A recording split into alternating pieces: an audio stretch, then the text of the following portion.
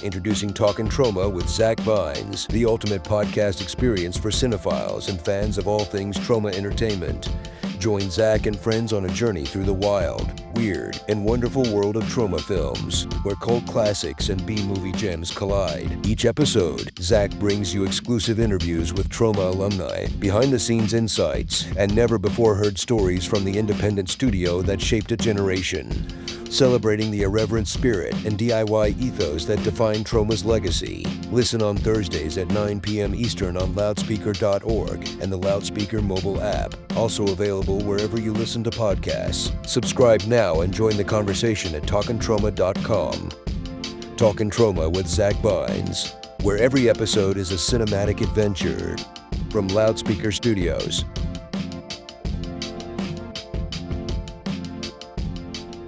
Hang on tight to my neighbor Totoro. They're cuddly. They're huge. They're lovable. But to grown-ups, you don't believe me. they're invisible. The new classic children's storybook flies to life on the screen. An animated adventure for children of all ages. My Neighbor Totoro. Rated G. Starts Friday at a theater near you.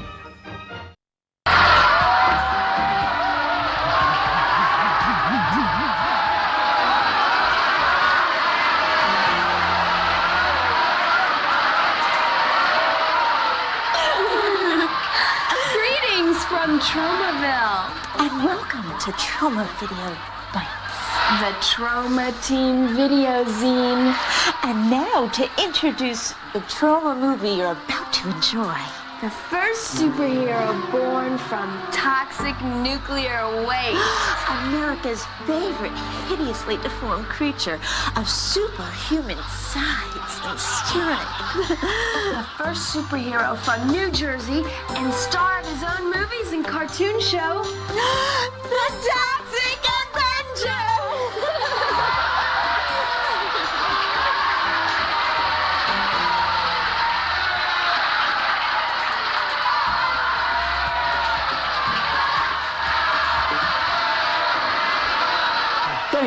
Thank you. Troma Team Video has got a really toxerific movie for you. Hollywood Zap. You know, Hollywood Zap is such a great movie. I've always wanted to know more about it. Welcome the founding fathers of Troma Studios, Lloyd Kaufman and Michael Hers. Let's see, Hollywood Zap, I remember that David Cohen went to Yale, and he followed us, he got our names through Yale, I think, and he worked in the editing rooms of Stuck on You. And I think he and Melanie Mintz, who wrote Stuck on You, met at that time. And I think Jessica Dublin also, who was in the Toxic Avenger Part 2 and 3, I think she was with us.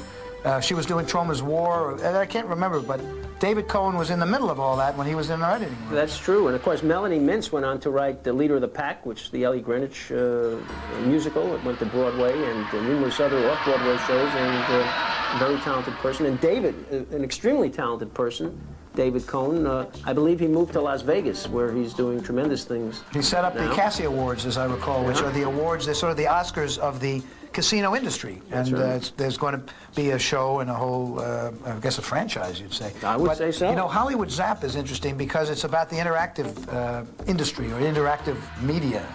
Well, it's certainly a precursor to that, such as it was a few years ago. But what's fascinating to me is it really delves deeply into the phenomena of transvesticism when it comes to dressing up like a nun. That to me is, I'll never get over it. It's one of the most it's also emotional parts of the film. Also, I think it's the only movie dealing with interactive games, technology, and the transvestism of nunnism. I think it's the only one that combines those elements. That's true, and it also combines a little element of Porky's. Yes, Chuck Mitchell. Chuck Mitchell, the star of this movie, star of Hollywood Zap. Chuck Mitchell played Porky's, and Porky's. That's even better than a transvestite nun, any day. No, just as good.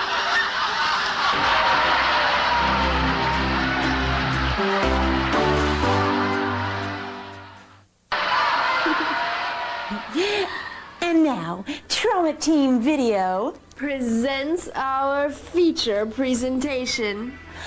Hollywood Zap. Zap. Oh, zap, zap, zap. Let's get traumatized.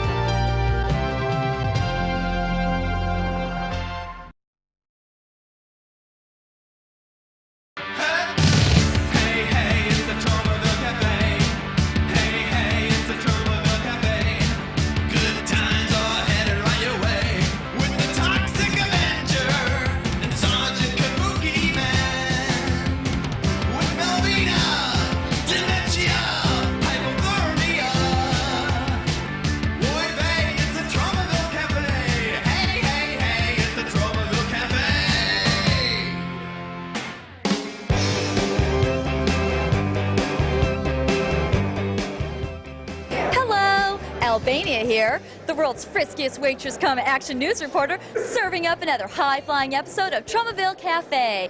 Today we're coming to you live from the AFM, the American Film Market in Los Angeles, one of the largest and most successful film markets in the world. We're here to present to you one of Troma's funniest, sexiest comedies, Stuck on You. Gee whiz, what is that smell? Anyway, before Stuck on You, I'm here to report a tragic medical occurrence.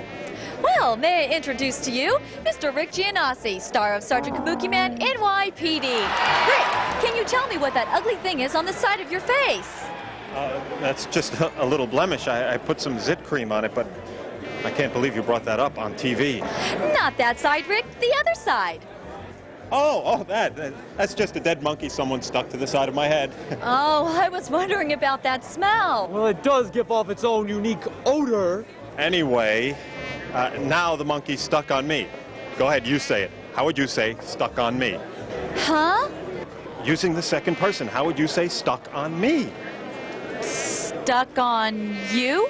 Yes. Oh, very clever. So you mean to tell me that you stuck a dead monkey to the side of your head as a gimmick to publicize the television showing of the Troma film Stuck on You? No, it was just a coincidence. I just thought I'd make the best of a bad situation. Okay, well, let's go now, live by satellite, to the location of this tragic occurrence, Lemley's Theater, with roaming waitress come action news reporter, Hysteria. Hysteria? Thank you, Albania. I'm standing here in front of the Lemley Theater where they're showing Troma's newest release, Blondes Have More Guns. With me, Repulso Crimmins, rabid fan of Troma films, who stuck the monkey on the side of Rick Giannossi's face. Repulso, could you tell our viewing audience what propelled you to do this? We Tromites have got to stick together. Yeah. We need to stand out in a crowd. Yeah.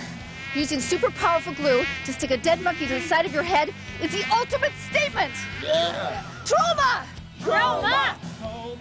But don't you feel a little guilty? I mean, Mr. Giannossi never really wanted a dead monkey stuck on the side of his head. He'll come to love it. The doctor said that if Mr. Giannossi was to have the monkey taken off, that half his face would also have to be removed. There's no reason to take the monkey off. The monkey is solidarity. The monkey is life. Yeah. The monkey is Troma. Yeah. Oh, and they really smell. Take this dead monkey, you news reporter, fast! Oh my God, I have a date tonight. Back to you, Albania. Thank you very much, Hysteria, for that extremely informative report. Rick, what's next now that you have a dead monkey stuck on you? Actually, I have an appointment in a couple of minutes with a plastic surgeon to have it removed. Otherwise, my alter ego here won't let me back in the apartment. He says I smell like monkey chips. Cool. Stay tuned for Stuck on You from Tromaville Cafe, and afterwards see what Rick Giannossi looks like after plastic surgery when the dead monkey's unstuck from him. All brought to you from Troma, of course.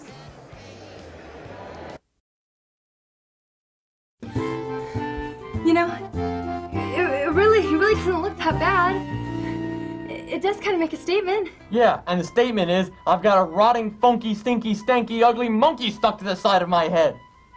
We're here with Rick Giannossi and plastic surgeon Dr. Erwin Flexer. Dr. Flexer, do you think you successfully removed the dead monkey from the side of Rick's face?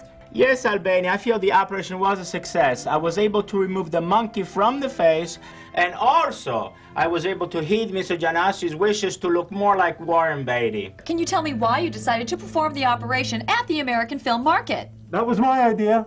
I thought it would be a great way to fund Troma's next movie. Good show, Doc. Thanks. Sir, your nose is rather embarrassing. You know, I could do something about that. Oh! At Troma, we get our investors any way we can. Gather around, everyone. We're about to remove the bandages. Oh, boy, I can't wait. Wouldn't it be cool if he was horribly scarred and disfigured?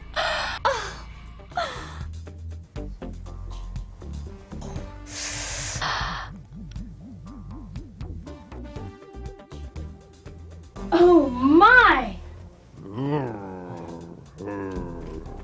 It's amazing. He looks gorgeous.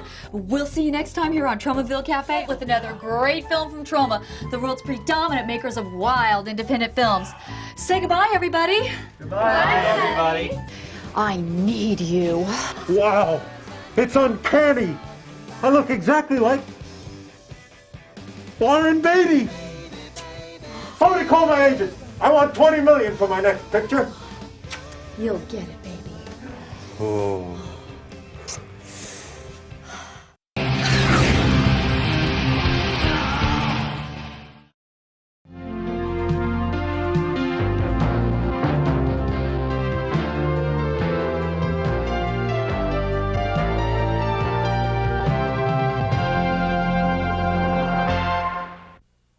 To an ordinary day in one of New York's most prestigious restaurants.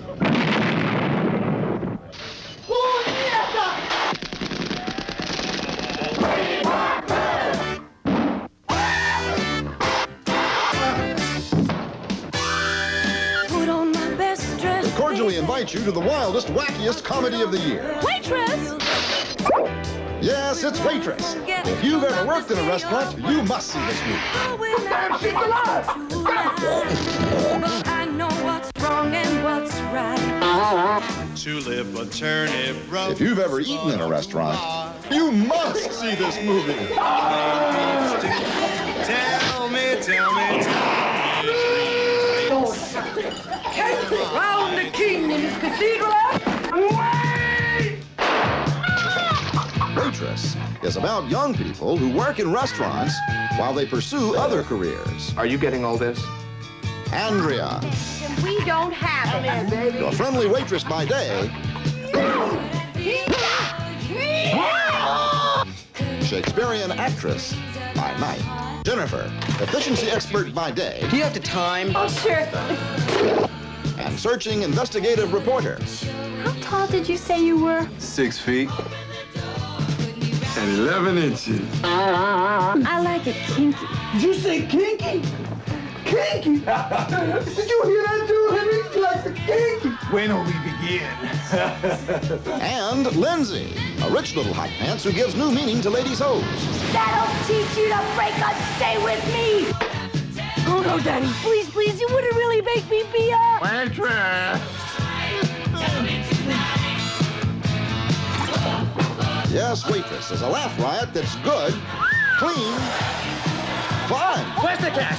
Oh, that's right, Jerry. Treat me rough. I love it. Waitress, the menu has music And they're all hanging out and strutting proud. and romance. We get the heat. Now it's all time we look for a place to meet. Well, I can get it anyway. Waitress is a love story that will warm you and electrify you. Come see the film that's packing them in all over the country. Drop what you're doing and see Waitress. It's the movie everyone is rushing to see. I told you to serve those rolls. Want me to serve some rolls? I'll serve some rolls. Waitress will soon be serving Yes, at sir. a theater near you. Waitress.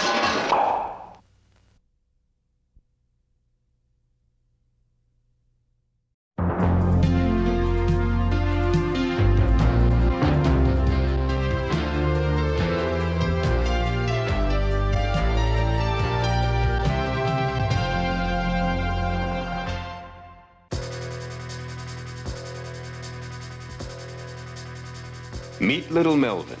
He's a 90-pound weakling. Everyone hated Melvin. I'm gonna take this mop and shove it down your throat. They teased him. I want to do it with you. Okay. They taunted him. They tormented him until he had a horrifying accident and fell into a vat of nuclear waste, transforming little Melvin into a hideously deformed creature of superhuman size and strength. Melvin became the Toxic Avenger, the first superhero born out of nuclear waste. Yes, the muggers and the rapists didn't know what law and order was until the Toxic Avenger came to town. Holy shit! I don't know what it was, but it saved my life. All right, everybody, drop your tacos or I'll blow your brains out. The vandals and the perverts had their way with the little people of Tromaville until the Toxic Avenger ripped them apart. The Toxic Avenger. His face is so terrifying. We can't show it to you now. You'll have to see the movie for yourself. The Toxic Avenger can bend steel with his bare hands. Oh, we're all a kid. Get it? Leap small cars in a single bound. He crushes drug pushers.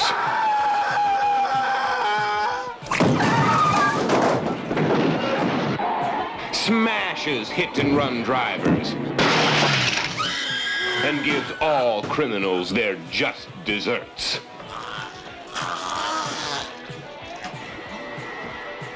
The Toxic Avenger. He was a hero. He's a hero.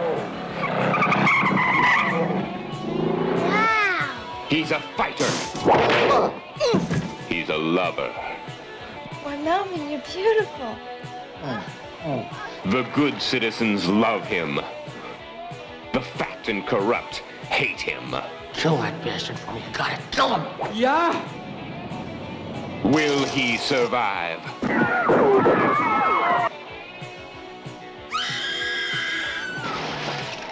For incredible, explosive action, you must see the Toxic Avenger. He's a different kind of hero.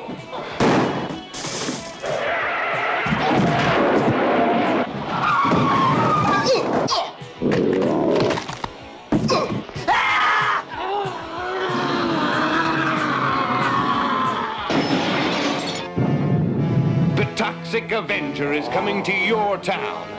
Look out.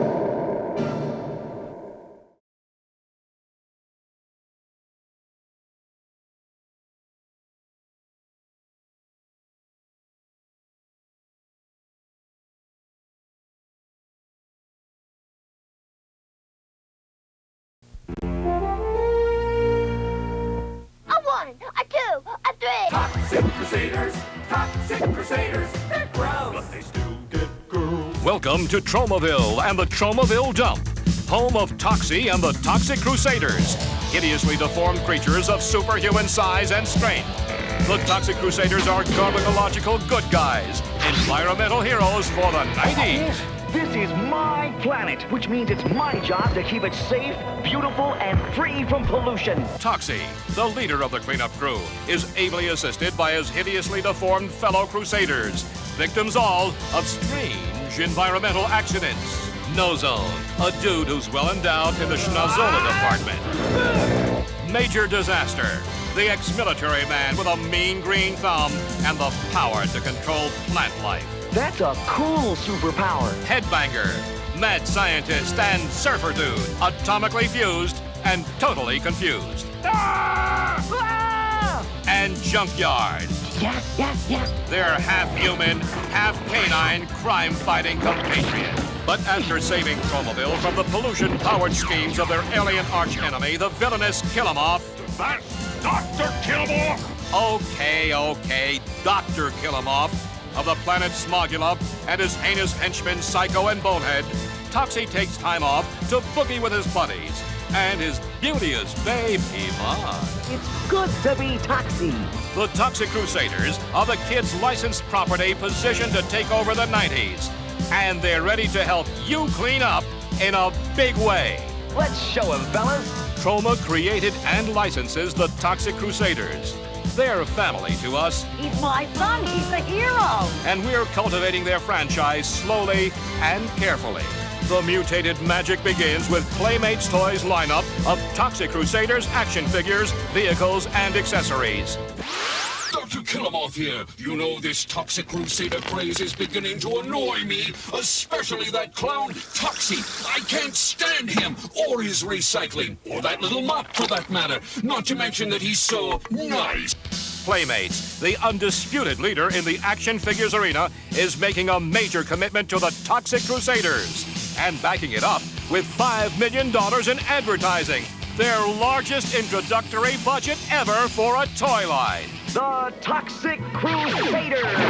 Sounds like a good name for a TV show. And things are really moving on Toxie's own weekly, wacky, animated TV series from Murakami Wolf Svensson, award-winning cartoon creators of that other show with a bunch of turtles. Listen, if it's good enough for mutants in another series, it's good enough for hideously deformed creatures of superhuman size and strength. It's a great combination.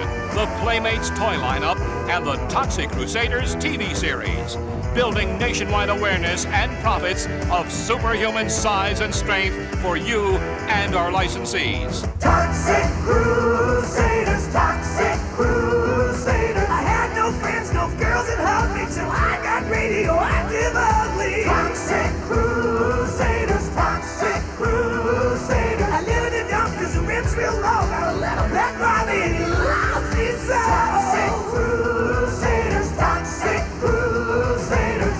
Now me and the boys fight against wrong. No, we're hideously deformed. Hey, I'm sitting on top of the world with my mom, tutu, and girl. Wow! Toxic Crusaders, Toxic Crusaders, Toxic.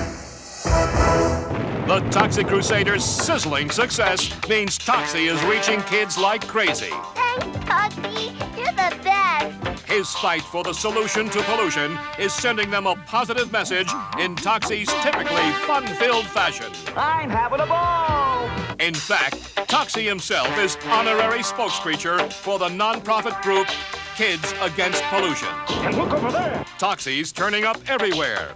In the 1990 and 1991 Macy's Thanksgiving parades. In hideously deformed person on local TV station promotions. In his own action-packed comic book from industry leader Marvel Comics. And down the road, in his very own big-budget, live-action feature film version of the Toxic Crusaders. The Toxic Crusaders rule! Since its July premiere, the Toxic Crusaders TV series has been glowing and growing in the ratings. Now radiating from 141 stations, covering 92% of the country, the Toxic Crusaders is one of the top 10 syndicated kids shows.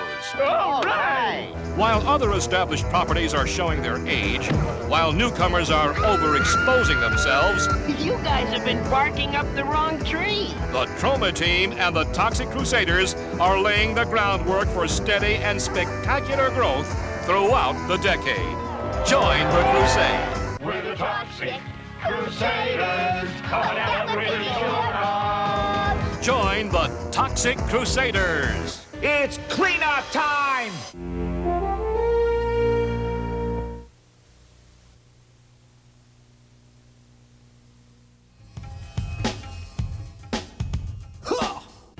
Hi, this is Stephanie Stokes with another edition of Do You Have a Bleeding Eye? The show where we ask the everyday, average, ordinary Joe, do you have a bleeding eye? And if he says yes, we give them money. I certainly hope we can find somebody with a bloody eye, a bloody something, a scab. Oh, excuse me, ma'am. Do you happen to have a bleeding eye? What? Excuse me, unsuspecting film crew from Japan. Do you happen to have a bleeding eye? Sir, do you have a bleeding eye?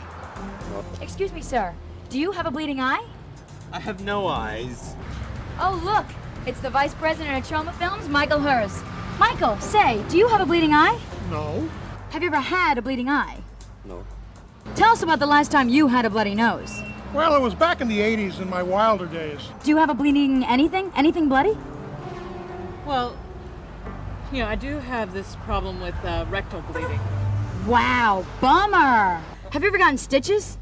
Yeah, when I was a kid. A scab? No. You don't have any scabs. Do you have any stitches? Stitches? Wow! How'd that happen? No, I was born this way. Wow, a born freak. I'm not a freak. Do you have a scar? Yeah, I do. Can we see? Well, it's right here on my arm. Ooh, very nice. 22 cents for that one. Thank you very much. We love freaks, it's okay. Then give me $5. Yeah, blood in my stool, etc. Wow. Yeah. Wow, $3. Here you go. Thank you. Thank you very much. Only $3. It's not a bleeding eye, but close enough. Shrapnel in the head, flaking scalp. Ow. Give you $5. Do you have a bleeding eye? I have no eyes. What's the most disgusting thing you've ever seen? Well, I walked in on Lloyd once when he was in the bathroom. Excuse me, sir. Do you have a bleeding eye? Who told you about this? What? Would you eat a boogie for $500? No. How do you say bloody eye in Japanese? Well, we'll leave them to figure that one out. Let's see if we can find someone else. Wow, I do have a bleeding eye. You're kidding me! You've got a bleeding eye? Yeah, I do. You want to see it? Absolutely. You ready, folks? Yes, we want to see it. Please. Folks, you watching this? Are you watching this? Oh, I can't believe it. Ow! Wow, folks, it's amazing you're watching this. He's actually got a bleeding eye. Unbelievable. He is a born freak. He's amazing. God. Unbelievable. It's not stopping. Oh, my God. That's what you get when you watch Troma's Edge TV. Lots of bleeding eyes.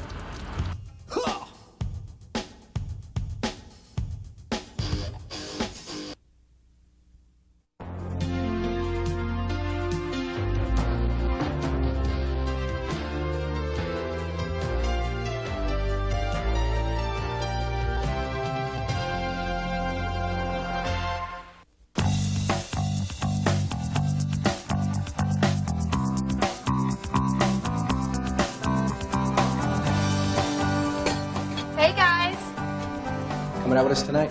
can't stay in the store all the time, Michael. I need a life.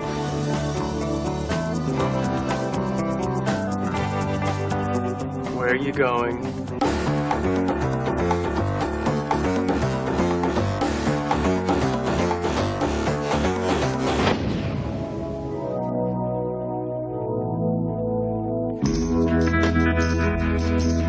Did I make a fool of myself last night? We just talked about relationships and sex. Are we going to see each other again? I hope so. What is she like, Michael? She's got this presence. Do not, I repeat, do not get all overly romantic about this, because that is when they'll rip your heart out and stomp on it.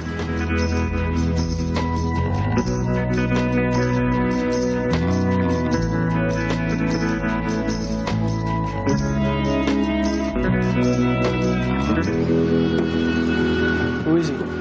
His name is Andy. Are you still seeing him? Her ex-boyfriend showed up. Mike, you don't need this. A woman is like a shadow. You chase after it, it runs. You ignore it, it follows. I saw you with Andy. Michael, there's nothing going on between. Please leave. She's still on your mind, isn't she? You're not telling me you're thinking about going back to her after what she did to you. I love you, Michael. So now she's opening up to you? Women are just better at finding a husband than at finding the right man. Abuse or be abused. It is that simple. And there just aren't any romantic men around anymore. You killed them all off. They're extinct.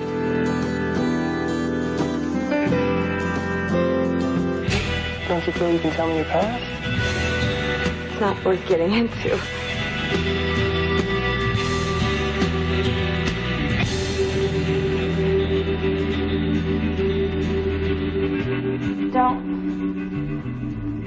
Don't let her kill you off.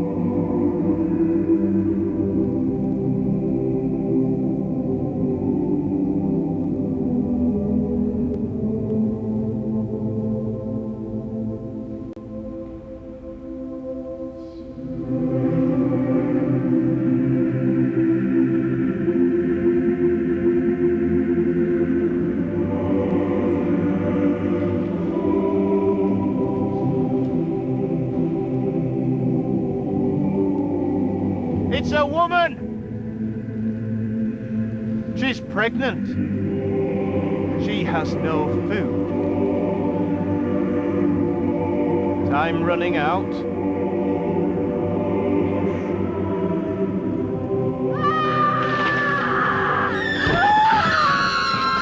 Vous allez tous mourir. She says we're all going to die.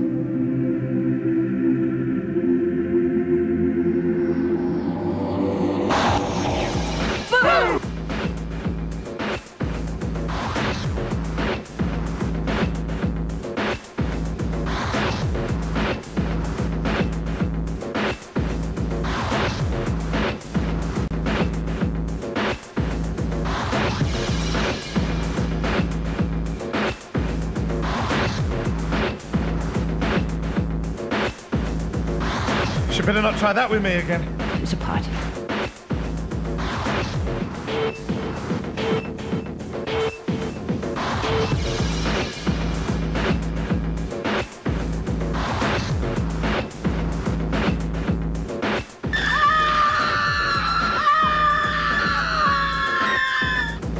Maman.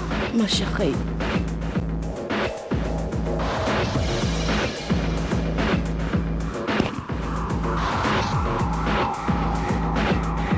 Something's coming. Shit!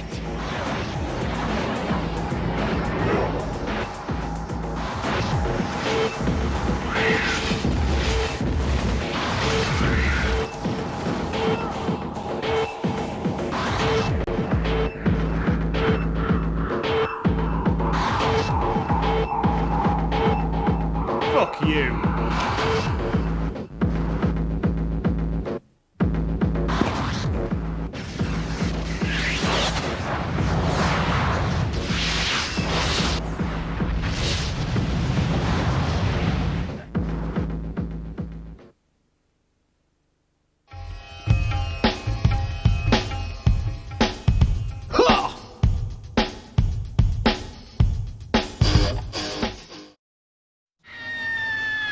Haunting Fear. It's from Troma. It's Oscar time, and it's a safe bet that the company responsible for those films will not be taking home any gold statuettes this particular season. Sorry, guys, that's just the way things work out. But that doesn't faze these two gentlemen, some of the folks from Troma Films, or their devoted cult following. Troma has been cranking out movie after low-budget movie for 25 years, and now they're taking on the Bard himself. The latest result, Tromeo and Juliet. Joining us today is co-founder of Troma Films, Lloyd Kaufman, and his co-writer, James Gunn. Welcome and congratulations to both of you. Thank you, Josh. Thanks. Why taking on the Bard now? Well, the British Film Institute did a marvelous retrospective of Troma years ago, and to get rid of me, they sent me down to Stratford-on-Avon. And while I was there, as James knows, the spirit of Shakespeare entered my body. And, he did. And I cannot tell you which orifice the spirit of Shakespeare exited my body. I appreciate that. But Thank you very much. Romeo and Juliet was formed. And at the same time, I, who have been making movies for 25 years, we're looking at the young folk today, you young folks, and why are you tattooing yourselves? Why are you piercing yourselves? And why are you doing other things? Why are you turning inward? Is it perhaps that the 60s generation has smothered you and stopped all emotion? And that is kind of the theme of Tromeo and Juliet. Well, let's talk also a little bit about Troma Films for people who might not be familiar with it. You've been making films for 25 years, cranking out quite a large body of work. What was it that gave you the desire to start doing this? We are also cranking out very beautiful bodies, if I may say. That's right. And, Yes, we're very indeed. proud of that. Yes, let's not lose sight of that as well. I think when people, correct me if I'm wrong, Jane, Okay. correct me if I'm wrong, as we say in the tube, Troma movies appeal to people who know when they go to a cinema, they may see something like The Toxic Avenger, which they love, or they may see something like Sergeant Kabuki Man, which they hate, but they know they will never forget Tromeo and Juliet. I think that Troma movies are an adventure in the cinema. And it's a Troma brand name. I think that we are one of the only studios, maybe one of two studios, the other ones which are much bigger studios, which has a brand name, and people can go and they can see a Troma movie and they know that they're getting a certain type of quality entertainment, a type of over-the-edge storytelling, an ability to do whatever we want because we're lower budget. We're able to have a lot of freedom to do whatever we want in our films and mix comedy and horror and action and eroticism. And most companies are not able to have the freedom that Troma has, and we're able to do that and survive and thrive. Well, let's show the folks who might not be familiar with Kabuki Man or The Toxic Avenger, a little clip of what they may have missed at a cinema near them. No, I'm a good guy. I'm a superhero. This hideously deformed creature of superhuman size and strength starred in 2 sequels. The Toxic Avenger Part 2. People of Tromaville, the Toxic Avenger's back. The Toxic Avenger Part 3. Another upcoming Troma release is both a feature and animated cartoon series. Is entitled Sergeant Kabuki Man, NYPD.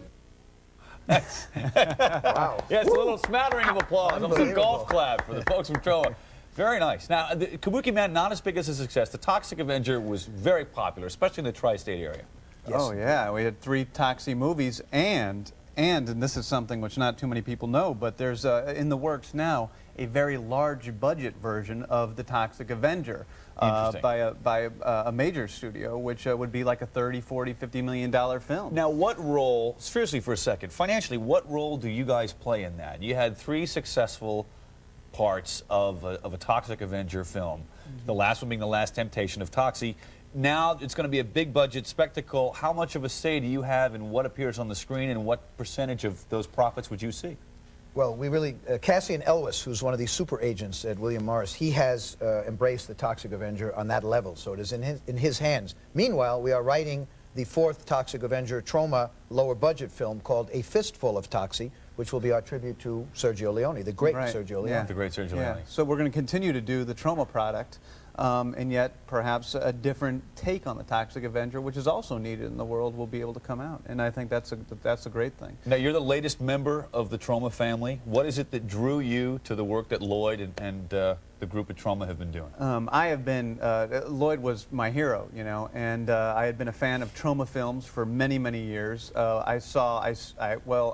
I snuck into Squeeze Play when I was 11 years old at the local theater in St. Louis, Missouri, and I thought it was something completely unique. Here was a movie that was goofy, that was fun, that had a lot of humanity to it, and that was, to me, what brought me to Troma, because I've always enjoyed, you know, what are commonly referred to as low-budget films, you know, sometimes called B pictures. But the thing about Troma that's different is that there's a lot of heart, a lot of originality, and a lot of uniqueness, and an unwillingness to copy off of other filmmakers. Well, let's show the folks at home some of that heart, some of that uniqueness with this clip from Tromeo and Juliet. Written by James Gunn.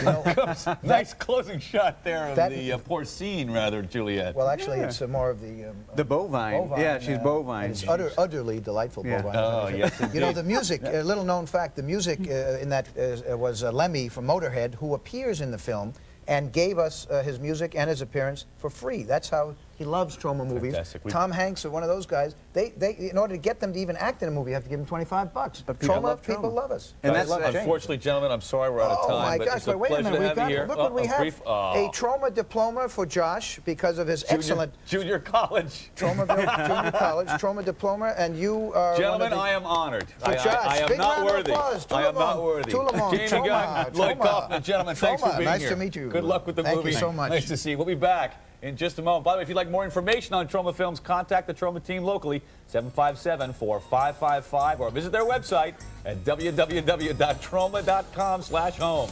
I graduated from junior college. I'm so excited. Thank you, Joe. This is great.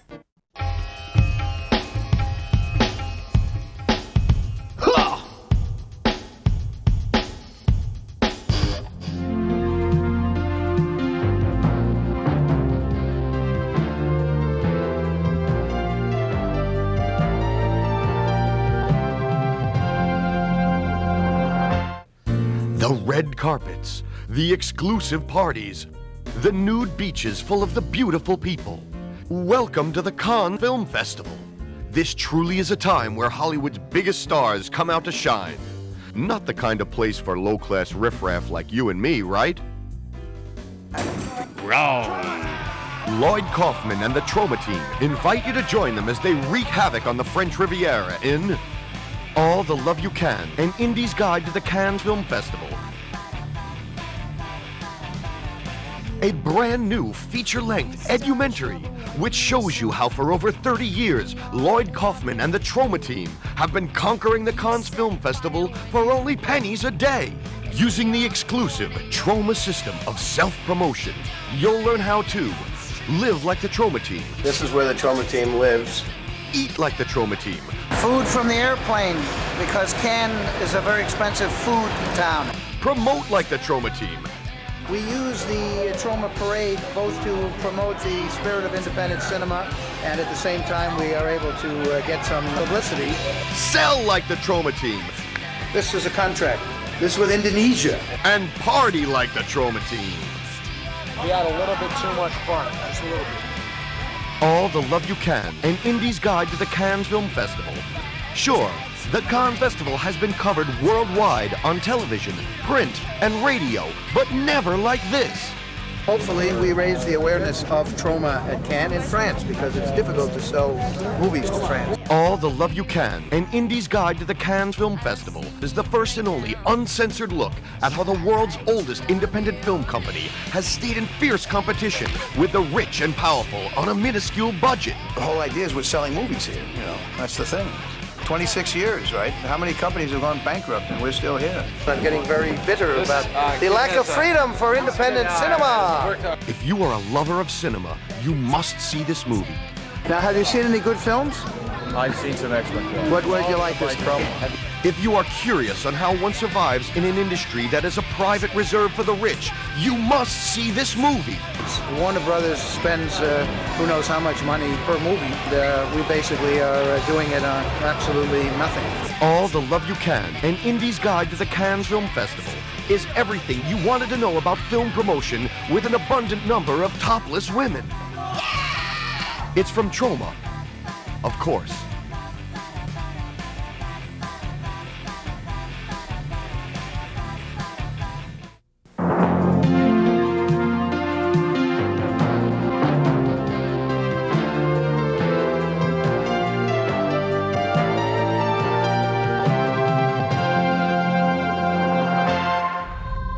Troma Entertainment is proud to present an official selection of the Sigis International Film Festival. From first-time director Jorge Olguin comes a film that is destined to be a horror classic. What was to be a day they would cherish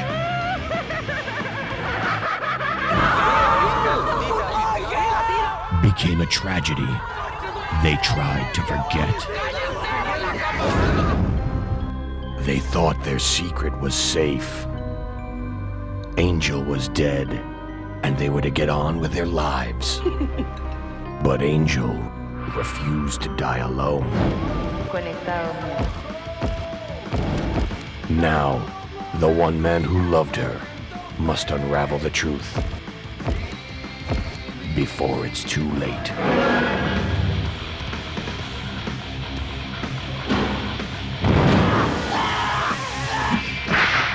Alvaro Morales, Andrea Freund, Blanca Larine.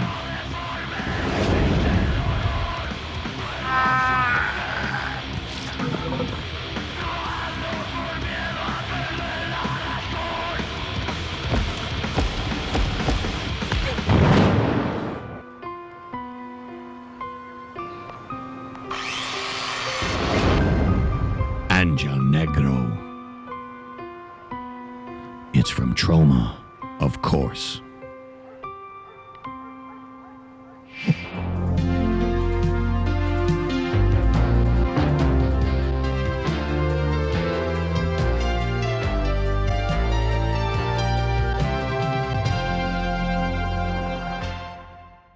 He was the first superhero from New Jersey. He came to Tromaville and single-handedly wiped out crime, corruption, and chemical waste. The name's Avenger. The toxic Avenger. How are you? Holy shit! But this time, there's trouble not just in Tromaville, Messy, messy, messy. but also in Tokyo.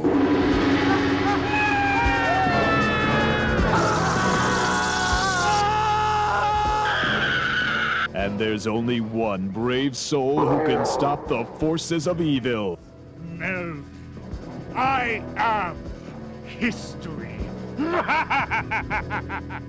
There's only one hideously deformed creature of superhuman size and strength, and he's back. Don't worry, sir. I'm the Toxic Avenger. He's a fighter. He's a thinker. He's a lover. And when he returns, criminals won't have a leg to stand on. People will be dancing in the streets in The Toxic Avenger, Part 2. No problem. The wildest, most off-the-wall action movie since The Toxic Avenger, Part 1.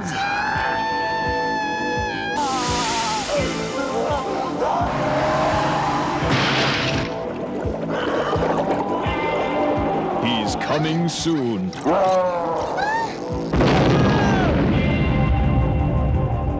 The Toxic Avenger, Part 2. I can't believe it!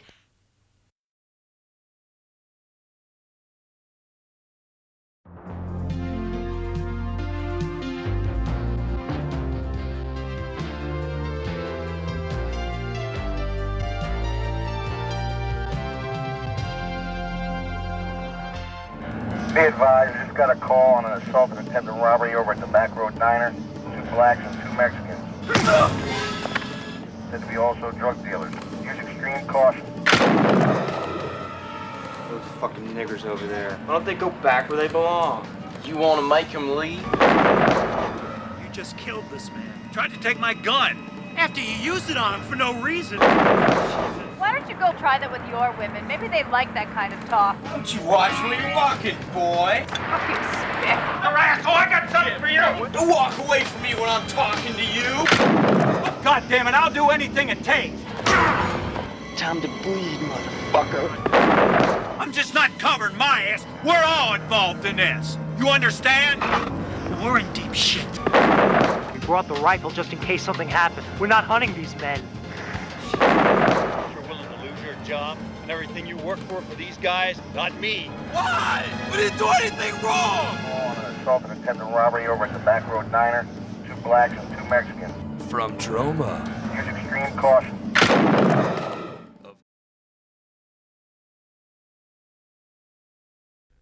Welcome to the Troma Shopping Network.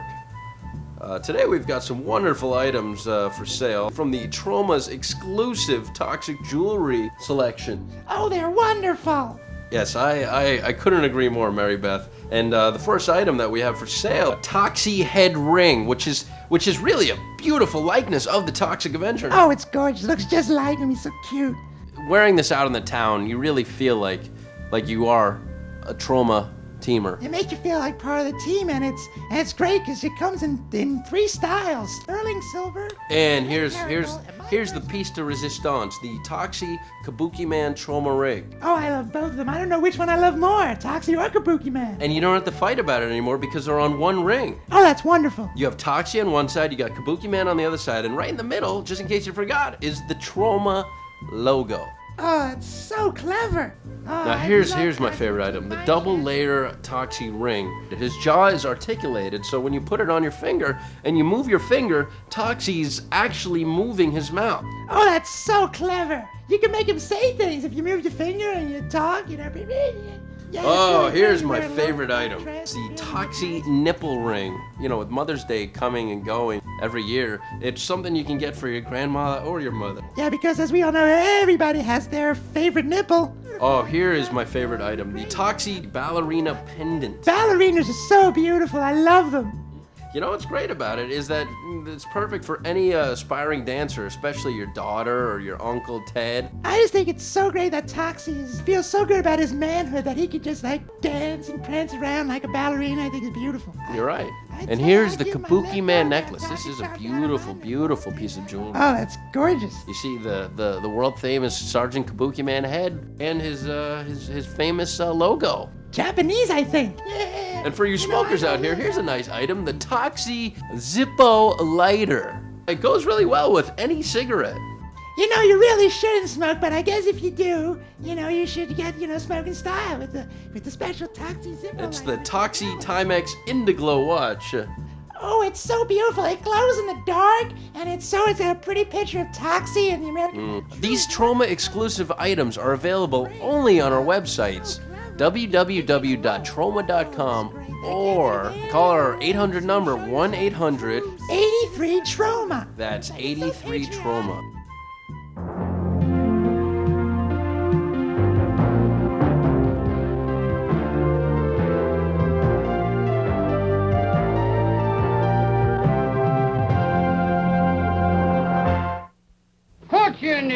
Finally, a motion picture has been made that salutes the action comedy tradition of Hollywood's greatest comedians. Charlie Chaplin, Buster Keaton, Harold Lloyd, Woody Allen. Let me help you.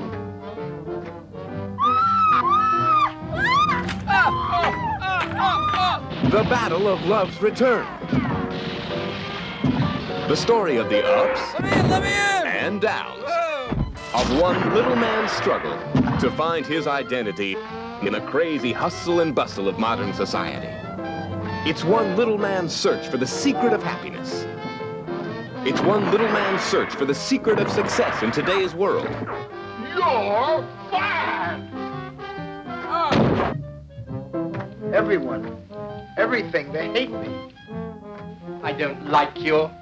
I think you're ugly. I cannot stand the sound of your voice. You're scum. They're your human garbage. And people like you don't deserve to be helped. The Battle of Love's Return. The comedy that you'll want to see many times. Wow, 4 times. A motion picture comedy that all the film critics have picked. The Battle of Love's Return. The New York Times says the film has clean color photography, neat editing, and real wit. The Village Voice calls it an ambitious effort. Frequently funny. Look, I am trying to work, you joker. And even touching. WPIX TV calls it diverting and very amusing. If you are searching for the secret to life, you gotta groove with the beautiful. If you are looking for your identity, Boss said next time, and out she goes. if you are hungry for some laughs,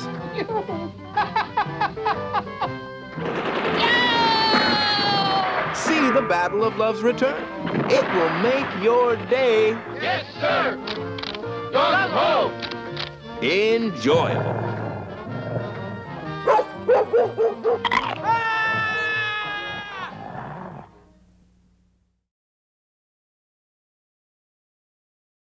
Sergeant Kabuki Man here, very excited.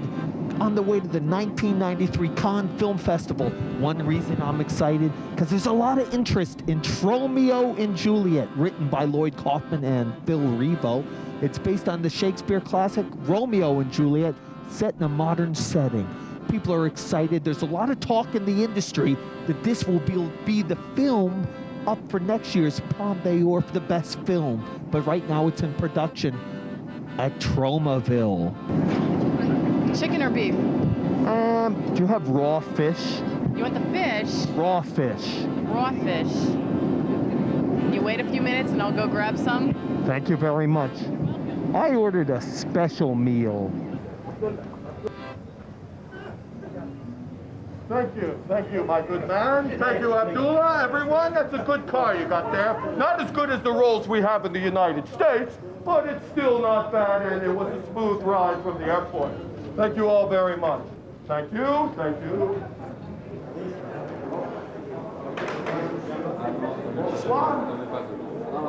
Room for Kabuki Man.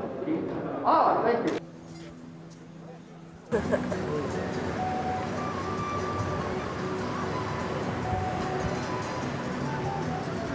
The reason I'm here at Con is because I am Sergeant Kabuki Man, NYPD, and I am a big star. I am expected to be here. It's that simple. Is your film being shown here this year? Well, they were making arrangements to screen my movie at the Palais, but because of the great critical response, they were afraid of riots that are usually only seen at your European soccer games. So private screenings are being arranged for my... So Troma, 20 years, what does it mean, everyone? World Peace World Through Peace Celluloid. Through World Peace Celluloid. Through Celluloid. Troma, 20 years. World Peace Through Celluloid. The idea is to bring world peace through celluloid, to deal with the important issues. Femme Fontaine's Killer Babe of the CIA, women's rights, Class of Newcomb High Part 3, The Good, the Bad, the Subhumanoid, animal rights.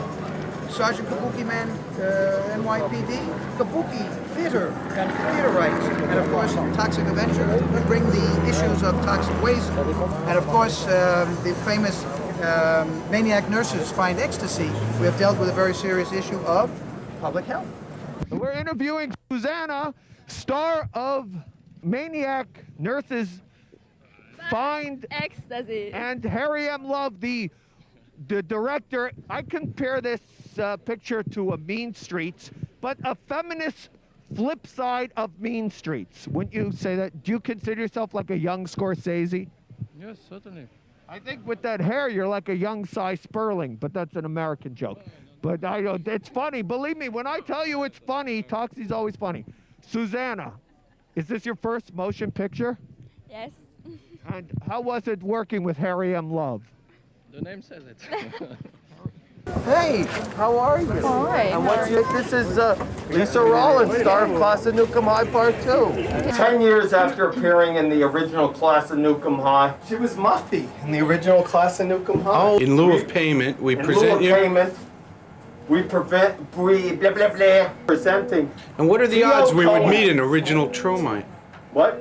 Teo, as in Veo, with an original reading, writing, and radiation Class of Newcomb High commemorative T-shirt. This is cool. To an original Tromite. Thank you. Here, show your name on the poster. This is my name right there. There it is. And that's me with red hair. Is there money sewn onto No, the inside money of is this? unimportant. That's right, in Troma land. Troma Ville. They're never sure what to expect in Troma. Huh? We were Ça having va? the Jim Morrison dance. Say va. Va va boom. Merci Va beaucoup. boom. Shit, Merci Trey Shiny. buckets. No, keep it on. Oh, well, Streamlines. you know, it's a little... I'm John Melconian from Variety. Hi, Phil Revo. Welcome. Variety catches us at the worst moments. Sergeant Kabuki Man here. I'm off to my first party here at the Cannes Festival. Jean-Claude Van Damme, the muscle man from Brussels, is having a big shindig on the water. And of course I, one of the big party goers, Sergeant Kabuki Man, I'm off to see the party. Come on, let's go check it out. I'm on the A-list. I get to all the A-list parties. Hello, welcome. Yes, that means Troma Pictures, #1 throughout the world. You can see that's another happy French person. I hope they save some of those little hot dogs for us. It's me, Kabuki Man. I'm at the 1993 Festival du Cannes. We're at the entrance to the big party. I'm sure we're on the A-list. We'll have no trouble getting in. Sergeant Kabuki Man, party of 2 for the party. Sorry. There must be a mistake. It's one of the first movies Mr. Van Darn made was for, of course, Troma Pictures, Lloyd Kaufman. Is there some mistake? Can you believe this? Troma not getting into a party. There must be some mistake. I'm sorry, it's only the people on the list. Well, they ran out of champagne anyways. On to the next one. Onward and upward, I always say. Peter George! Hey, how are you? Take a sit down there, Pete. Have a seat. Relax. What an honor. The esteemed director of the cult classic, Surf Nazis Must Die. Peter George, how are you, Pete? Great, fantastic. You know, you look very nice. You going to a funeral? No, but what is Pete George up to in '93? I gotta know. Nathaniel Hawthorne's Young Goodman Brown. Young Goodman. Is that with Nazis or without? Without. I believe he wrote the Scarlet Letter, right? Yes. So Troma gave you your start with, well, you gave yourself your start being a talented young man with Surf Nazis Must Die. Now you're doing mainstream, big budgeted movies. Exactly. Thank you, Peter George. I'll let you go because you're a very busy man. Peter George, everyone. Thank you. New French movie called Weak. Interest in it is growing and growing. Sergeant Kabuki Man here at the 1993 Cannes Film Festival with Ginger Lynn Allen. Ginger, what's new for you in '93? Well, actually, I'm here at the Cannes Film Festival to promote my new film, Bound and Gagged, a love story. I also have a new series called Ginger Lynn Allen's Super Body. The next one is Gallery Lingerie, and so on and so forth. So it's going to be a long series of videos. Knock wood if it goes well. Well, my series, the Ginger... Excuse me. And here is a lovely Kabuki Man pin for helping us out. Ooh, thank you.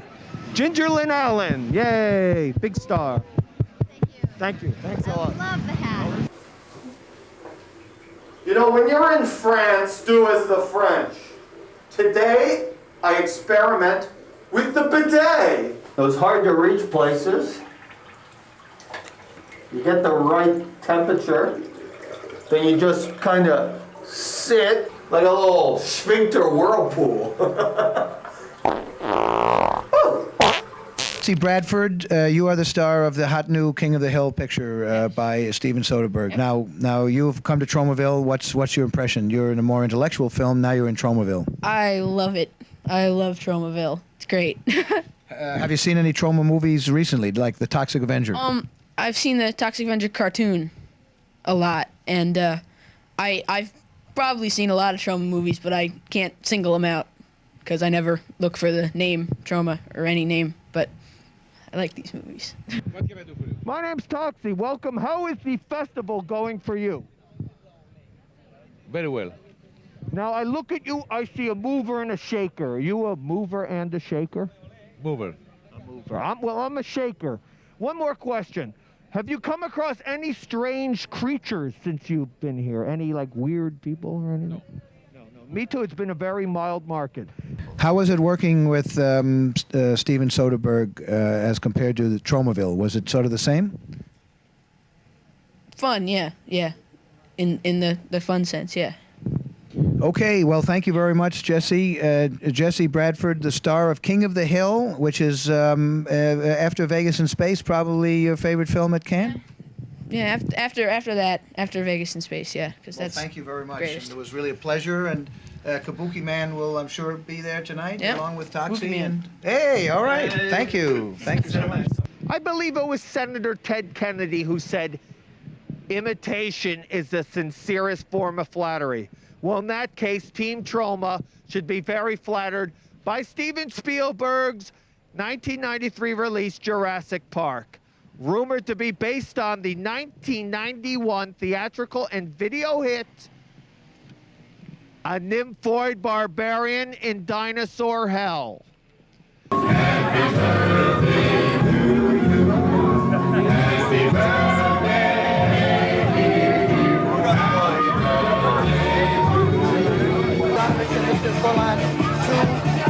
Miss X and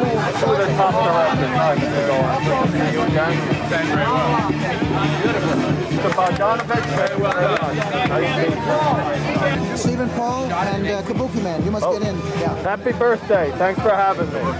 Very nice. Excuse me, may I have your attention? This is, may I have your attention, please? Please, stop what you are doing. This is very serious. We have had a tremendous amount of frivolity tonight. I think that Mr. Golan and Mr. Bogdanovich, Mr. Voigt, Hank Paul, you have all been very frivolous. I think now we must get to the serious part of the evening. Very serious, because Stephen Paul's birthday is his 35th birthday. And I think that we must get very serious. So Troma, which is, as you know, the most serious company in the industry, Troma would like to have, if we may, Sergeant Kabuki Man introduce the next the next event for the Stephen Paul birthday.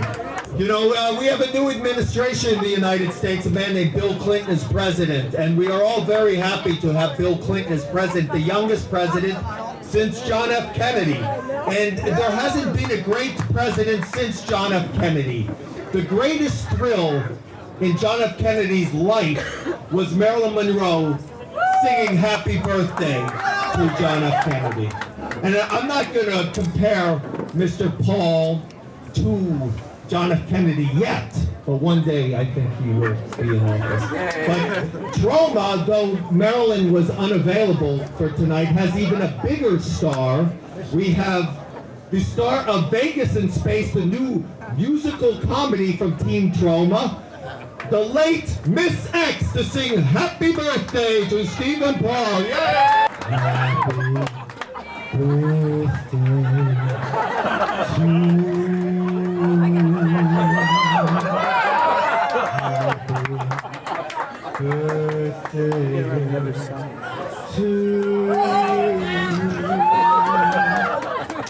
Happy birthday to Mr. Stephen Paul. Happy birthday to you.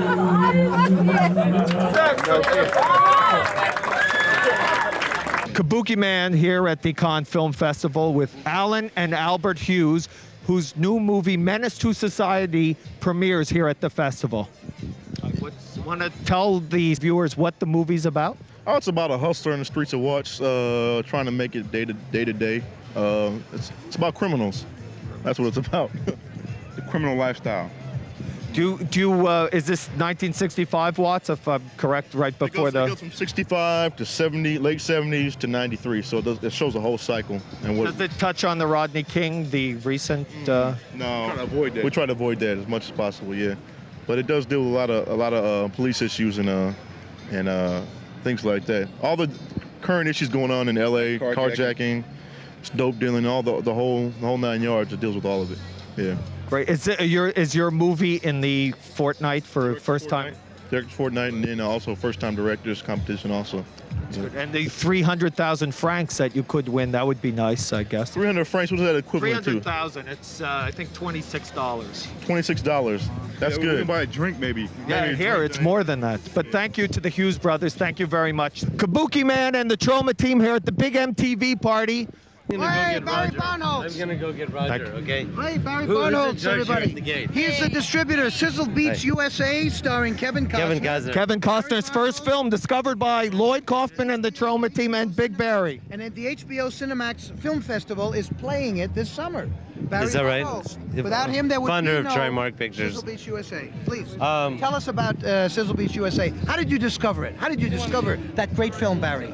Well, I saw Kevin Costner just laying on the beach with about four ladies, and that's how we developed the campaign.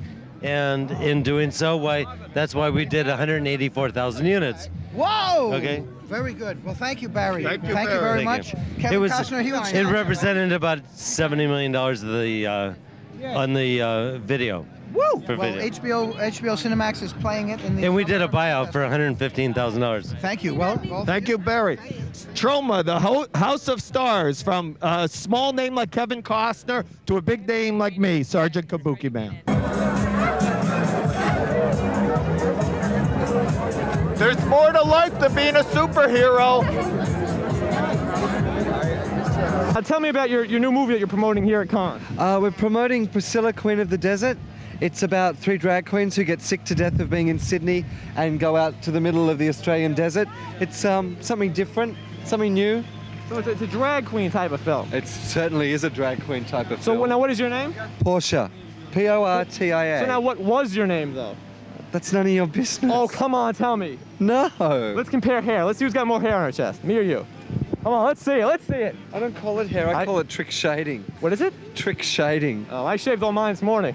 It's true. Now, have you ever heard of the movie Vegas in Space? Yes, I have. Have you seen it? Doris Fish is from Australia. Oh, really? Yeah. Well, she makes Troma movies.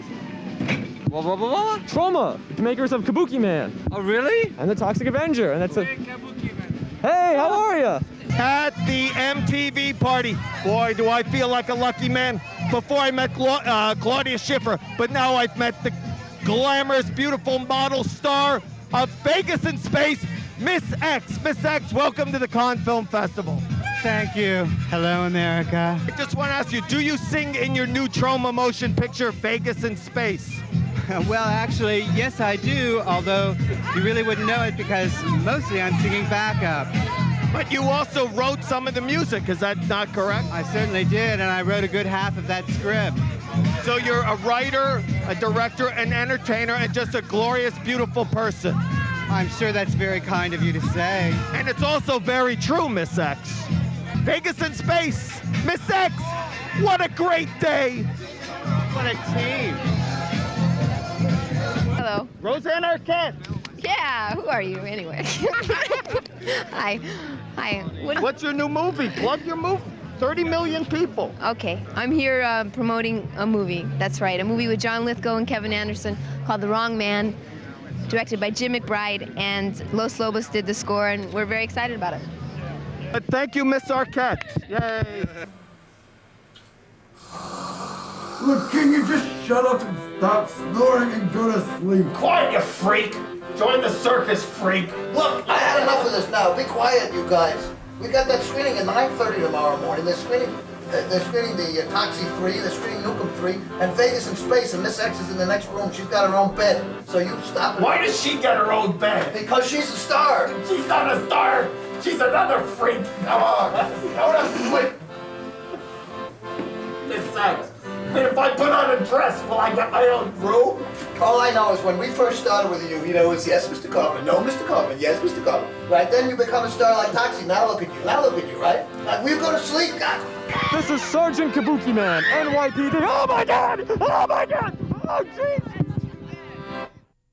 Head to talkintroma.com for more Troma history. Also available wherever you listen.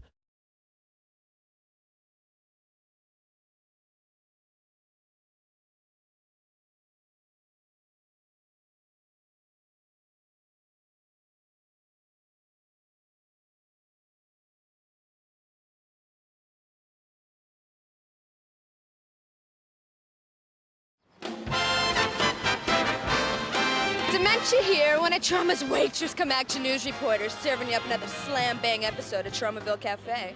Today we bring you Class of Nukem High, the classic tale of the 3 R's, reading, writing, and radiation. But first, a little treat from inside Troma Studios, which happens to be right behind me. Wait a second. I'm sorry, but as your boom man, I cannot stand idly by for this blatant fibbing. That is not Troma Studios. That is the Plaza Hotel, the famous Plaza Hotel. Troma Studios is little, it's small, it's disgusting, it's on 9th Avenue, and it smells like a BM. A loser, go away. Ruined it.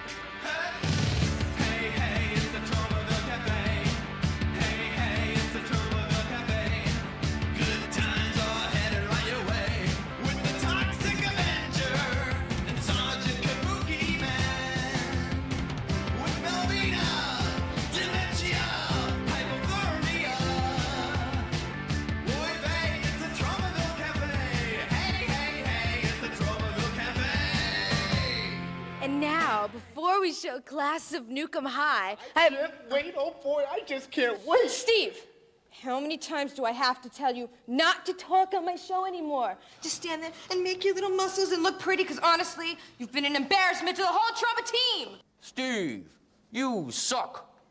Oh, but you don't understand dementia. I love high school movies. It reminds me of my own high school career. I was the Tromaville High football star, the quarterback, Tan Hood. Oh, those were the glory days. Back before I became a loser. Oh, Steve, you're not the biggest loser. I mean, at least you're not as bad as... Wow, you really are the biggest loser. Indeed, Suck City.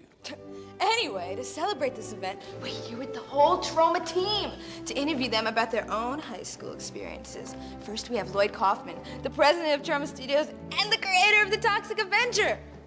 Lloyd, what do you remember about high school? Well, dementia, primarily the inside of the toilet bowl. The toilet bowl? Ugh, how come? Well, that's where the other boys and girls would shove my head to brighten up an otherwise dull afternoon. It's called a swirly. A swirly? Hey, guys. How are you today? Get out of here, Square, unless you want to take a toke. My mom said cigarettes are for morons. What? Hey, King, let's give him a swirly.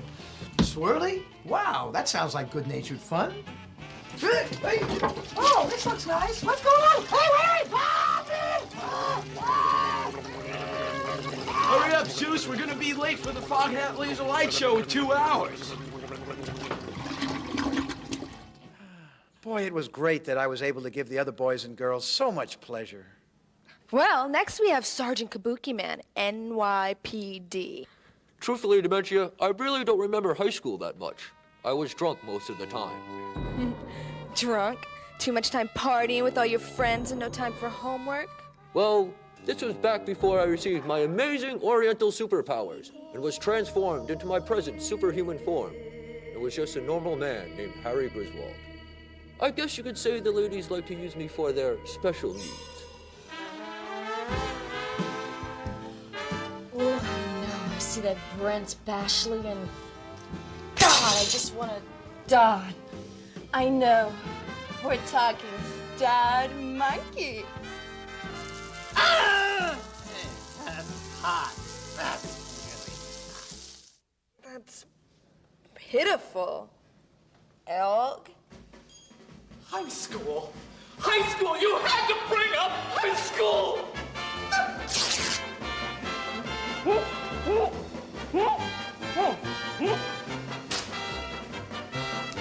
Oh no, he's suffocating himself.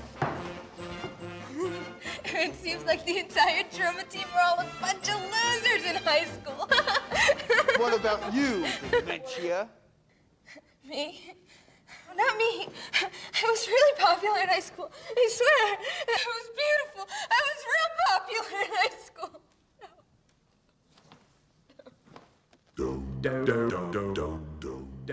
Hey, Dementia, how many pork chops you eat this morning?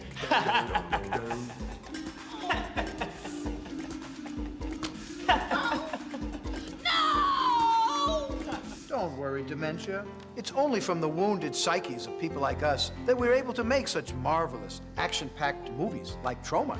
And not only that, but Steve was the only popular one of us out of high school, and now look at him. Hey, everybody! Let's give Steve a swirly! And a wedgie, too! And now, ride your motorcycles through the school halls with the cretins of class of Newcomb High. And after the show, see how ridiculous Steve looks with a swirly from Tromaville Cafe.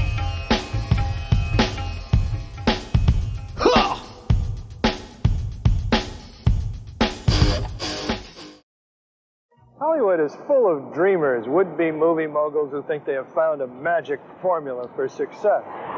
And Wall Street is also full of dreamers, and in the bull market of the 80s, Hollywood and Wall Street found each other. But many investors who thought Hollywood Boulevard would be paved with gold woke up to a nightmare on Film Street.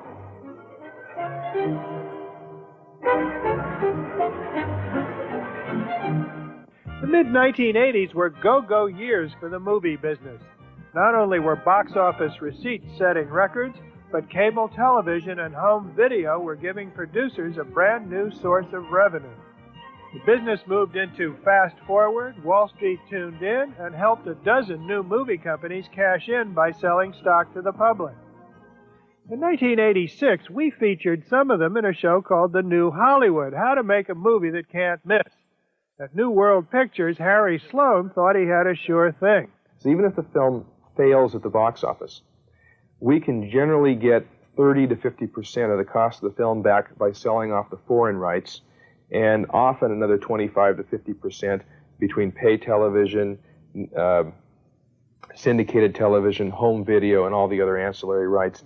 So it's pretty hard for the investors to lose money if you keep the cost of the movie down to $3 or $4 million.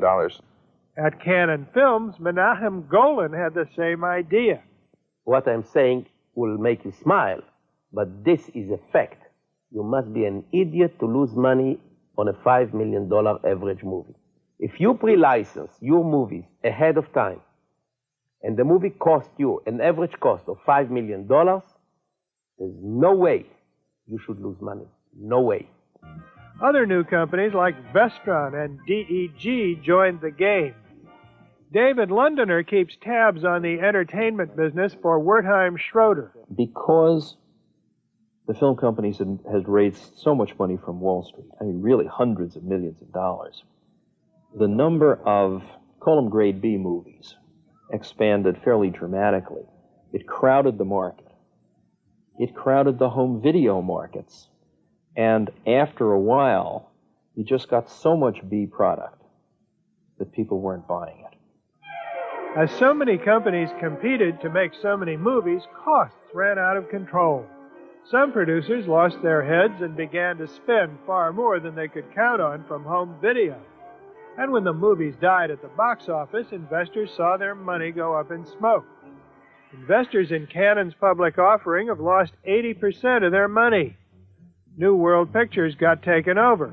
Investors made 19% in 4 years. They would have done better in a savings account. At Vestron, the stock dropped 96% from its original price. And at Dino De Laurentiis DEG, the stockholders' money has all but vanished. People hit their eye off the ball. They really forgot that this is a business which requires control over production costs. It requires attention to detail. And they got caught up in the glamour. And that was true of both of the investors and clearly of many of the companies that had huge dreams of glory. Many of the companies that failed had pretensions of being the next Warner Brothers or Paramount. They got all tied up with big bucks and big stars. But one company is prospering without stars, and it has titles for its movies that you would have to say are memorable. Chased, a nymphoid barbarian in dinosaur hell. Dialing for dingbats. It'll tickle your phony bones. Hey, baby. He's the only super cop who traded in his nightstick for a chopstick. He's Sergeant Kabuki Man, NYPD. Welcome to Tromaville, otherwise known as Hell's Kitchen, on Manhattan's West Side. Troma may not be your typical movie company, but Lloyd Kaufman has the same basic concerns of any movie mogul, dealing with actors, post-production, while partner Michael Hers wrestles with high-concept marketing plans. Vice Girl? That's not bad. Vice Girl. Cycle Vice Girls. Nah, I don't know. I think it's a little too musical. Where did the name Troma come from? Why don't you feel that one? All righty. Well, we studied Latin at school, and Troma is from the ancient Latin. Virgil, Book 2 of the Aeneid. It means excellence on celluloid. Kaufman and Hers met in the late 60s at Yale, where we suspect they spent more time thinking about movies than studying the classics. Hers went on to law school. Kaufman apprenticed himself to filmmakers like Sylvester Stallone. And together they raised $10,000 to make their first movie, The Battle of Love's Return.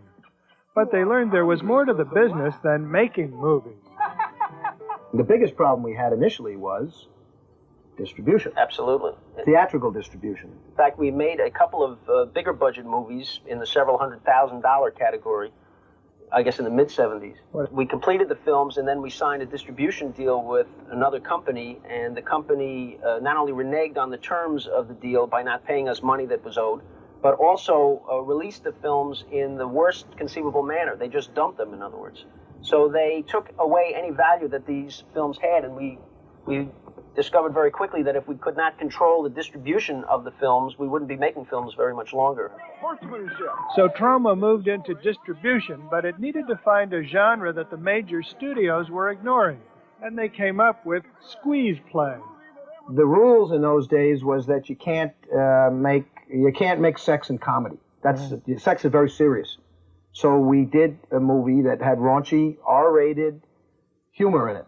And sure enough, Animal House came out at the same time, and we were onto something. When Hollywood began churning out sexy comedies, Troma had to move on. We saw a headline said something about horror films are dead. Horror films are dead. They say, aha, perfect. We will do something in that vein because this is what the experts say not to do, and we'll work with environmental. And then we said, instead of this, put a spin on it, we'll make the monster a good guy. We'll make him a superhero. Melvin became the Toxic Avenger, the first superhero born out of nuclear waste. Troma built its reputation for a tongue-in-cheek combination of sex, violence, and horror with titles like Rabid Grannies, Surf Nazis Must Die, Video Demons Do Psycho Town, and sequels to The Toxic Avenger. Don't touch that dial. Many of the films feature cheesy and disgusting special effects. In the movie, we will use a thick green slime. Even though the film titles that we have may be a bit outrageous or the subject matters may seem a bit controversial, in terms of our business approach, we're very, very conservative. We want to be sure that we're spending enough money to deliver a competitively well-produced film with commercial content, but not so much money that if for some reason the great aesthetic dreams that we had for the film don't come true, we're not going to be left with a loss. Does each movie make money? Yeah, pretty much. I think more than 95% of the films with which we have involvement have made money. Because they cost so little. Because the budgets are controlled, that's right. Well, there's a following. And also because the distribution avenues are exploited to the hilt. The company is now seeking to broaden its product line and is looking for films that are a little more polished than the traditional Troma fare. The Third's Death by Temptation. It's Death by Temptation. The reason that got good reviews is that Michael and I had nothing to do with the making of that film. That was a movie we helped finance and a movie that some very, very talented young people made. Scene 56, aerobics, take 2. All right, you creeps and thugs, it's time for your early morning aerobic workout. Troma has no debt. It owns its own building. It spends just $1 to $3 million per picture, and the company rakes in profits on movies the big studios would consider far too risky. Who are you? I'm Kabuki Man. Risky in what way? Risky in terms of the creative chances that we take? The aesthetic? Well, Michael, there's no question. I mean, look at Kabuki Man. What if I went to a Hollywood, I don't know if you can see that thing, but if I went to a Hollywood studio and I said, gentlemen, sitting around the table, Mr. Agents and Mr. Gentlemen and Mr. Lawyers, we're going to make a movie where your central character looks like that. Would they go along? The first question is, who's in it? Who's in it, Mr. Troma? Who's in it? That's it. They're just like a machine. Who's in it? So, okay, Rick Gennazi's in it. So we get to make this movie. You guys don't take a meeting? You don't deal with agents? You don't do all that stuff? Not if we can help it. The reason that Troma exists is so we can have the fun of making movies. We've got 90 pictures in our library now, 90 negatives. Yeah. And we own all this stuff, and we do all this distribution, and we do a lot of hard work. The reason for that is so we can have the fun of making a movie once or twice a year, where Michael and I can actually write and direct a movie. I think everyone's secret dream, I know we have many friends or acquaintances who are investment bankers, and every one of them would trade places with us in a minute because they say that everyone has two businesses, their own and movies.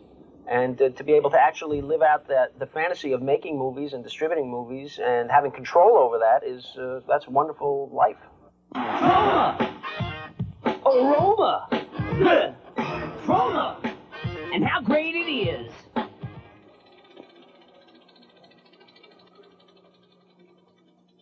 In the history of our show, we have taken you to the backwoods of China, to Poland, to see dramatic changes, to the laboratories of Japan, and we have talked to countless prime ministers and senators and investment wizards. But never until now have we assessed a business that can produce products with titles like Surf Nazis Must Die, Rabid Grannies, and The Toxic Avenger. And now we have corrected this omission, and I think you'll agree we have found a business that can be fun and can be hair-raising. I'm Adam Smith. See you next time.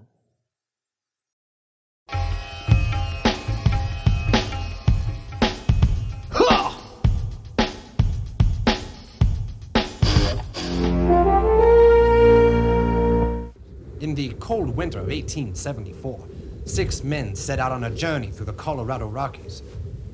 They were looking for gold, but what they found was that they were completely lost.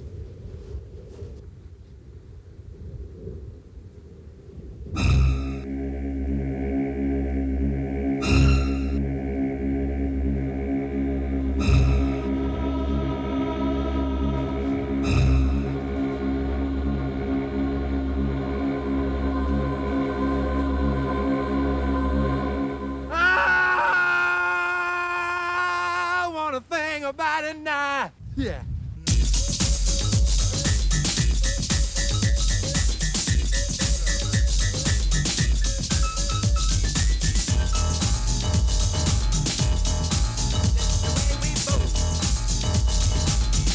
I'm Alfred Packer.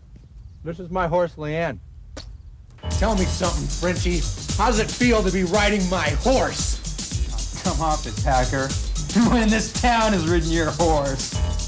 Can't find yourself a pretty girl? Colorado has plenty of mountain sheep. I don't know about you guys, but I'm having a great time. How big are mountain sheep?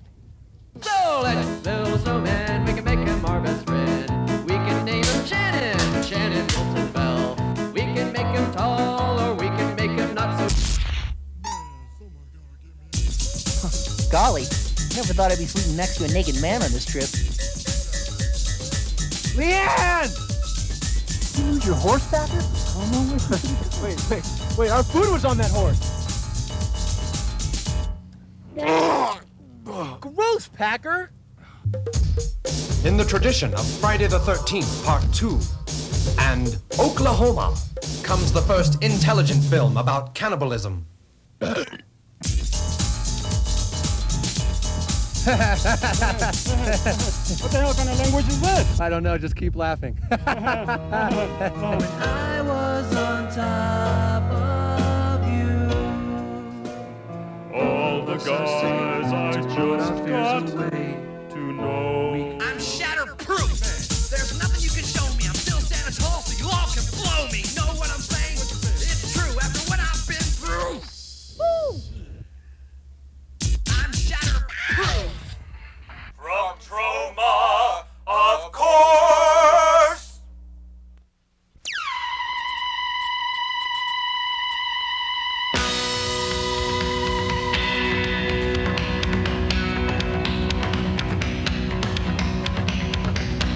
you sleep and I wake.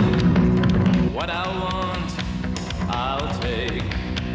I live in your dreams. I hear your scream.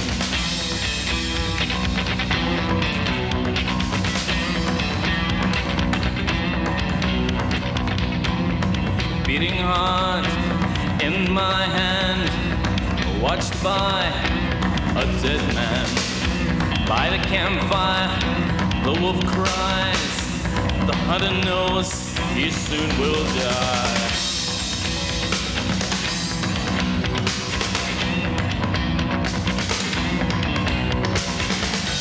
Your heads may be buried, but that's not scary. True love, heads start to turn. True love, who knows what loves?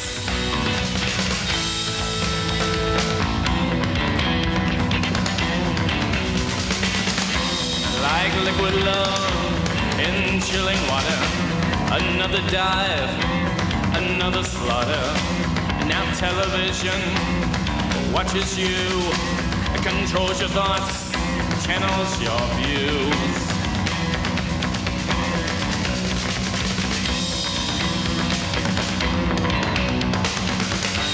Your heads may be buried, but that's not scary.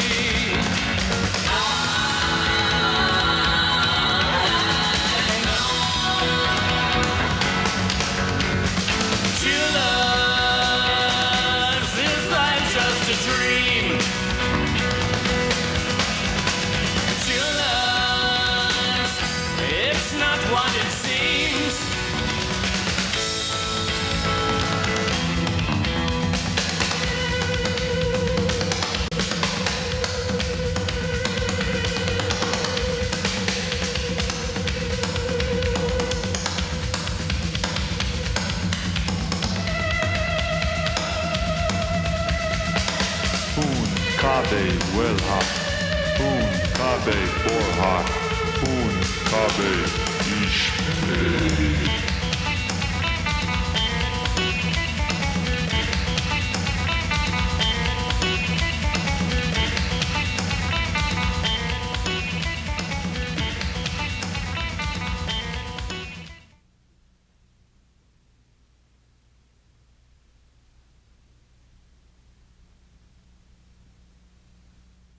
Hi, Pneumonia here again, your waitress come action news reporter.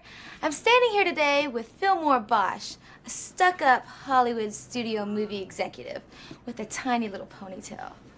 Hi, if you were here, I'd kiss you on both cheeks, baby. I'm working on a sequel to Forrest Gump. It's called Forrest Gump 2, Gump's Kickin' Ass. It's gonna be big.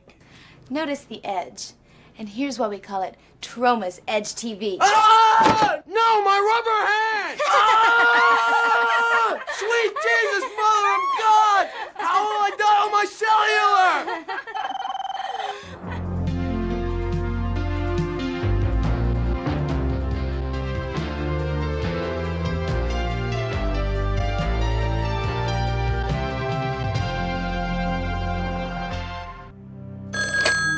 Bedford Exterminators, can I help you? Calling the exterminators usually results in the annihilation of all unwanted vermin on the premises. In Bugged, the only unwanted vermin is man. Yeah, but is that stuff safe? Of course, it's perfectly safe. Priscilla Basquet stars as a beautiful homemaker who wants to rid her house of disgusting bugs, only to discover that her home is a spawning ground for really big, disgusting bugs. You know, these bugs started showing up right after you guys sprayed the first time.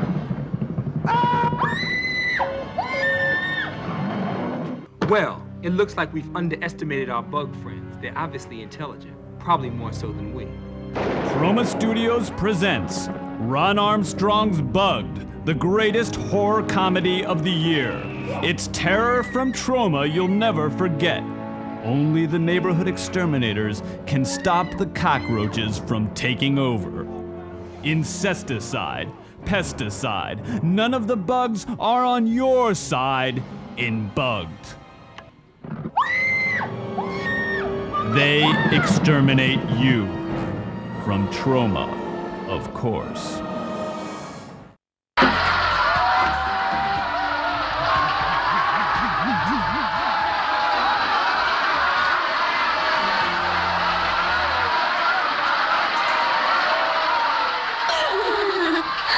Greetings from Tromaville. And welcome to Troma Video Bites. The Troma Teen Video Zine. And now to introduce the Troma movie you're about to enjoy. The first superhero born from toxic nuclear waste.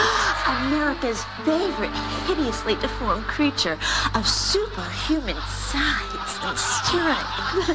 The first superhero from New Jersey and star of his own movies and cartoon show. The Toxic Avenger!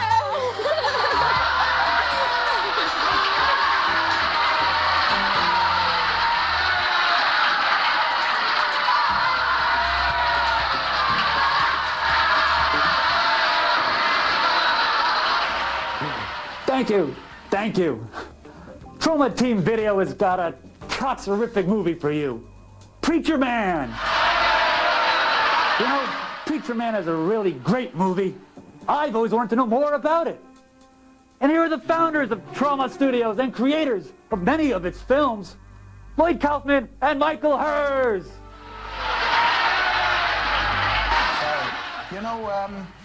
You know, Michael, as I recall, Preacher Man was probably one of the best independent and most successful independent movies ever made in the southern states of the United States. Without question, Lloyd, Al Viola, the very, very talented director, is legendary down in the southern states. And he made a terrific instrument to go hand in hand with the bow. But I'm talking about film, Michael. And Preacher Man, you know what's interesting? It's a harbinger of other films. You know, it sort of deals in true Troma fashion with real day-to-day newspaper stories. For example, the preachers on television, Jimmy Swaggart. So it has more to offer than just the typical exploitation elements. Troma gives you a little more.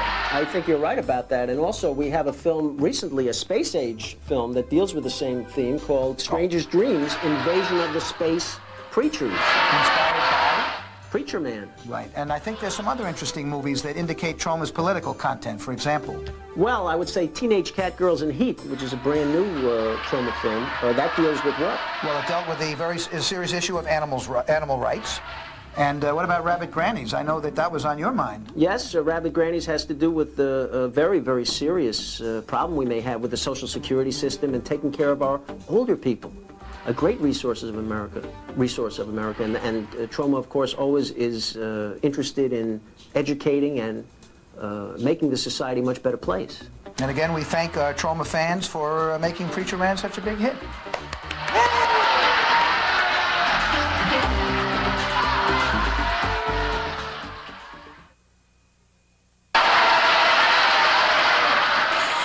And now, Troma Team Video presents our feature presentation, Preacher Man. Shouldn't that be Preacher Person? Let's get traumatized!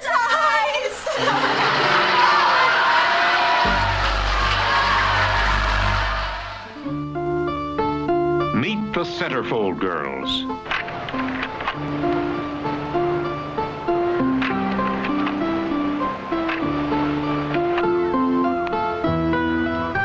They're the most beautiful girls in the world.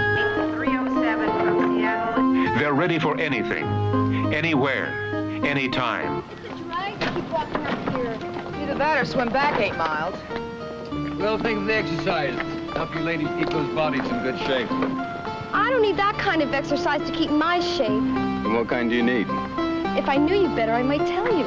How far is it from beauty to ugliness? Now look, we both know you've got too much talent to keep on modeling. You be nice to me and I'll get you into something big. Now. You know, Melissa was right. There is a 4-letter word for you, Perry. B-O-R-E.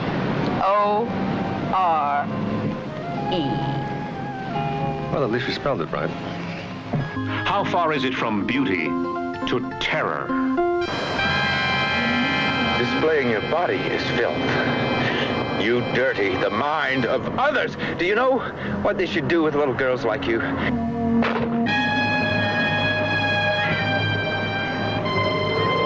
I'll make her look real pretty. Hey, here's your chopper. She's got $600 in her account.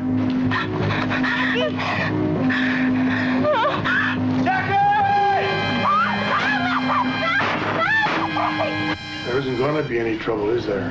I mean, between you and me? What are you talking about? You know damn well what I'm talking about.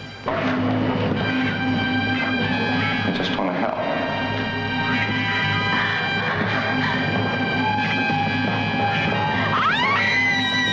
Well, that may be very good for Detective Magazine, Lieutenant, but I really... You're a centerfold girl, and this lunatic, for some crazy reason, wants to kill pretty girls.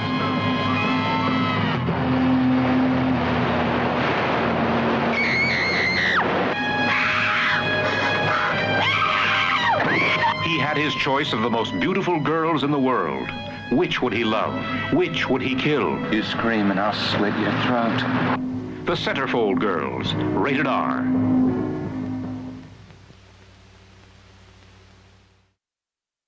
Greetings from Tromaville. I am Chlamydia. Hear me roar. Your waitress come action news reporter for Tromaville Cafe. Tonight's show is extra special because it's Mother's Day here in Tromaville. And now to wax rhapsodic on motherhood is the president of Troma Studios and the creator of the Toxic Avenger, Lloyd Kaufman. Why, thank you, Chlamydia. You know, Troma Studios have always stood for family values. That's because family works cheap, and that's good value. In the case of Mother's Day, the film you're about to see, the director, writer, producer was my brother. My sister Susan was the art director. My mother, my father, my cousins were all in the film. They didn't get paid. That's the family values, right? Now, to celebrate Mother's Day and family values, we're going to go and visit the matriarch of Tromaville herself, Old Mother Troma. Let's go, come on, come on. You, Old Mother Troma. Why, it's my little lady! Hey, is it time for my enema already? No, Mother Troma. In fact, Toxie, Sergeant Kabuki Man, NYPD, and these beautiful Tromettes have come to celebrate Mother's Day with you. Ah, shit! Oh, oh, how sweet! Old Mother Troma is everyone's mom away from mom here in Tromaville. And in return, I get this stylish townhouse and plenty to keep me busy with. Seeing Old Mother Troma reminds me of the precious times I've spent with my mother. Toxie, you better not be polishing your mop again. Can't help myself. Shine, baby, shine.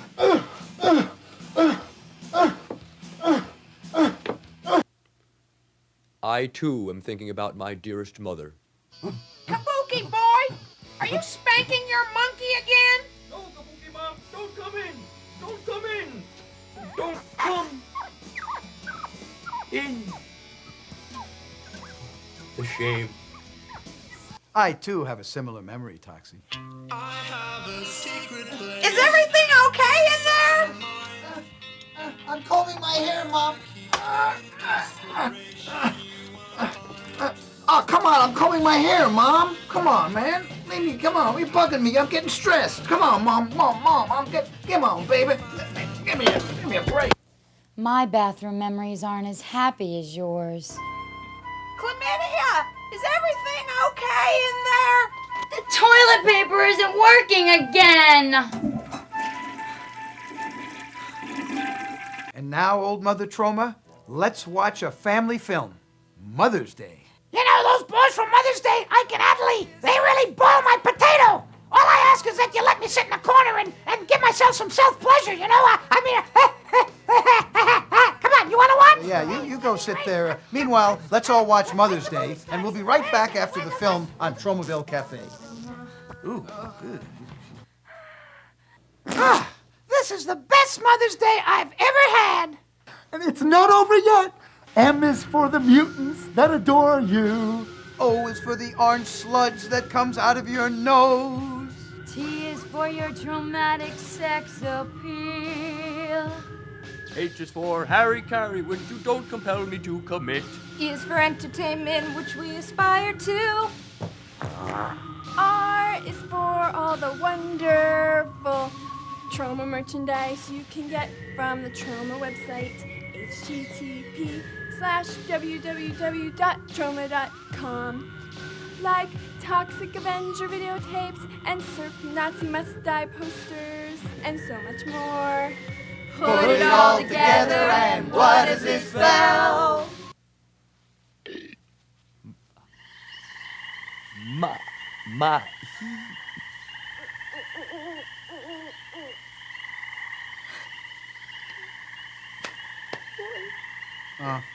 I don't know. Looks like we'll be a while deciphering this mysterious code. So until next time, so long from Tromaville Cafe. Say so long, everyone. Say so long, everyone. So long, everyone. Head to talkintroma.com for more Troma history. Also available wherever you listen.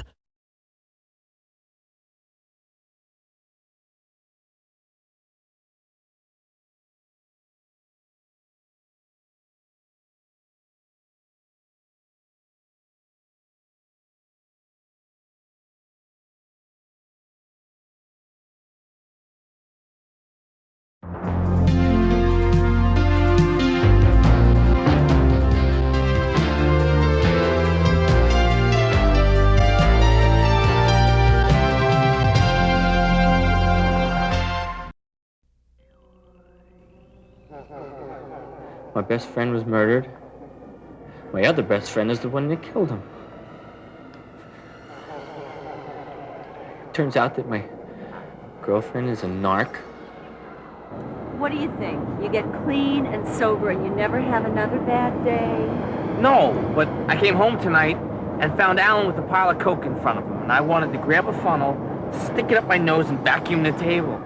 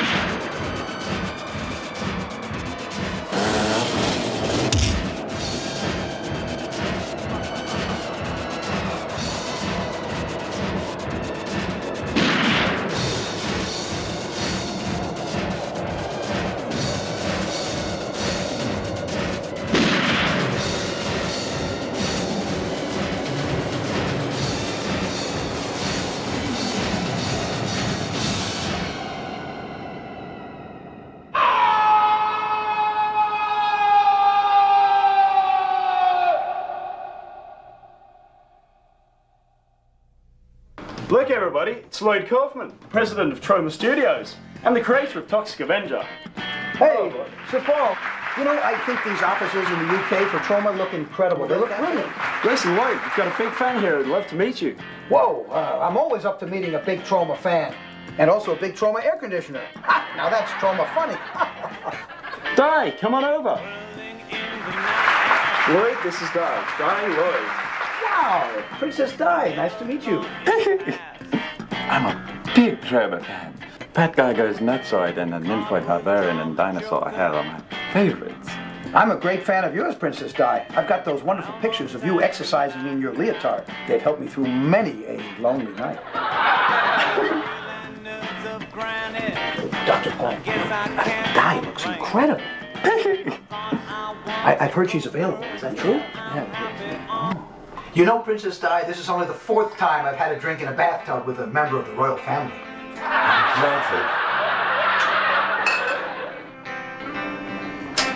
Take me, Lloyd. Hey, you know, I thought your nose looked smaller than it does in the pictures. And you got less facial hair, too. You know, this isn't Princess Diana. This is Steve Blackheart, one of the stars of Troma's Romeo and Juliet. Sorry, Lloyd. I couldn't think of any other way to get close to you. You know, my love for you is undying. My lust for you tickles that funny area, you know. Well, okay.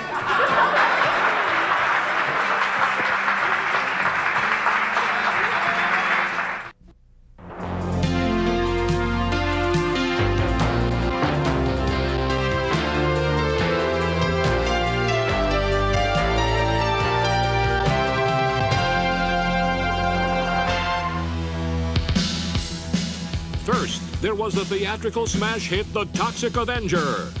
Then came the second theatrical smash hit, The Toxic Avenger Part 2. And now, people of Tromaville, The Toxic Avenger's back. The Toxic Avenger Part 3. The Last Temptation of Toxie. Fair enough!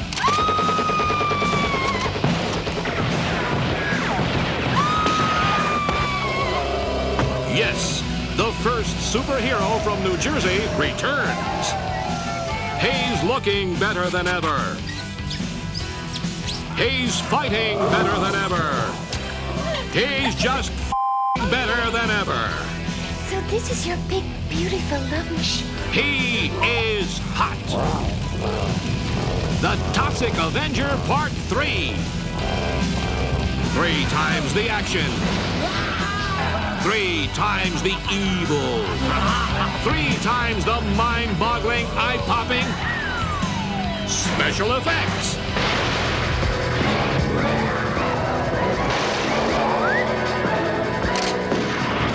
The mind is a terrible thing to waste. And I am going to waste yours. The Toxic Avenger is torn between his low-paying job as a superhero and the diabolical temptations of wealth. $357,000. Power. And owning a condominium. Listen, I don't care if she's 80. If she doesn't have the rent at the end of the month, I want her out of there. Will Toxie join the forces of evil? Will his blonde, blind, beautiful, buxom bimbo girlfriend regain her sight? Will the devil turn our favorite hideously deformed creature of superhuman size and strength back into a 98-pound nerd? Find out in The Toxic Avenger Part 3, starring Phoebe Legere, Ron Fazio, and John Altamura.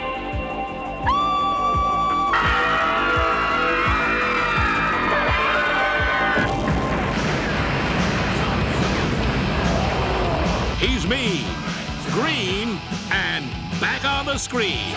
The Toxic Avenger Part 3. The last temptation of Toxie. Don't touch that dial.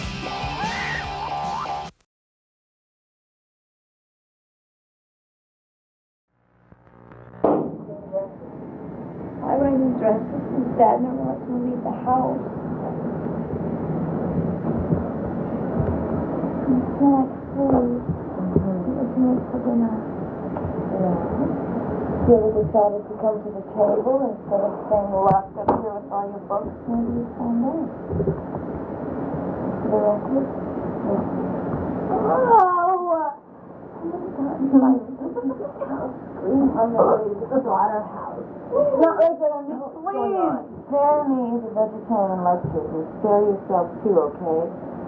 You're going to be marrying the world's so-called king of cold cuts, so just a break from the house. You know I don't love London. And you know Dad forced me to say that. He just wants to get his hands on the Arbuckle's fortune. I don't care. If I marry London, I won't be locked in the timeout room anymore. So, it doesn't matter that I don't like him or anybody else.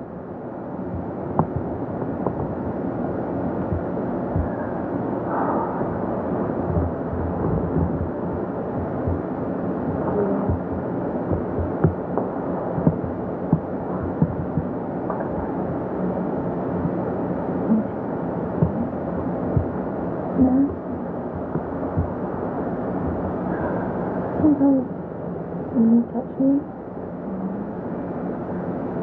I dream about being with men. I can't dream.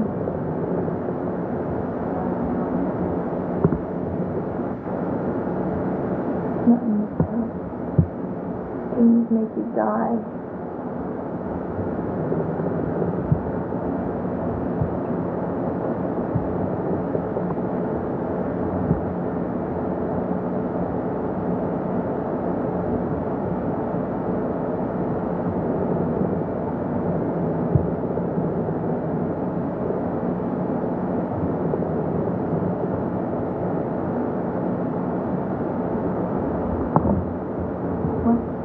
I'm sorry. The one that you told me to make sure that's...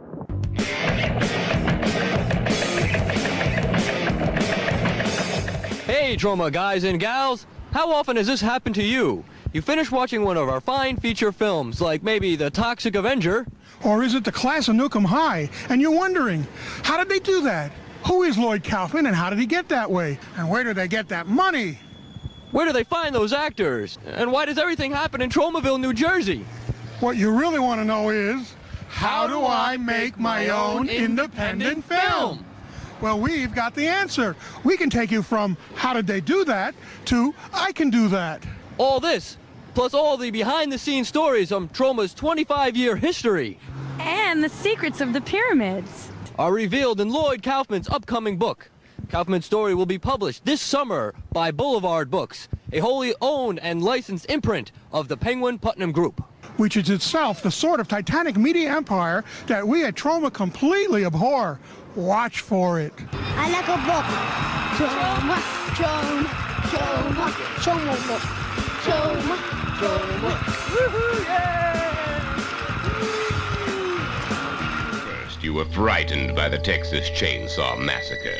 Then you were terrorized by Halloween. And now, prepare to be pulverized, traumatized, and hospitalized by Splatter You. More horrifying than you could possibly imagine. Unlike anything you've ever seen. And more.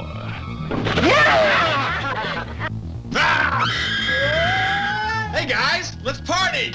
Splatter University, where the school colors are blood red, and not only classes are cut. Tom, if you think you're funny, you're not! At Splatter U, everyone parties and has a ball. At Splatter U, it's not whether you pass or fail, but whether you live or die. And when you gotta go, you gotta go. Yes, at Splatter U, the only requirement is survival. Splatter U. It's the only education you'll ever need. Enroll now at a theater near you and earn a higher degree in blood-dripping terror. Splatter You.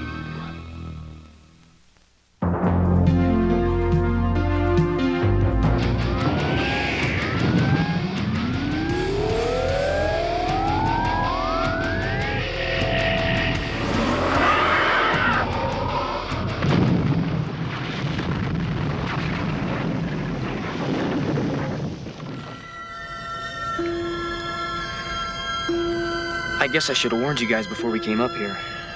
warned us. About what? You mean you guys have never heard the legend?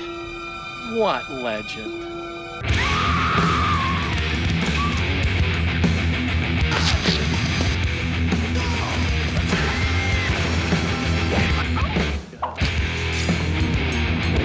What the hell just happened? The fragrance of the day, make us speak to us. Application of a race, tender skin, vomiting, mental vomiting, spew. When the face of you. Look at the guy! I can't believe it! Look at the guy! That's it. On that favorite camouflages on my best intelligence. Running thoughts malignant, like Luda, keep it time. Who's there? In the moments of the dumb, my rage is gone. You, me, in. Short diversity, racist everything. And the lights are broken, you're delete. It seems there's been a little accident.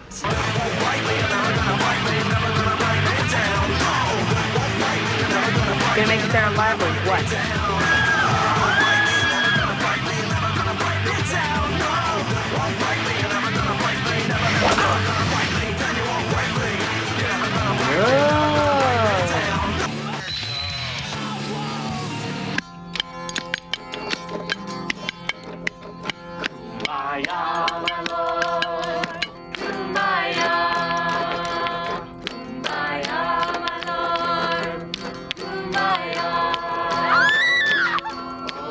Shit.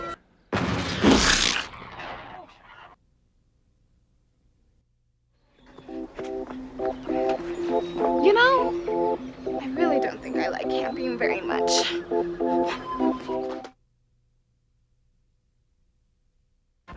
There, up in the sky. It's a bird. It's a plane. The mothership. No. It's the Mooka! Yes, it's the Mooka, the most most unusual movie hero you'll ever meet. He's all muscle. He's all man.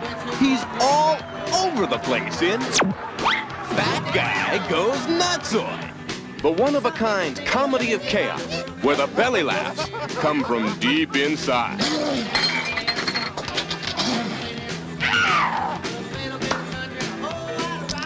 Some say he's a psycho who escaped from a loony bin. Others say he's a genius who really knows how to use his head. Some say he has an unbelievable effect on women. Why, you lousy shit! Others say he has the strength of a superhero. But they all agree on one thing. Are you crazy, mister? He is. That Guy Goes Nutsoid, the trend-setting, action-packed comedy that's a real gas. Finally, there's a comedy you can really sink your teeth into. He's got everyone spinning in circles. We got him. We got him boxed in. Is he all right? Oh, yeah, he's fine, but he totaled a wedding.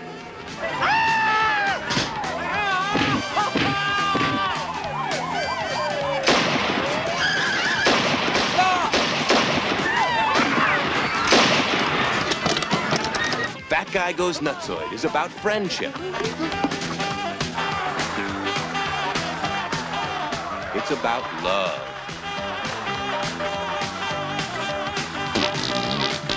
It's an awesome adventure. That Guy Goes Nutsoid, the new wave comedy that's sweeping the nation. You are a fucking moot dog! Rated PG-13. Some material may be inappropriate for children under 13. In 1986, Troma scored its biggest hit with The Toxic Avenger, the story of a teenager grossly mutated by toxic waste into the world's first superhero from New Jersey. America took one look at his horribly disfigured face, one whiff of his slime-ridden bodily secretions, and fell in love. Toxic Avenger 2 and 3 followed, and a merchandising empire was born. Toys, games, action figures, even a child's cartoon of the lovable mutant kept his image firmly fixed in the public eye. But what about Toxie himself? What of the hideous creature who started it all? There have been occasional Toxie sightings, but he has remained something of a mystery. Until now. Through special arrangement with Troma, we now present a first glimpse into the private life of this very private mutant. Situated in a remote corner of New Jersey lies this wooded 400-acre estate known as Mutant Meadows. It is here that Toxie spends his days surrounded by the natural beauty he loves and alongside the woman he adores, his second wife, Vicky. Mutant Meadows, to me, is a dream come true. I mean, of course, there's the part of me that is radioactive and toxic, smelly and horribly disfigured, but there's a whole other part of me that the world just doesn't know. And this is its ultimate realization. This is who I really am. Toxie, what about those who say you've become a recluse, wasting your talents on an endless series of domestic chores and home improvement projects? I mean, is there such a thing as too much free time? No, Ed. I don't consider that to be free time. I mean, I'm not retired or in seclusion or any of those other things that people say about me. I mean, the construction keeps my hands busy, but I also try to keep my soul busy as well. I'm learning Tai Chi. I have a great respect for the Hare Krishna. I meditate daily. And in fact, a local rabbi is instructing me in Talmudic studies. I mean, that stuff looks easy, but Menken Mashugagayan. So, to answer your question, Thank you, sweetheart. Hello? Sting! How are you? Well, where are you? Peru. I have to take the... Okay, This is something else that few people realize about Toxie. He's very active in charity work. You know that whole rainforest business all those rock stars are into? That was his idea. He organizes the concerts, raises the money. He even recorded an album for the benefit of environmental causes, but in the end, he never released it. You can count on me, man. Absolutely. I'll be there. And also, that tape you sent me, I want you to boost the maracas and modulate the Iolan harp to the key of G, and I really think you have something there. Superhero, philanthropist, citizen of the world. One senses in Toxie a mutant truly at peace with himself. And so the Troma stable goes forth and multiplies. More creatures, more films, more hideous mutations. Should Troma in fact survive another 20 years, scientists estimate that the world population of hideously deformed creatures of superhuman size and strength might well outnumber our own. It is a chilling thought for filmgoers, for Lloyd Kaufman, and for the world. Lloyd, is there anything that scares you? Nothing. After what we've done, there's nothing. I've pretty much seen everything. I'm back, Lloyd. One more idea. No, not that. Not that. No. So here it is. 2001, A Rat Odyssey. And this time it's the rat that goes into space. The rat that meets Hal. They have a little tussle. They argue. He defeats Hal, goes through the Stargate. You're not crazy about that idea? I've got others. How's this? A Western. Out in the West, this town being besieged.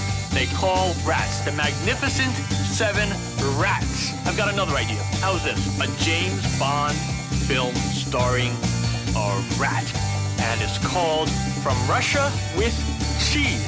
And in this one, a beautiful mouse lures the hero, who's played by a rat, across the Berlin Wall, perhaps with a nice piece of Stilton or a lovely cheddar, or we could get some Gruyere in there. I like that, or some with caraway. It doesn't matter. I've got something for the kids. The idea is this. Bonnie, right now, has a corner on the market at kids' shows. A rat. Huh? It could work.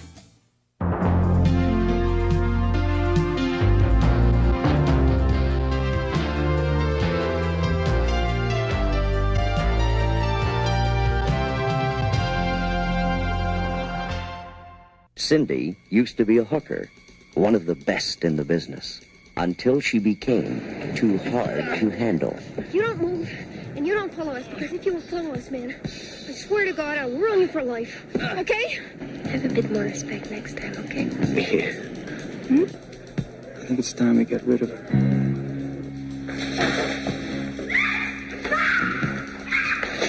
Cindy only had one choice left. I'm gonna start picking up the girls. She took it.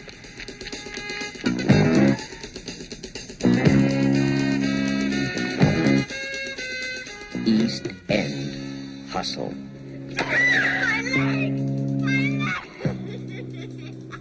Before they could get rid of Cindy, they had to find her friends. We checked all their hangouts. Nobody's seen her. I don't like it. Just sit around and watch Rosemary go. She's next.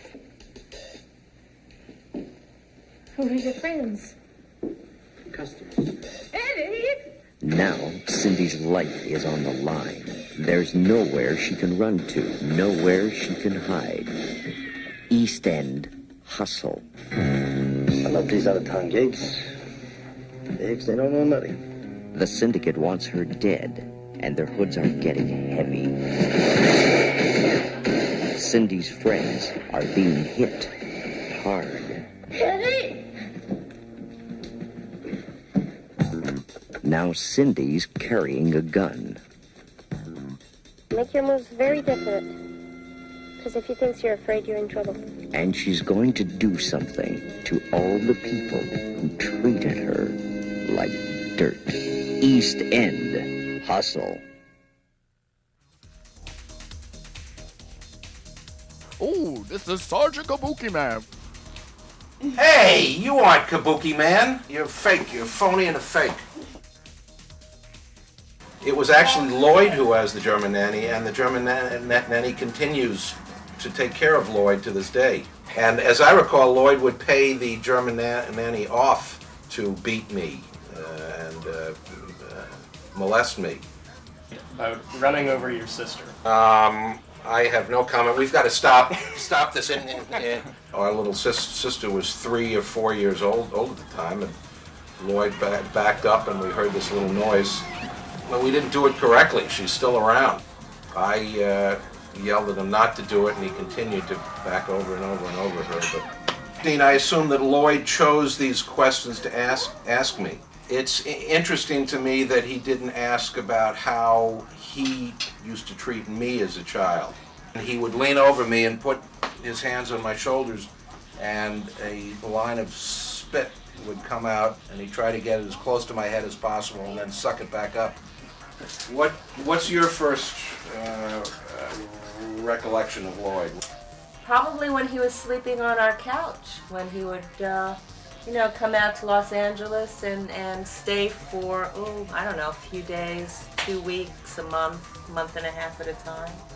He would come in at, 3 a.m. in the morning and then disappear at 7:30 a.m. And, he was there. I knew he was there because I would see his underwear. Lloyd, my final plea is to release our younger brother who's you've kept in the closet for all these years, and he was my favorite. He was my favorite of the entire family. And you've kept him in the closet for all these years. It's time, for God's sakes, the humanity, Lloyd. Release him. Release him. He's the cutest. He's got this weird nose that grows out of the side of his face, but release him, for God's sakes.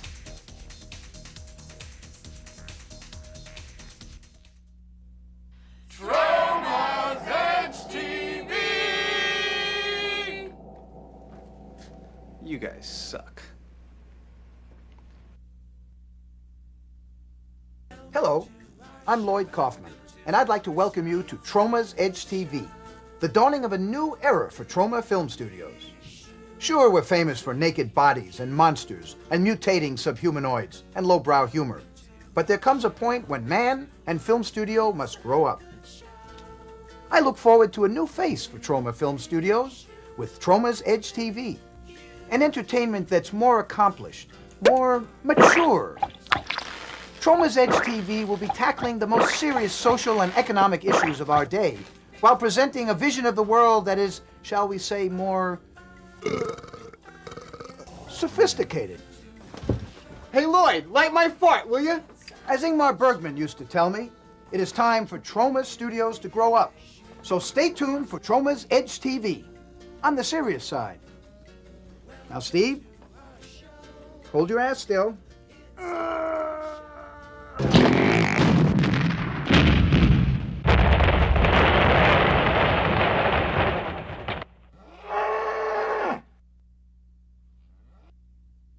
If God had wanted me to do normal stuff, he would have made me look like normal people. Are you ready?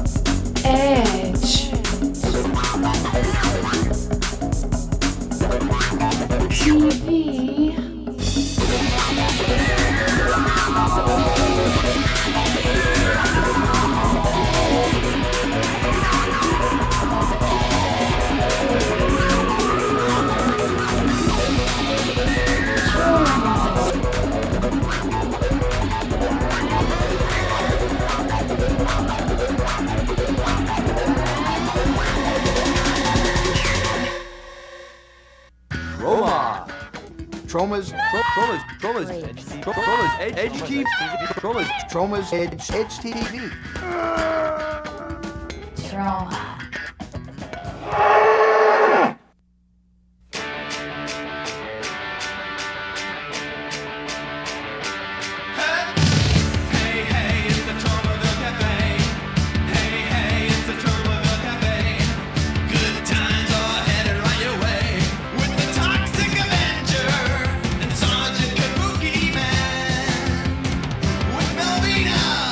Dementia!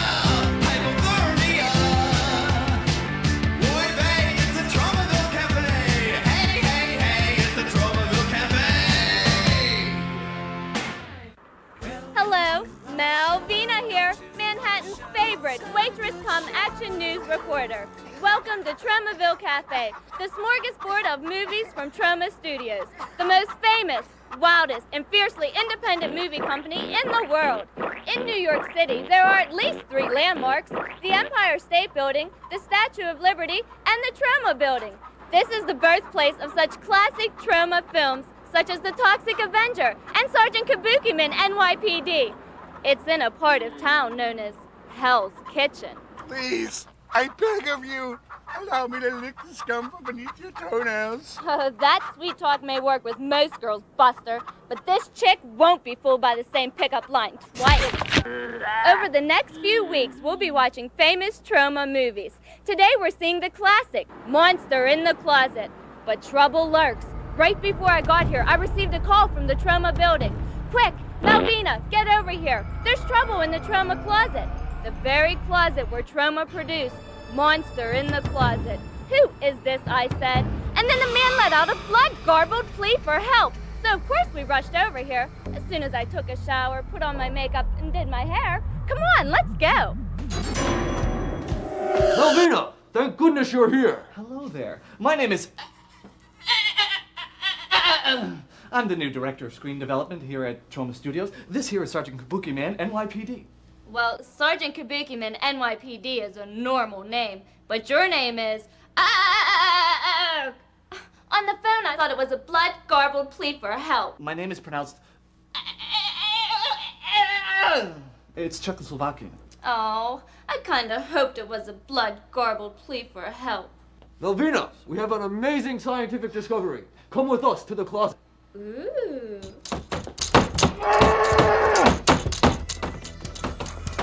Look, it's the co-founders of Troma Studios, Lloyd Kaufman and Michael Hurd. Malvina, life can be grown from socks. Last summer, after a very difficult day on the set of Romeo and Juliet, I came back to the office. Boy, were my feet tired. After an unusually long week of shooting, he had this terrible foot fungus. So I came back to the office, I took off my socks, and I threw them right in that closet. 6 months later, life in the closet.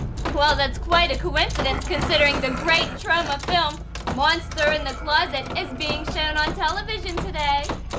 You know, Melvina, you bear a striking resemblance to Liv Ullmann. Are you any relation? At any rate, we all want you to open the closet door. Me? You guessed it, Chester. But it sounds big. You're a reporter, Malvina. You have to live for the risk. I do? The Toxic Avenger's right. Go ahead. Yeah, let's go. Go ahead, right? Go ahead. Go ahead now. Go for it.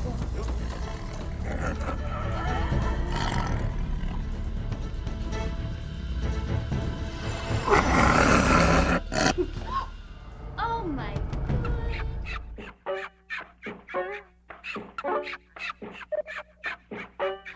Oh, how isn't that the cutest little thing? The gorilla thing!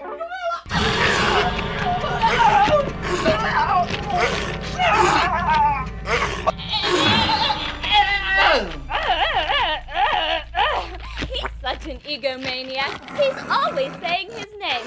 Like, doesn't he know he's already listed in the credits? Well, anyway, hold on to your seats, folks. Here comes one of the most traumatic, toxerific Troma films known to humankind, starring Henry Gibson, John Carradine, Claude Akins, and Stella Stevens. Monster in the Closet, from Tromaville Cafe. The material you're about to see is 10 minutes of additional footage from the never-before-seen director's cut of Surf Nazis Must Die, salvaged from the lost vaults, very much lost since the sound is lost. So we found the picture, right, but we did not find the sound. So it falls on to your humble director and interviewer to entertain and enlighten you through the footage.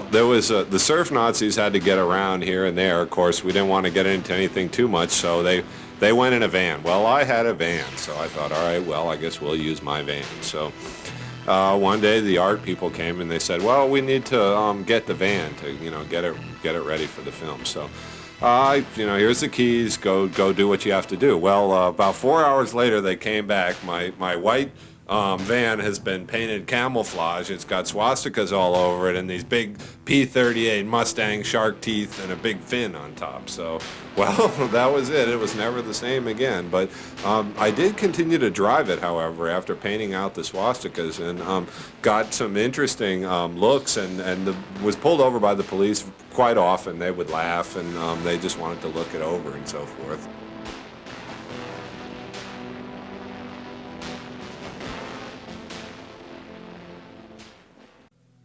It started with I had an idea, which was that there would be a really tough ghetto grandmother who would take revenge on a gang who attacked her nursing home. And the original thing was sort of an inner city type of idea, the gang type of movie. And then it came across the idea of the gang being the surf Nazis, and that changed everything. The story went in a very different direction while still maintaining the basic revenge scenario.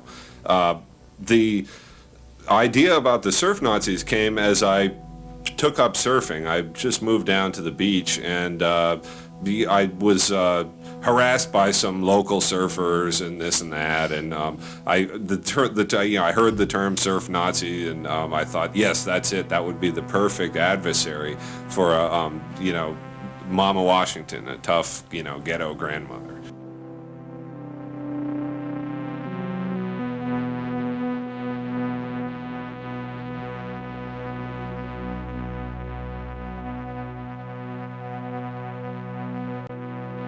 The term surf Nazi has been around since perhaps the late 50s to it was sort of a weird cult thing that developed along with surf movies, and the way surfers looked back then, of course, was that real short, bristle, waxed hair. I mean, they kind of looked like Nazis back then. And the term surf Nazi was sort of a really die-hard surfer. That's what it described. The film takes this one step further in that these surfers are into the ideology, which is something that I don't think outside of maybe wearing some iron crosses or something that the old-timers were.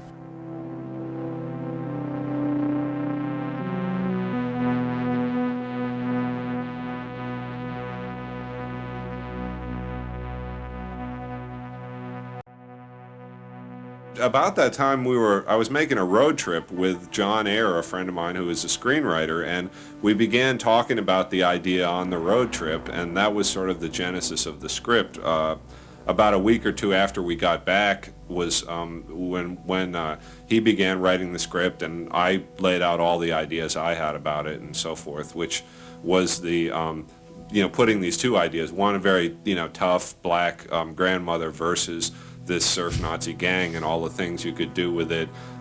Then the idea, John came up with the idea of putting it into a post-apocalyptic era, which I'm very glad we did. It certainly is something that's been done in a number of other movies, but I believe that this movie might have been a little bit harder to stomach had it taken place in the present. So it added a certain fantasy element which gave you a distance from the rather terrifying reality of a neo-Nazi uprising. We made a deal to get some wetsuits for free from Alita Wetsuit Company, and the actors had to go down for a fitting.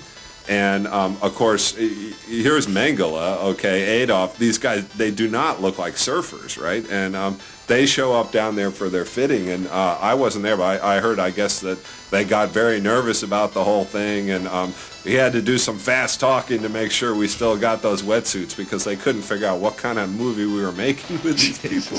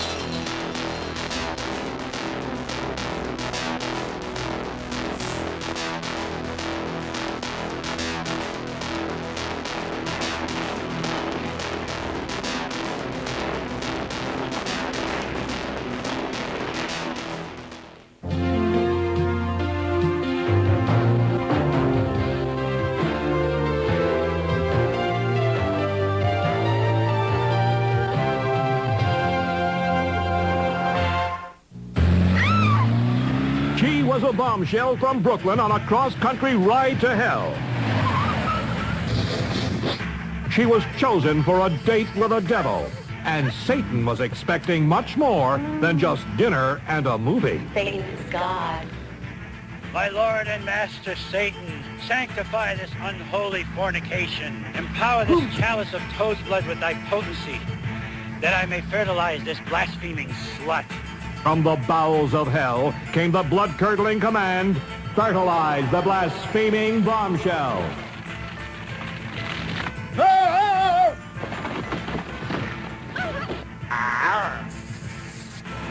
Fertilize the blaspheming bombshell. But this streetwise babe from Brooklyn has a few tricks of her own.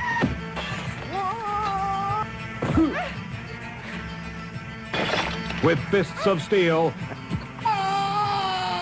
and the prowess of a mountain lion, she engages these miscreant hellraisers on a guided tour through Satan's own backyard. A place where senseless violence and reckless driving reign supreme. Fertilize the blaspheming bombshell. Starring Bo Hopkins and featuring Sheila Khan as the bombshell. See this brazen blonde bombshell bravely battle Beelzebub. Can she use her good looks and street smarts to squash Satan? Or will Lucifer's lascivious legions succeed in this timeless battle between the beauty and the ultimate beast? Why, they willingly sacrifice themselves to Satan. Find out in the Troma team's latest and greatest hell-raising motion picture epic. Fertilize the blaspheming bombshell.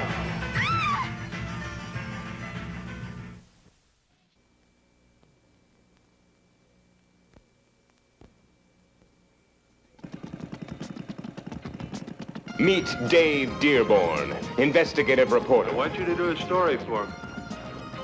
We want more than just surface information. Vietnam veteran. 1963, Saigon. Undercover agent. Daring playboy adventurer. Until he became the G.I. Executioner. Who wants to kill me? Yes, they tried to torture him. They tried to strangle him. They tried to shoot him. They tried to dismember him. They tried to drug him. They tried to pervert his mind. But they could not stop him, and he's back for revenge. He's the G.I. Executioner. Crazy American! I got a score to settle! The incredible action of the G.I. Executioner could only take place against the background of sultry Singapore, where Dave Dearborn's one-man quest for justice took him from the exotic glamour of the Raffles Hotel to the erotic danger of the Singapore Pleasure Palace. You're having fun. We're all having fun. This is fun. You must experience the G.I. Executioner. He was a hero. We have quite a file on you. Perhaps suicidal, possibly schizoid. Whoopee. He was a lover. Promised. Dave, let's get married. Someone somewhere must hate you.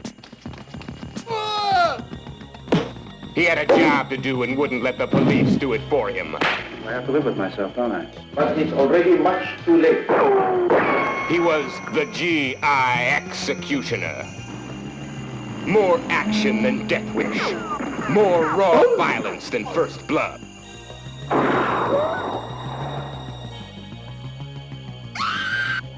No one can stop the G.I. Executioner.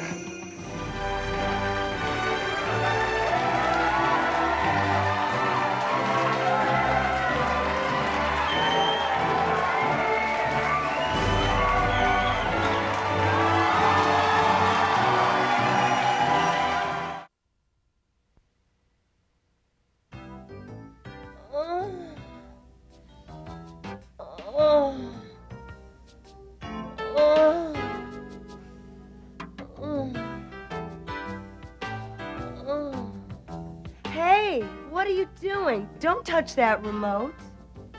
The show you're about to see may change your life. It might help you lose weight, acquire riches, lead a happier, healthier, more fulfilling life. For the next 30 minutes, you will learn about a revolutionary new system. A system that's been developed for the past 20 years and is known throughout the world. For the next half hour, you'll be totally immersed in the Troma system. Watch carefully and you'll learn how you could join the Troma team for a lifetime of fun. Now let's get traumatized. You know, using the Troma system, I've lost 2 inches in my waist, I've pumped up, I feel strong, I feel good. The Troma system got me a husband. If these boys are really going to let us in on the Troma system, then I want to be a part of it. Who would have thought after 20 years the Troma brand name would be a Troma system? In terms of the Troma system, what's the key benefit our fans get? Is it fun? Fun is perhaps too light a word to describe it. The fulfillment, the sense of understanding, universal knowledge, a metaphysical sense of well-being. These are the things that the Troma system provides the Troma fan. And so that the system is the fan and the fan is the system. Yeah, good, good. Well, the Troma system is the Troma fan, and the Troma fan is the Troma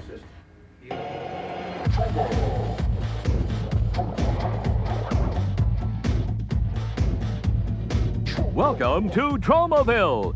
You've read about them in the New York Times and the Wall Street Journal and in magazines from Newsweek to Forbes to Fangoria. You've seen them on television, on ABC, NBC, CBS, CNN, USA, MTV, and more. They are Lloyd Kaufman, Michael Hers, and the Troma Team, one of the world's leading independent movie studios. Now, for the first time ever, the world-famous Troma Team is making available an exclusive videotape compilation of coming attractions. Clips from more than 15 classic Troma movies from their library of over 100 films. For the first time ever, we are proud to introduce you to the Troma System.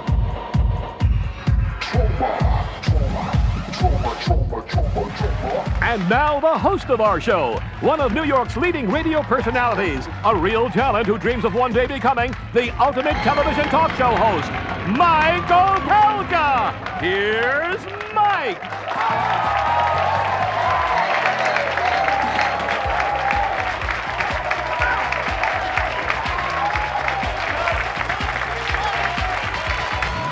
Thank you. Thank you. Thank you very much. In just a few minutes, we are going to meet some people, normal people, healthy people, just like you and me.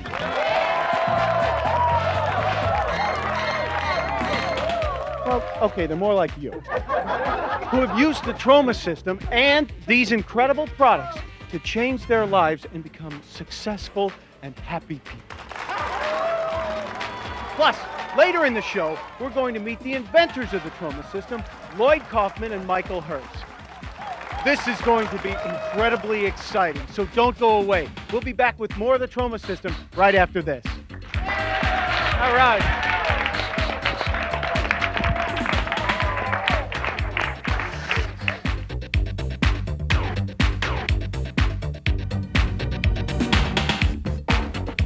Oh, Auntie Toxie, there's no place like home. And cut! Brilliant! It's a wrap! Kabuki Man, bring the champagne. Michael, we have got to share this with our fans. Lloyd, we're having so much fun. How do we bring that fun to our fans in the privacy of their own home? How about a tape of Troma trailers? You mean an exclusive, never-before-offered collection of clips and coming attractions from more than 15 Troma movies, such as The Toxic Avenger, Class of Nukem High, An Nymphoid Barbarian and Dinosaur Hell, Fertilizer Blaspheming Bombshell. Right is, Michael, and it should look something like this. That's right, Troma fans. Call now to order your exclusive Troma trailer tape featuring coming attractions from your favorite Troma movies. The Toxic Avenger, the Class of Nukem High, A Nymphoid Barbarian in Dinosaur Hell, Combat Shock, Rabid Grannies, Blood-sucking freaks. Star Worms 2, Attack of the Pleasure Pods. This tape is not available in stores, so call now and have your credit card ready. Order your Troma trailer tape today and receive as a special bonus a high-quality adhesive-backed I Love Toxie sticker, 2 issues of the Troma Times newsletter, a Troma movie poster autographed by Lloyd Kaufman and Michael Hers, an official Troma diploma, and an exclusive audio cassette of Troma tunes and theme songs. All your favorite songs from your favorite Troma movies. Forget the Polovetzian dances. This is all the music you'll ever need. Order your Troma trailer tape today and get the cassette of Troma tunes absolutely free. Let's kick some butt! Call now and you will receive the sticker, the Troma Times, the autographed poster, the Troma diploma, the audio tape of Troma tunes, and the videotape of Troma trailers, all for one low, low price. Remember, these are not available in stores, so call now and have your credit card ready. Just point me in the right direction. Call now to order your Troma trailer tape and find out about special prices on videotape copies of your favorite Troma movies, such as Class of Nukem High and A Nymphoid Barbarian in Dinosaur Hell, only available through this special TV offer. The Troma trailer tape is for mature viewers. Get traumatized. T-R-O-M-A, Troma System. Let's go. T-R-O-M-A, Troma System. T-R-O-M-A, Troma System. Let's go. Troma System, Troma System, Troma. So the Troma System made him bigger, huh? Oh, we're back. It's time for me to introduce perhaps the world's most famous user of the Troma System. He's a gentleman who used these amazing traumatic products to change his life.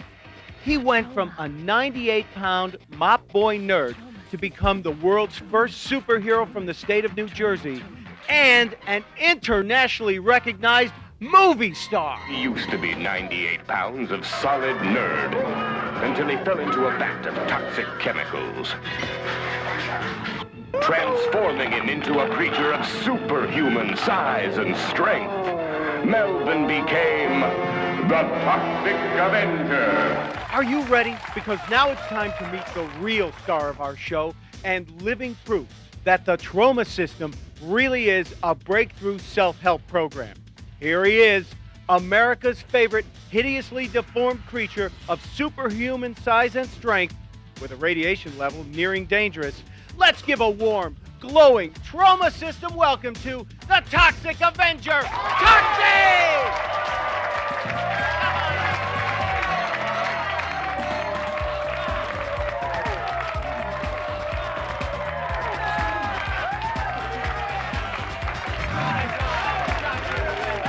Welcome to the show, Toxie. Hey, it's a pleasure to be here, Mike. Toxie.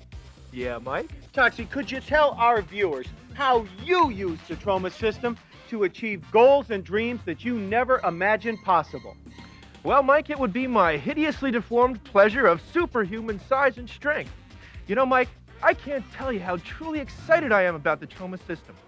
Each carefully crafted component has been manufactured with the utmost quality and has been designed to provide user-friendly satisfaction. So how did you utilize the Troma System, Toxie? Well, Mike, I started out with the high-quality, adhesive-backed I Love Toxie sticker. See, this little badge of honor makes a wonderful fashion statement, and it lets the bad guys know that I ain't afraid of them.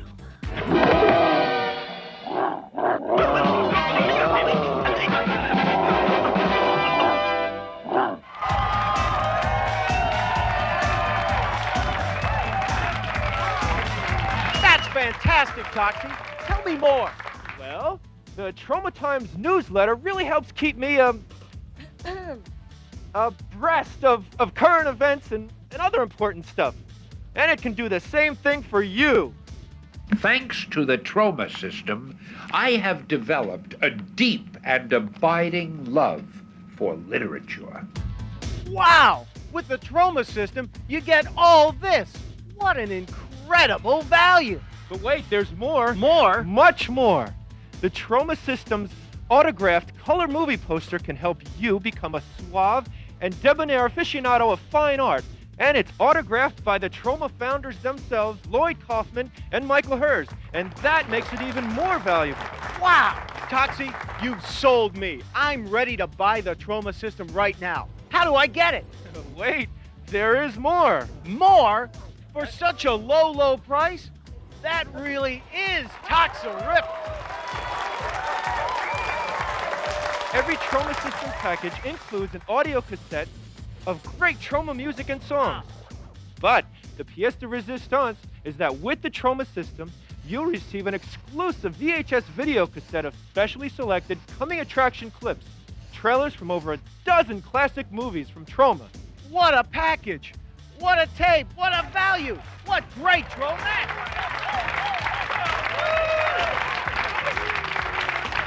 I find these tapes uplifting and inspiring, and great for party time.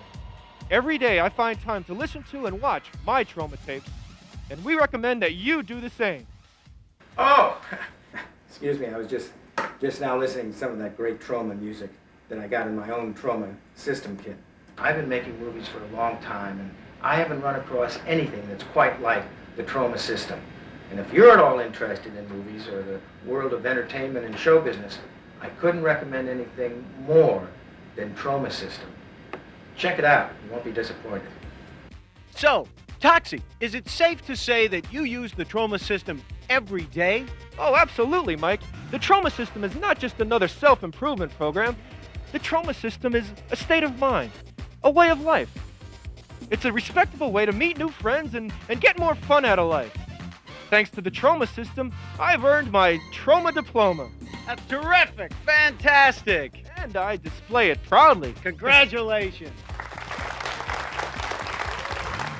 Thank you, Troma system! Toxie, I'll tell you what, I am so impressed with what you've told us here today and what you've shown us that I'm ready to start using the Troma system. As a matter of fact, I want to start right now. Tromettes, if you please. Hey. Very good. You know what? I'm starting to feel something. I'm changing. Maybe the Troma system is going to help me become the ultimate talk show host. I feel it, Toxie. I feel it. We'll be back in just a minute with more of the Troma system after this.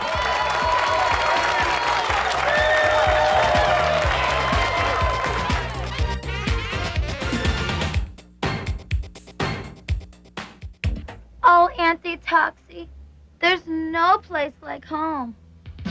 And cut! Brilliant! It's a wrap! Kabuki Man, bring the champagne. Michael, we have got to share this with our fans. Lloyd, we're having so much fun. How do we bring that fun to our fans in the privacy of their own home? How about a tape of Troma trailers? You mean an exclusive, never-before-offered collection of clips and coming attractions from more than 15 Troma movies, such as The Toxic Avenger, Class of Nukem High, An Nymphoid Barbarian in Dinosaur Hell, Fertilizer Blaspheming Bombshell. Right is, Michael, and it should look something like this. That's right, Troma fans. Call now to order your exclusive Troma trailer tape featuring coming attractions from your favorite Troma movies. The Toxic Avenger, the Class of Nukem High. Troma's War. They call her Macho Woman. Welcome to Sizzle Beach, USA, featuring Kevin Costner. Fertilize the Blaspheming Bombshell. This tape is not available in stores, so call now and have your credit card ready. Order your Troma trailer tape today and receive as a special bonus a high-quality adhesive-backed I Love Toxie sticker, 2 issues of the Troma Times newsletter, a Troma movie poster autographed by Lloyd Kaufman and Michael Hers, an official Troma diploma, and an exclusive audio cassette of Troma tunes and theme songs. All your favorite songs from your favorite Troma movies. Forget the Polovetzian dances. This is all the music you'll ever need. Order your Troma trailer tape today and get the cassette of Troma tunes absolutely free. Let's kick some butt! Call now and you will receive the sticker, the Troma Times, the autographed poster, the Troma diploma, the audio tape of Troma tunes, and the videotape of Troma trailers, all for one low, low price. Remember, these are not available in stores, so call now and have your credit card ready. Just point me in the right right direction. Call now to order your Troma trailer tape and find out about special prices on videotape copies of your favorite Troma movies, such as Class of Nukem High and A Nymphoid Barbarian in Dinosaur Hell, only available through this special TV offer. The Troma trailer tape is for mature viewers. Get traumatized. And now, a Troma System moment. Oh, hello. You know, it's been almost a 20-year ride for Lloyd and me, and we're so happy to be able to bring the Troma System to you, our fans. You've supported us, and frankly, we love you. I'm changing! Oh, we're back! You know, these stickers make me feel like a new man. I am a new man! How about that Troma System? That's incredible. Results already. I'm really excited to tell you about our next guest, Joe Fleischaker, who will be joining us in a few moments with his lovely fiancée, Vicky. Joe Fleischaker was just a regular guy, a regular Joe, until he started using the Troma System. Here's a picture of Joe before he was traumatized. As you could see, he had a serious addiction to donuts. Since using the Troma System, Joe is now engaged to a lovely woman, Vicky, and he has starred in over 5 motion pictures. Here's Joe's story. My name is Joe Fleischaker. I used to spend all my time as a couch potato, eating donuts, or as a couch donut, eating potatoes. Until one day, I ordered the Troma System. It was brought to my door on a fine sunny day by a beautiful Tromette. There it was, everything I needed to turn my life around in one complete system. The Troma System helped get my life back on track. The Troma System got me back in step with the important things in life. And the Troma System gave me something I never thought I'd have before. A diploma. Thank you, Troma System.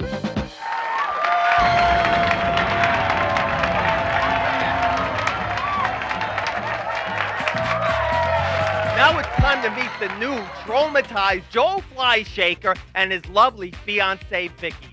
A real Troma success story. Let's hear it for Joe and Vicky.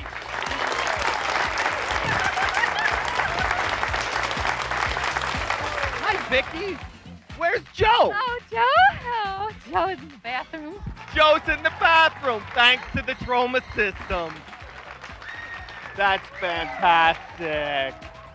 Well, Vicky, since Joe isn't here, why don't you tell us how the Troma System has helped your man? Oh, okay. Well, when I first met Joe, I didn't pay any attention to him. I wouldn't even let him eat my donut. But then he started this Troma System, and immediately I began to find him incredibly attractive. Oh, we started dating, and the rest is history.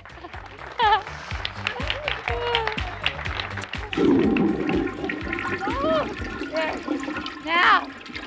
Here he is, Joe Fleischaker!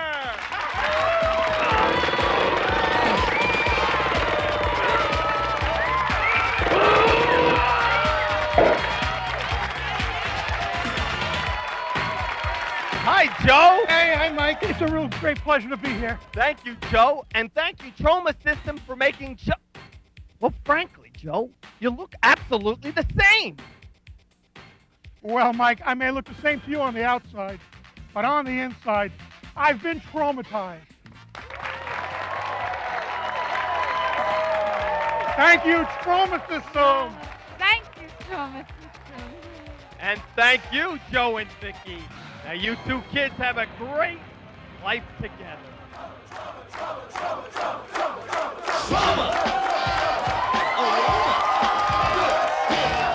Well, Potsy, I'm going to continue my Troma System training after this important message. Stay tuned. And how great it is. Bring it down one time, yeah. Troma. Aroma. Do you stay at home every Saturday night dreaming about a more productive social life? Treat yourself to the Troma System's gift of music. Learn all the fun new dances. You'll not only get hip to the jive, but you'll begin to share those lonely Saturday nights with a great bunch of new friends. Swing and dance your pants off to such toe-tapping tunes as the Sergeant Kabuki-Man NYPD theme song, Party Hearty with your new friends. Get down and boogie. Troma tunes are not available in any store, but only through this exclusive Troma System offer. Get the Troma System today, and you'll say, "Thank you, Troma System." And more importantly, your friends will say, Thank you, Troma System. Oh, we're back! You know, those theme songs from Troma Tunes are the ultimate. It's an amazing system, Mike. Right is, Tox. He's hooked on Troma. Hooked on Troma. You know, Mike, I'm not the only crime fighter superhero to use the Troma System. I see my good friend and Troma System user, Sergeant Kabuki-Man NYPD, right out there in the audience. Hey, Kabuki.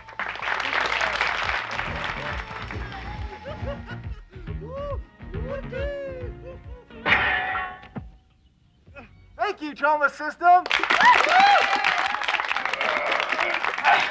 And now, another Troma System moment. Hello, folks. You know, making a Troma movie is real tough. You gotta be in unbelievable shape like I am. And if you use the Troma System, you can end up looking like me. My name is Edna Perlmutter. Before I discovered the Troma System, my life was a living hell. I'd reached the end of the line until I tell you, that Troma System package arrived just in time. Now, I've found paradise and so much more. My time is my own. The Troma System has 1,001 household uses, especially those I Love Toxie stickers. My wild kids are now perfect little Tromites. Let's have a warm Troma System welcome for Edna Perlmutter and her family.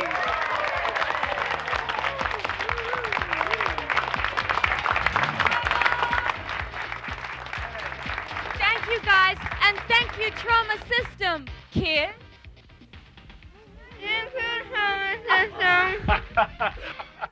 Now, Toxie, I think we got a little surprise for Edna and her family. Isn't that right? Oh, yeah, that's right.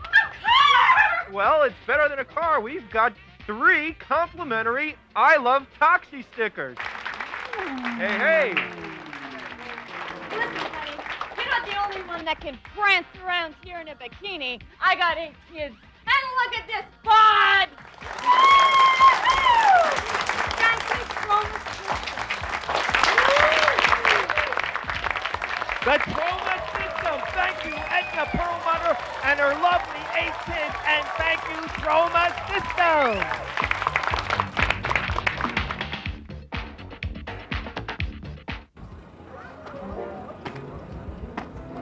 Right on, Troma System. Thank you, Troma System. Thank you, Troma System. The Troma System makes me young. Where there's a will, there's the Troma System. Me encanta Trauma System. Ha cambiado mi vida y he aprendido muchísimo inglés con Trauma System. ¡Viva Trauma System! That's right, Troma fans. Call now to order your exclusive Troma trailer tape featuring coming attractions from your favorite Troma movies. The Toxic Avenger. The class of Nukem High. A nymphoid barbarian in dinosaur hell. Combat Shock.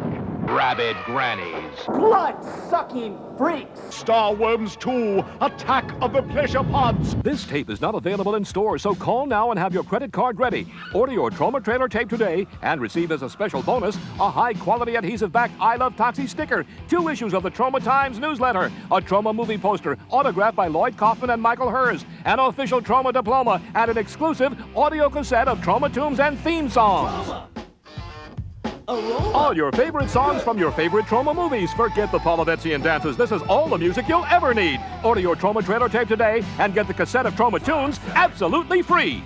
Let's kick some butt! Call now and you will receive the sticker, the Troma Times, the autographed poster, the Troma Diploma, the audio tape of Troma tunes, and the videotape of Troma trailers. All for one low, low price. Remember, these are not available in stores, so call now and have your credit card ready. Just point me in the right direction. Call now to order your Troma trailer tape and find out about special prices on videotape copies of your favorite Troma movies, such as Class of Nukem High and A Nymphoid Barbarian in Dinosaur Hell, only available through this special TV offer. The Troma trailer tape is for mature viewers. Get traumatized.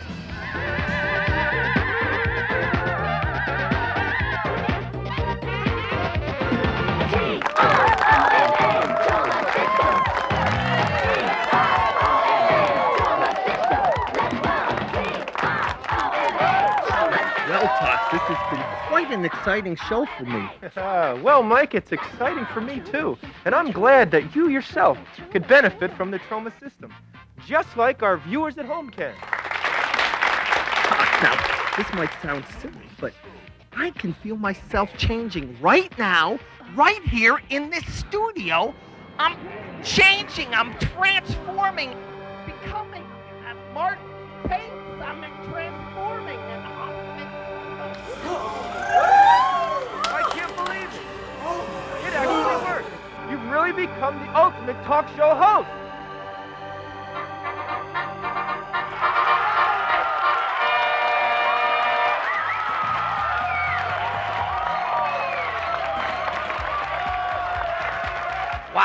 Wow, I really have become the ultimate talk show host. Thank you, Troma System. I've become Joe Franklin. Glad to see you, Joe. Glad to see you. Well, you've seen why there's so much positive energy and excitement over the Troma System. You've seen the outstanding results Troma System users have achieved. Now, the big moment. It's here. For the time capsule, for the vault, for the archives. It's my extreme pleasure to introduce at this moment the true masters of the Troma System. Exciting? Get ready now? Ladies and gentlemen, please welcome with me Mr. Lloyd Kaufman and Michael Hers.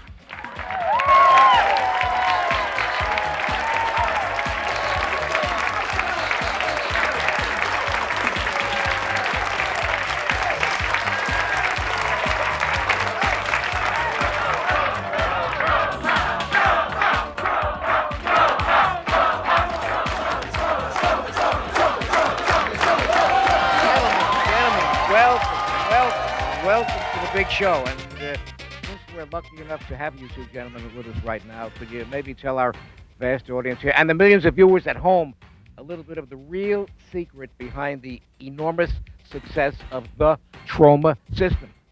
Well, Joe, as Michael will tell you, it's really the fans. And when Toxie's around... No, I'm sure that what you two gentlemen were about to say would have been really fascinating to our audience out there, but I got to tell you, Lloyd, my producer was jumping up and down. He's jumping up and down like a rabbit, telling me that we're out of time. So perhaps maybe you two guys might come back for the next edition of the Troma System program. Ladies and gentlemen, I want to thank you for joining me today on the Troma Show. And meanwhile, may you live as long as you want, and may you never want as long as you live. I thank you and Troma System. Thank you so much. Bye-bye. Thank you, Troma System. When we have these kind of situations, Michael, the Troma System usually tells us to do the Troma trampoline dance. Thank you for joining us for the Troma System Show. Why don't you get traumatized too? Hi, this is Dee Dee Ramone of the Ramones, and I'd like to say thank you to the Troma System. Thanks to the Troma System, I became one of the stars of the hot new film, Vegas in Space. Thank you, Troma System. The system works! 3 cheers for the Troma System. The Troma System's busting out everywhere. Thank you, Troma System.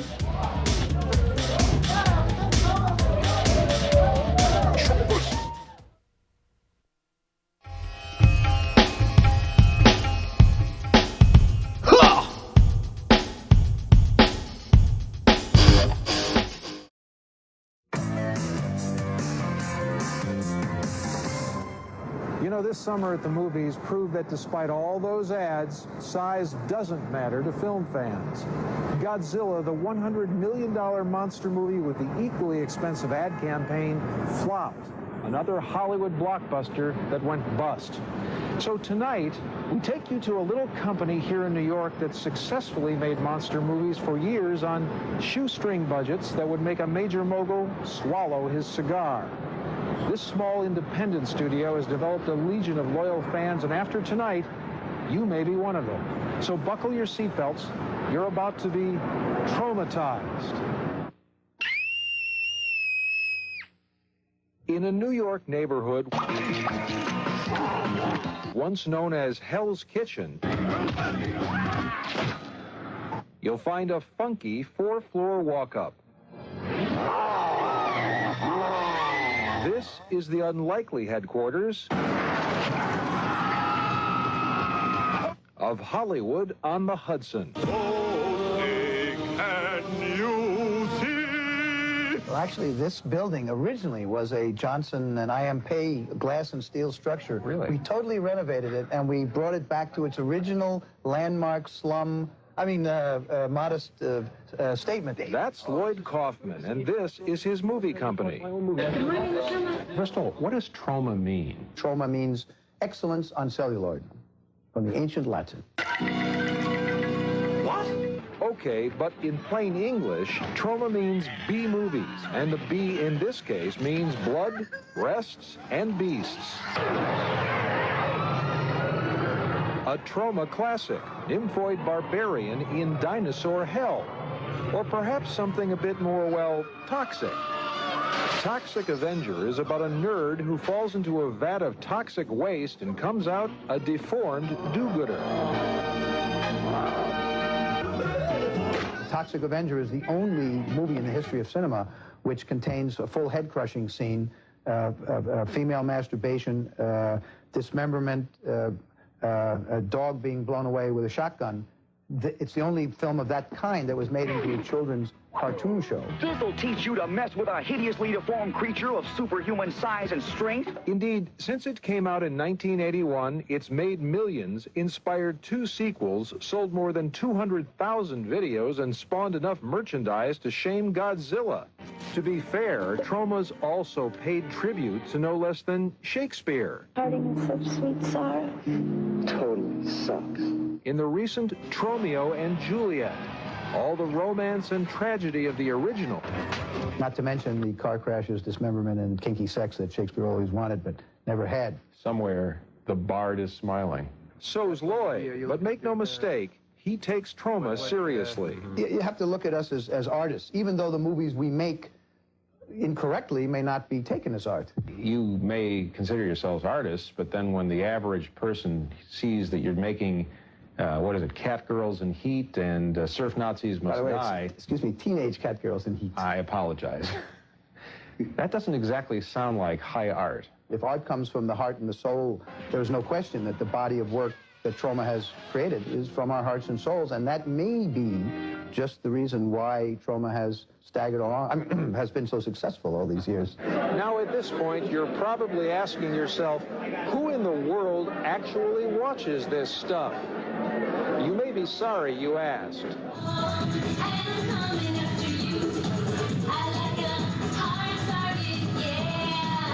This is ground zero for hardcore Troma Nights, a sci-fi and horror fan convention in Secaucus, New Jersey. Here you'll find freaks, geeks, slackers, bikers, biters, the funky, the chunky, the hairy, and the scary. Troma's display is a magnet for the devoted. They're not for everybody. Like, my mom definitely wouldn't watch these types of films, but me and my brothers go nuts. We sit there, we watch them, we laugh, we cry, we rejoice. Speaking of which, there's Lloyd, and over there, Troma's co-founder, Michael Hers.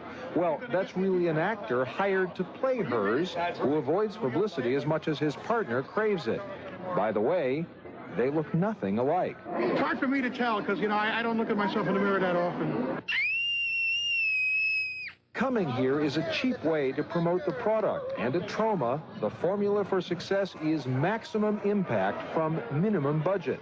Peter George directed Surf Nazis Must Die. There's only one gun in the movie that's actually used. Instead of having a lot of fancy-looking high-tech weaponry, we have a bunch of people running around with kitchen knives. Along with cheap special effects, there are unknown actors.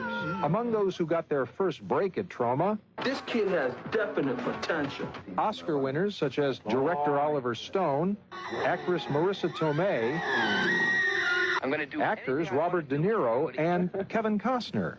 Well, that's a name I'm not going to forget. But he is in Sizzle Beach, USA. Here we are, Sizzle Beach, USA. Hot sand, hot bodies, and hot nights. Kevin Costner obviously loved Sizzle Beach and the water, because what did he do a few years later for $200 million? Waterworld. Hoping to get her big break is Tiffany Shepis, who calls herself a Tromette. A Tromette is someone who basically is known for their very, very large brains. Hoffman's even cast his own kids in the battlefield epic, Troma's War. I was kidnapped from my fake acting mother, and big men with like machine guns came in, they kidnapped me, and my mom was like, she was sort of worried because I was like crying and stuff, and I was only 18 months old.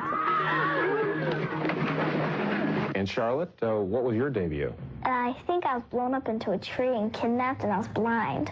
With such low-cost talent and effects, the average Troma film costs about $350,000 to shoot, or what Leo DiCaprio probably spends just on hair gel. It's obscene to be spending $50 million or $200 million or whatever it takes these days to make a Hollywood movie on something as frivolous as a movie. We think that movies should be made on modest budgets, and that school teachers ought to be getting the money.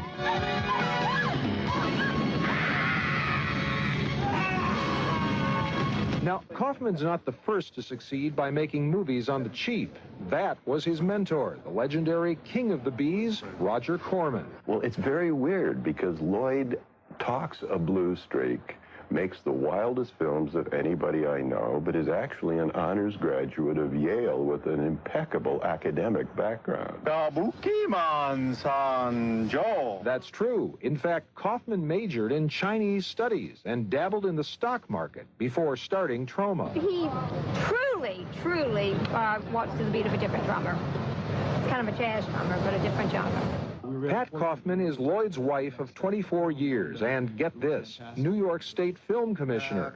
She deals with all those big-budget filmmakers her husband hates. Well, now, let's just remember that New York is the capital of the independent film world, and I don't think there's any studio that's longer lasting and made more of an imprint in the independent world than Troma. Indeed, trashy, tasteless Troma has earned awards and retrospectives from no less than Cinémathèque Française, the British Film Institute, and Kennedy Center for the Performing Arts. There's no question Troma will... Troma film at the Kennedy Center? We had a retrospective there. Troma films even have a fan in Janet Maslin, the highly respected film critic of the New York Times. I think they're silly in a way that's absolutely undemanding, and they're kind of harmless too, and I think that's part of their appeal. They're not mean and violent. There's so many things now that are foolish and destructive, and they really have a weird sort of sweetness, I think. DVDs, everybody! Maybe it's the sweet smell of success. There, butt crack. If so, the Troma aroma has gone global. The Cannes Film Festival. With its topless babes and parade of producers, promoters, and paparazzi, Kaufman's here every year cutting distribution deals. You met Killer Condom Man? He's the star of Killer Condom. Silly stuff? Sure, but to buyers from overseas, Troma's a dependable, profitable brand name. And with its growing film library, video business, and merchandising, as well as plans for a global TV channel, Kaufman boasts it's as potent a brand as Disney. They've got Mickey Mouse, you've got the Toxic Avenger. Exactly. And Toxie can kick the Mickey's butt. Well, that aside, it's worth noting that even if movies like Chopper Chicks and Zombie Town and Blood-Sucking Freaks aren't exactly Oscar bait, Troma does play an important role in the film industry as one of the last of the independents. The giant international conglomerates have taken over everything. The word independent has been totally corrupted. In other words, what we think of as small art house films are really put out by big studios. That movie that won the Oscar last year, the very boring one. Oh, The English Patient. Yeah, that's it. That was not an independent movie. It was released by Miramax, which is owned by Disney, just as Searchlight is part of Fox, October is owned by Universal, New Line by Time Warner, and so on. There are only a small number of independents, and our ranks are dwindling. Either they join major studios, as New Line, Miramax have done, or in some cases, they go out of business. So how has Troma survived? Well, its cheaply made, well-promoted junk movies compete in an arena the big boys usually ignore. But it's more than that. We take our movies very seriously. We do not take ourselves seriously. Yeah, but that's not quite it either. For all the cheesy, sleazy crudity and nudity, Troma Films offers something Hollywood has largely lost. That crazy B-movie energy, and these guys still have it. Clearly they love movies. They have a sense of humor which will not die. And you know, I'm glad that they're out there keeping the fringe vital and alive.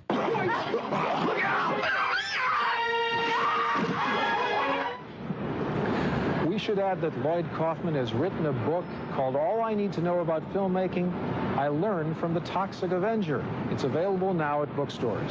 Oh, and next May, a new Troma movie called Terror Firma will be released, in which Lloyd stars as a wacky B-movie director who sounds a lot like Lloyd Kaufman. Now that's frightening.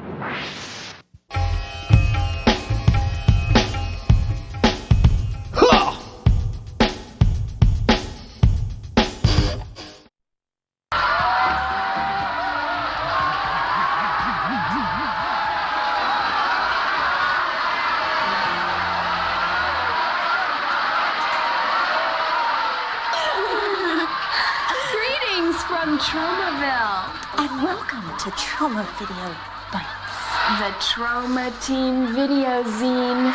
And now to introduce the Troma movie you're about to enjoy. The first superhero born from toxic nuclear waste.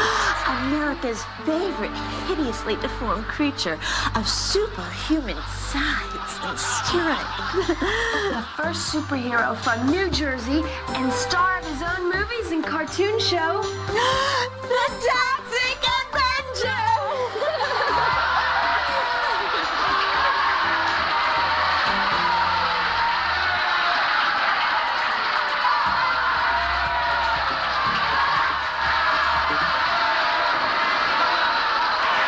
Thank you. Troma Team Video has got a really toxerific movie for you. Love Thrill Murders. You know, Love Thrill Murders is such a great movie. I always want to know more about it. And here are the founders of Troma Studios and creators of many of its films, Lloyd Kaufman and Michael Hurd. One of the most intellectually stimulating titles of the films in the Troma library, I would have to say, would be the Love Thrill Murders. Love Thrill Murders, isn't that Bob Roberts, poetic? The director, Bob Roberts, is one of the pioneers in radio. He owns a very fine chain of art houses in the New Jersey area, near Tromaville. And I remember I was working on the film, I was on the crew. He was working very hard on the research for the Charles Manson. I would say it's the best movie that deals with the Charles Manson and the cult. Cult, by the way, is not a baby horse. It's a religious I organization. understand, but you know, Bob Roberts also put a splendid cast together starring Troy Donahue. He had wonderful music written by Jeff Barry. Troy Donahue was in the Douglas Sirk Imitation of Life and A Summer Place, not by Douglas Sirk. And Jeff Barry, I think, did Sugar Sugar, big hit. And He's done many hits. And the screenplay under a pseudonym was written by William Gilbert, who wrote How to Succeed in Business Without Really Trying. So this is a marvelous film behind the scenes and in front of the camera as well. Also, it was pretty rough. It was pretty gory, it delivered. It had much more truth, in my opinion, than the other representations of this particular theme for the. True, but the most important aspect of this film is that I believe you, Lloyd Kaufman, actually play a part in the film. You play a very, very powerful part. the title of the name of the gentleman that you play is Squeegee. Yes, and I was honored to do so, and I've been grateful to Bob Roberts ever since. Look for Lloyd as Squeegee in the Love Thrill Murders.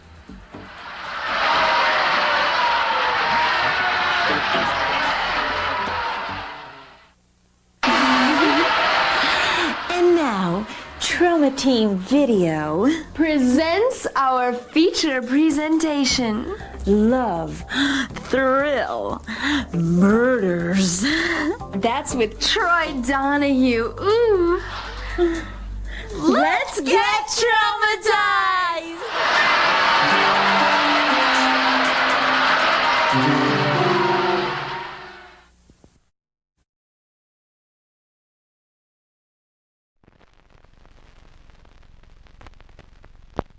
There are 200 seniors at Midvale High, and 7 days till graduation.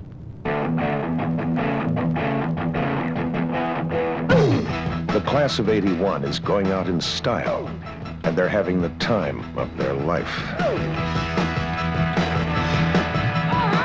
It's been a great year for Midvale High. The track team finished first in the state. Then again, Midvale always produces winners.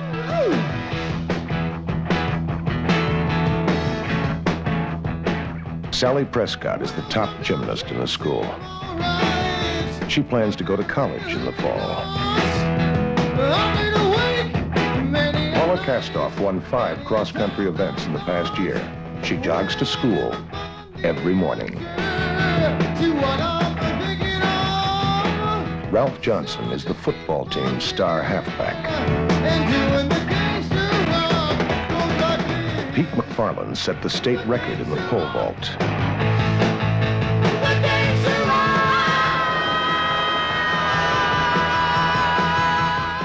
Tony and Dolores were king and queen of the prom. The class of '81's being fitted for caps and gowns and coffins.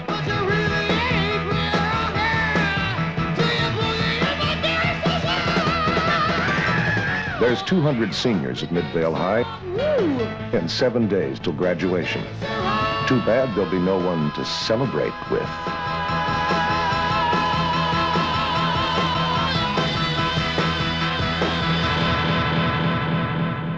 Graduation day.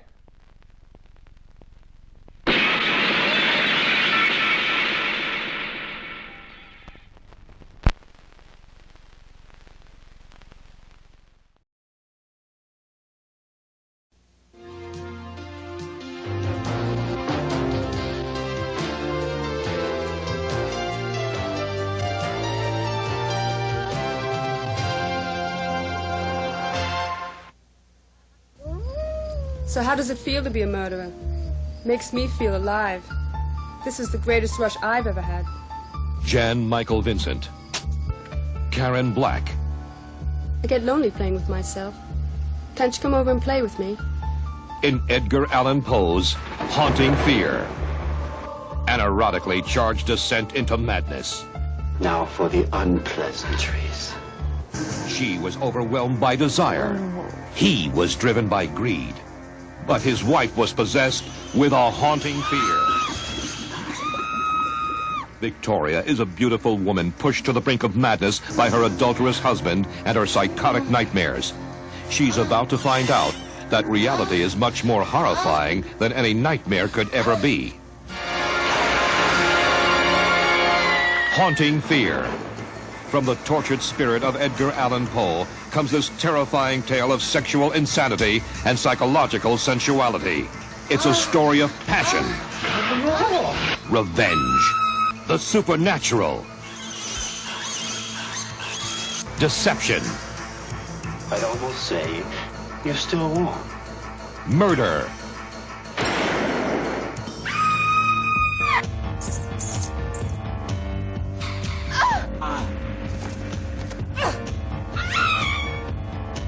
Only the ingenious mind of Edgar Allan Poe could foretell the feverish eroticism of a body heat or the orgasmic terror of fatal attraction with Haunting Fear. Starring Jan Michael Vincent, Karen Black, with a special appearance by Mr. Haunting Fear himself, Michael Berryman. Time for the autopsy. Haunting Fear will explore your innermost terror.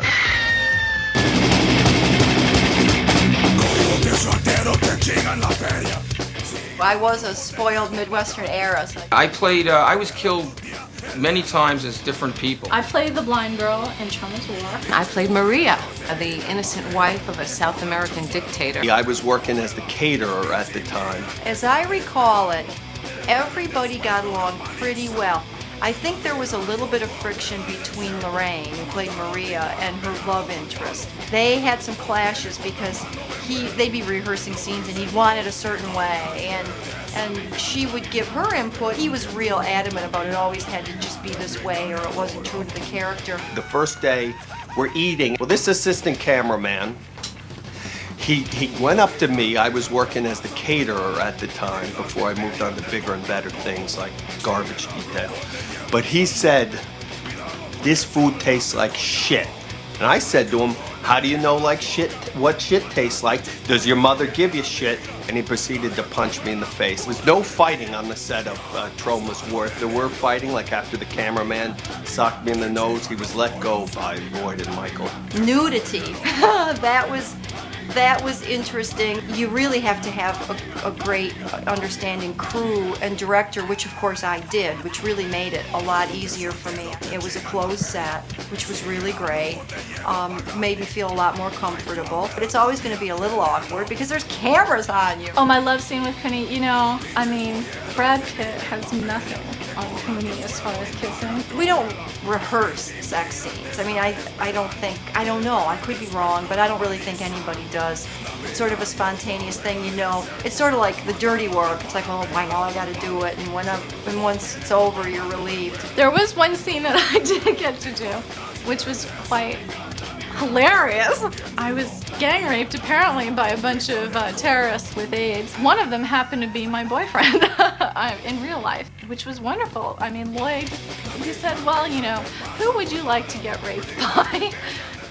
I actually had a little sort of romantic fling, which was really nice, with Patrick, the sleazy Wall Street guy. It didn't last. It was a movie set fling, which I'm sure there's a lot of too out there, but it was great for what it was at the time. I don't regret it. During the shooting, there were a lot of little huts that were built, and there was a lot of hours of waiting around. And like I said, there were a lot of scantily clad women and a lot of relationships that were developing, and a lot of people had a lot of fun. You know, you'd think the people that were co-starring together, that the people that were in the scripted relationships would be the ones that got together. So it was an interesting dynamic that it was other people. It was like, I remember Lorraine had a little thing for one of the grips. I had a lot of fun on that set. Yeah. Did I get lucky? The question would be how many times? While we were living on Troma's War, working long hours, to get the feel of a true army, he had to stay in barracks. Actually, the real movie was in the barracks at night because apparently people were doing all sorts of things. Barracks were a very active place to be if you stayed on after work. I mean, each room was just a different treat. One was maybe the S&M room, one was the kegger room, the other one was like totally smoke the reef room. The other one was just, you know, basic orgies. It was orgy time. It was the go-go 80s. It'd be live. It was like walking down 42nd Street. It was live, sucking, and fucking. Things like that.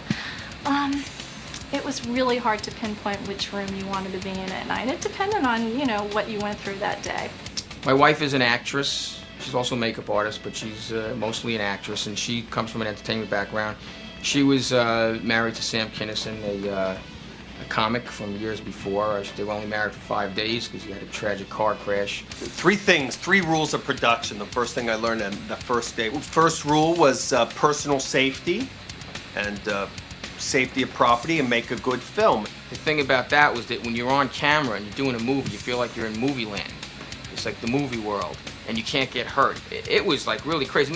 Safety always came first. Troma, they had signs all over the place. A real live tarantula we worked with. And I had this thing crawl up like this and then up my face and then sit on my head. And there was an animal trainer there and told me not to move because if you move, this thing could bite you and your face is going to blow up this this big. Yours was the tarantula and mine was the snake. I had a snake have to bite my thigh, remember? Had to look like it was biting my thigh, even though the trainer again had the snake. And here I am sitting there.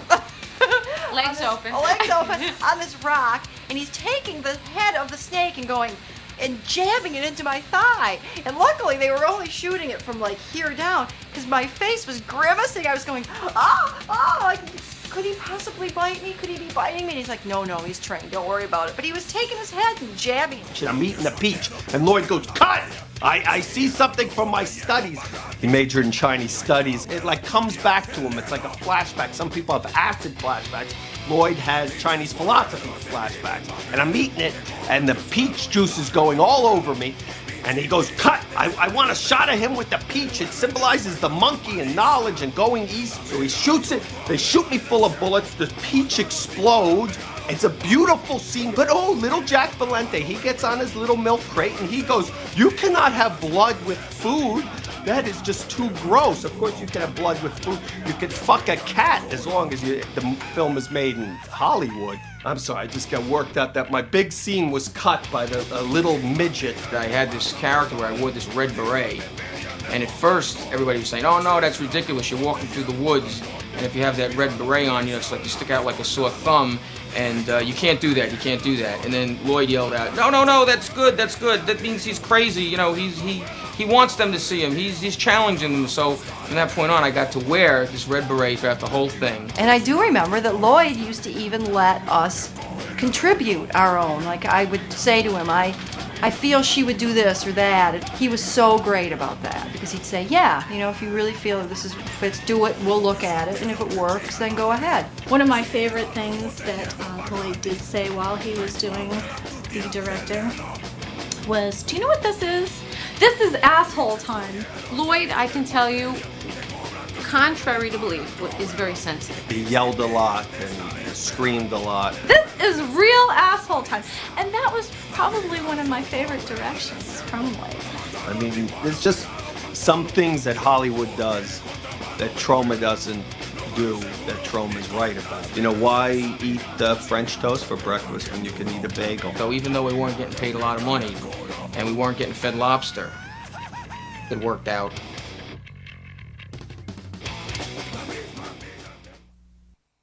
After the success of his best-selling first book, All I Needed to Know About Filmmaking I Learned from the Toxic Avenger, Lloyd Kaufman proclaims, Make Your Own Damn Movie, a brand new book published by St. Martin's Press. Now here's the commercial. Are you sick of those cookie-cutter plot Hollywood films? Do you walk out of the movie theater and say, I can do better than that, but you don't know how? President of Troma and creator of the Toxic Avenger, Lloyd Kaufman says, make your own damn movie. Make your own damn movie.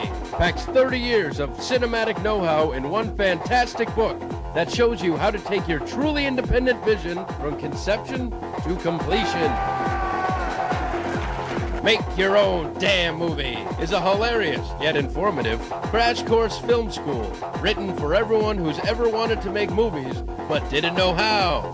Make Your Own Damn Movie illustrates step-by-step script writing, financing, pre-production, production, post-production, and marketing your own damn movie using real-life examples from Lloyd Kaufman's own 30 years in the business. In typical Troma fashion, Make Your Own Damn Movie is both informative and entertaining. So, whether you want to learn how to make movies or read about how Kaufman convinces actors and actresses to get naked for little or no money, Make Your Own Damn Movie is the book for you. All right, guys, that is a wrap for this movie. From St. Martin's Press, wherever fine books are sold, guaranteed to be better than the Bible. Not an actual guarantee. Also, coming soon, Make Your Own Damn Movie. The DVD from Troma, of course.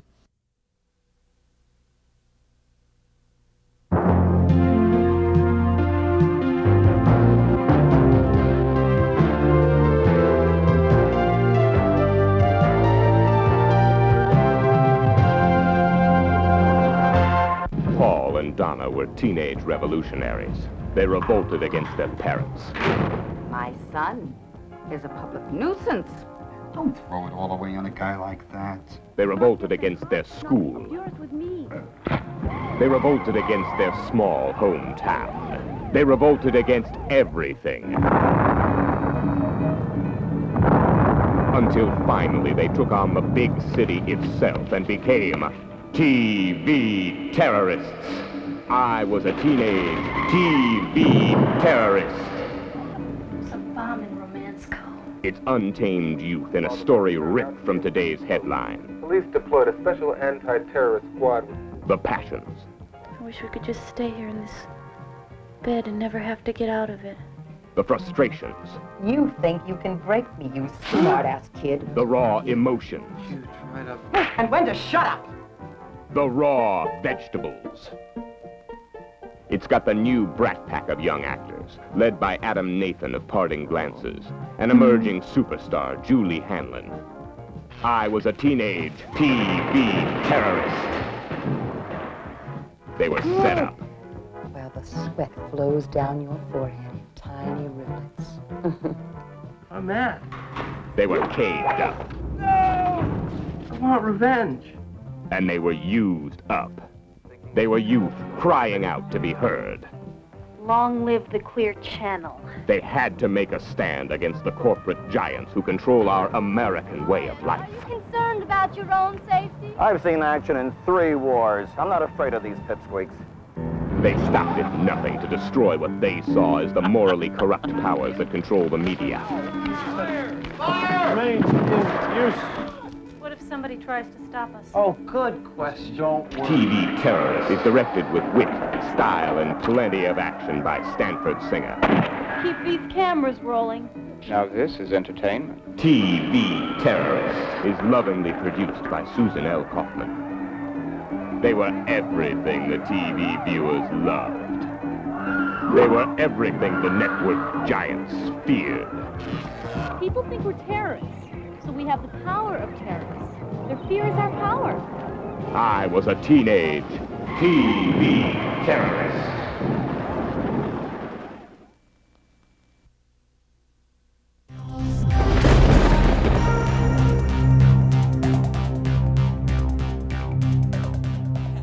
Colorado Festival 4, thank you for coming to the Monster Main Events Room for the very special interview with Scream Queen and Super Travette Bolivia, Tiffany Shepis.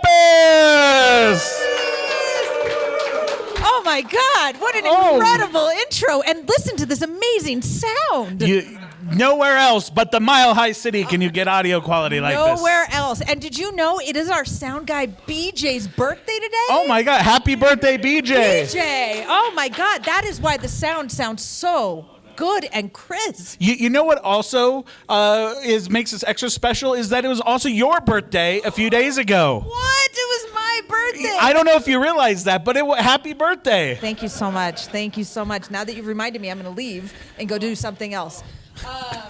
Well, but before you were just about to regale a tale of you wrestling in Women of Wrestling and Glow. So, guys, hi. Thank you for being here. I'm really excited. I love Colorado. As a matter of fact, who here is a Casa Bonita fan? Oh, yeah. Okay, so let me tell you a really sad story. I've been obsessed with that place forever. Never been. Okay? Never been. Finally got on their dang reservation list. Get my black card in the mail that says I'm super fancy, which I don't think means anything because I think everybody gets one. Do you have one? Yeah. If you don't have one, all right, I'm fancier than you. The back order card. Anyhow, I was supposed to go there last night, and I had to cancel going. So here I am in Colorado, have not seen, not been, or done anything at Casa Bonita. Everyone feel bad for me right now. Aww. I know, and it was my birthday. Aww. So I bet BJ gets to go to Casa Bonita. We don't get to go. This is bullshit. So that means I have to come back to this film festival again, maybe next year. Next year, and we will make sure we go to Casa Bonita. And we will have sopapillas and watch Cliff Divers. And maybe we will cliff dive. I will watch. I'm more of a Cliff of a Cannonball. I swear type we of are fella. not sponsored by Casa Bonita. I mean, but if we should were, be. though, that'd be a rad. No, so I was telling you guys the story because he talked about like how I should come into these panels like a wrestler. And a lot of people don't know that I actually did wrestle. So I was a huge fan, like all of you, of Glow in the 80s, like super fan. And they were, like Glow, the TV show, were holding auditions in LA for the revamp of Glow, which they were going to call WOW, Women of Wrestling. And they did it just like the TV show. Like it was like an open call audition. I went out for it and I was like, yeah, man, I made all these horror movies. Like, yeah, I could fight. Like I made up all these stories that like I was like this world-class fighter, which I also did to get my job in Romeo and Juliet. So if you see a trend here. But I didn't. I was just like a street fighting kid.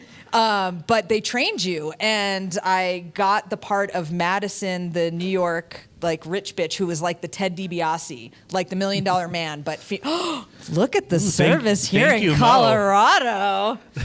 Cheers. Cheers. Happy birthday to me and BJ. Oh, wait, you have to take a sip. Otherwise, bad luck. And it's Friday the 15th. Okay, good job. Oh, that was like that. What's it called? The sound people ASMR. like ASMR. Do it again. Guys, like that's supposed to turn people on or something? It's the Tromaville ASMR. Oh, that's like Gross. more like puking. So anyhow, so I get the job of being Madison, the New York like rich bitch, and like my character is supposed to be this sort of badass, but rather than fighting all the time, I would pay people to throw my matches, pay the refs, pay people to fight for me, whatever. And we were supposed to have our first pay-per-view match on UPN, and we were waiting for like our insurance contract. I don't know, this is very funny, this homeboy over here. But, like, we were waiting for our contracts to come in, and they were supposed to give us insurance, right? And that's what you kind of need, insurance, if you're gonna like jump off of fucking top ropes like backwards in crazy sexy costumes. And they were promised. He's like, no, I'll get them to you. And like I looked at all the girls and there were like, I think 30 of us in the league. And I was like, guys, we're not getting insurance.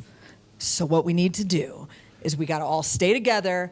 They can't have a UPN pay-per-view live show without all of us. So if it's everyone stays together, we're gonna get insurance. I was like, I'll do the talking, blah, blah, blah. You know, you just sit there and look pretty. You know, you do this, but I'm gonna talk. And everyone's like, yeah, we got this.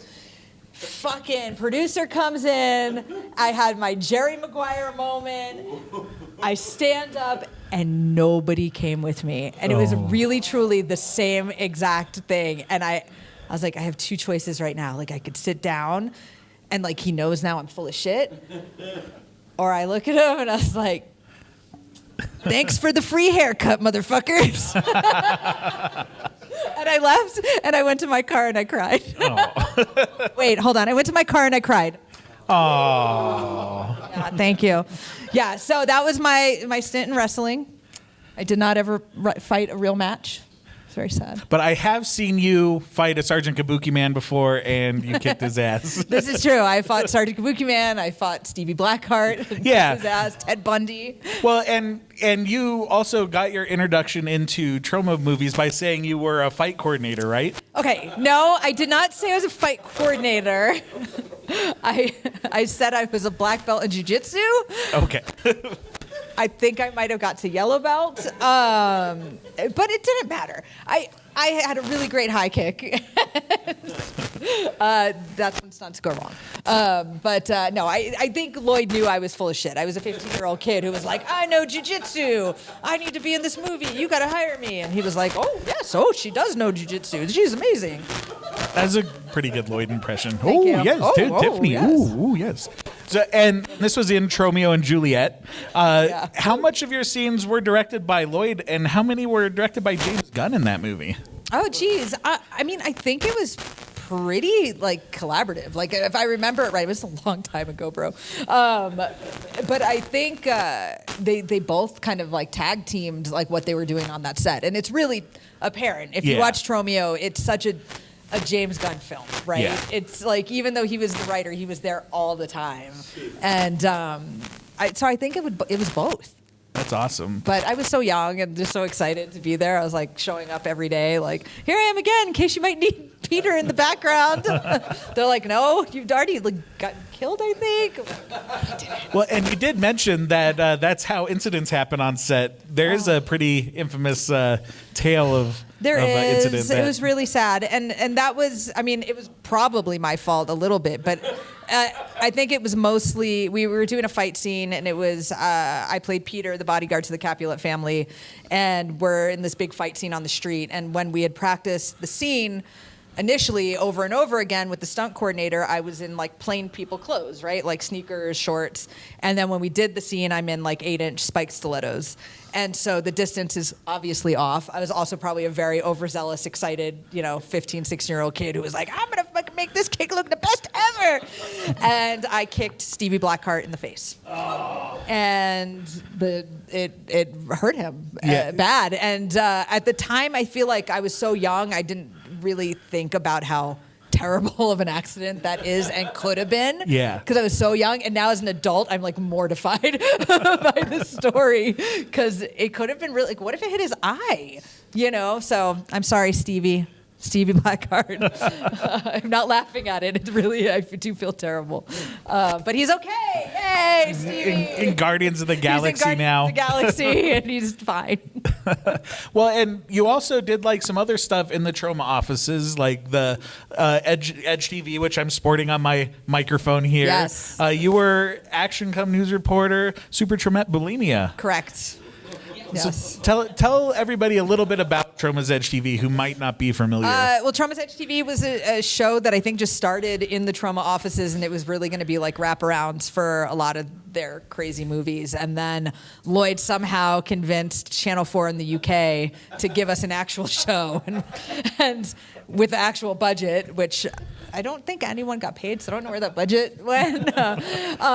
But we did 2 seasons of it, and from my understanding, was really popular over there for very late night, very drunk and high teenage boys and girls. But it was fun. We had a good time. It was a really weird show. Definitely very Troma. Very Troma. Very Troma. And did you shoot a lot of your stuff in LA? I remember like Trent Haga, who went on to write several like Dead Girl and several other classics. He was the New York reporter, and you were LA. Correct. So Debbie Rochon did a lot of them as well, but I started in New York and then I moved to LA like everyone else because it's like, oh, you'll have jobs here. And I was like, awesome, let me move to LA. Oh, there's no jobs here. It's awesome. I guess I'll be a wrestler. But so we shot some of mine in New York and some in LA. And you kind of like, it seemed like you cut your teeth just even getting super comfortable in front of the camera with a lot of those shorts, because how much like creativity control did they give you on what you were doing there? I mean, if you watch that kind of stuff, I mean, it's still very Troma. Like Lloyd and like the writers on that very much have their hands in it. I don't think I would have written myself, like, hey, let's just hump a car. But because it's still, I don't want what you're on, my guy. I've never felt more funny in my life.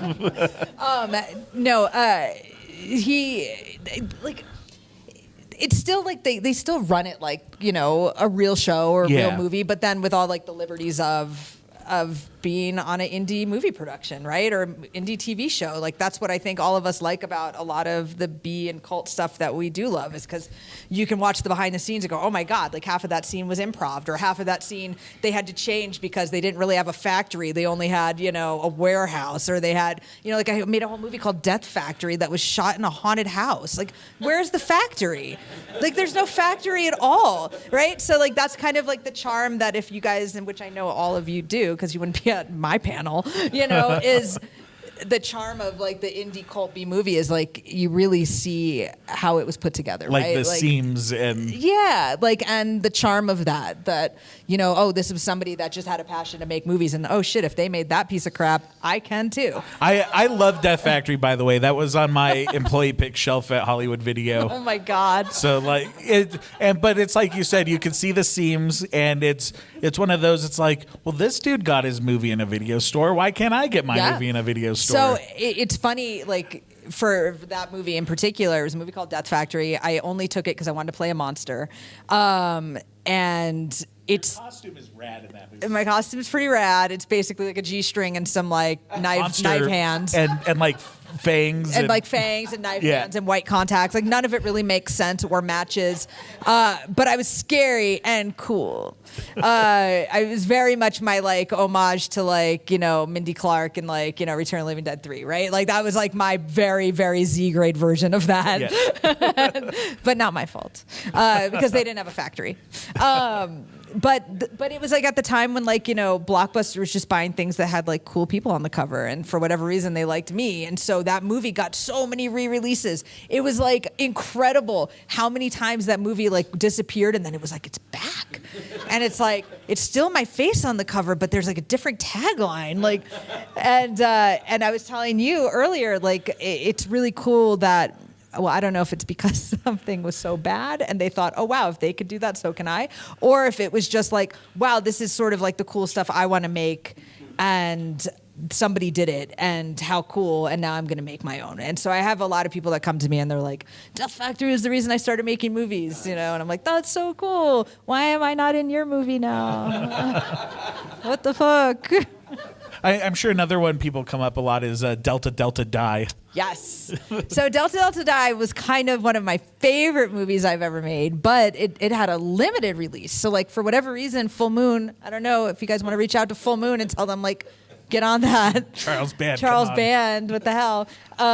It was myself, the late Julie Strain, Brink Stevens. Yes. And just a very weird sorority house that bakes the fraternity guys into pies and sells them. It's incredible. Such a good. It's just fun. Like it's a good fun. party movie. Yeah, like who doesn't want that? Like, you know, asshole frat guys. Dead. And you have a lot of fun ones like that. Like when we're showing tomorrow, The Hazing. Yes. Who here has seen The Hazing?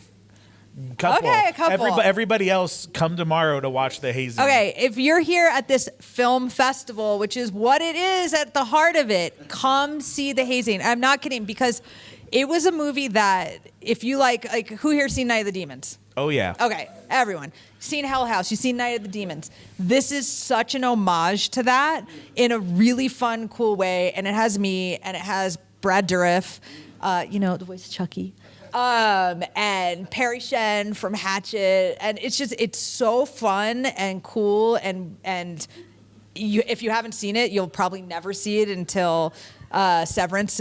I think we're trying to get them to put out a new like Blu-ray re-release, so maybe then. But Severin, come on, let's do it. Let's go, Severin. Their booth is right across the hall from you, so we'll just go bother them. We'll flip their table over. Yeah, flip the table. Where's the hazing, motherfucker?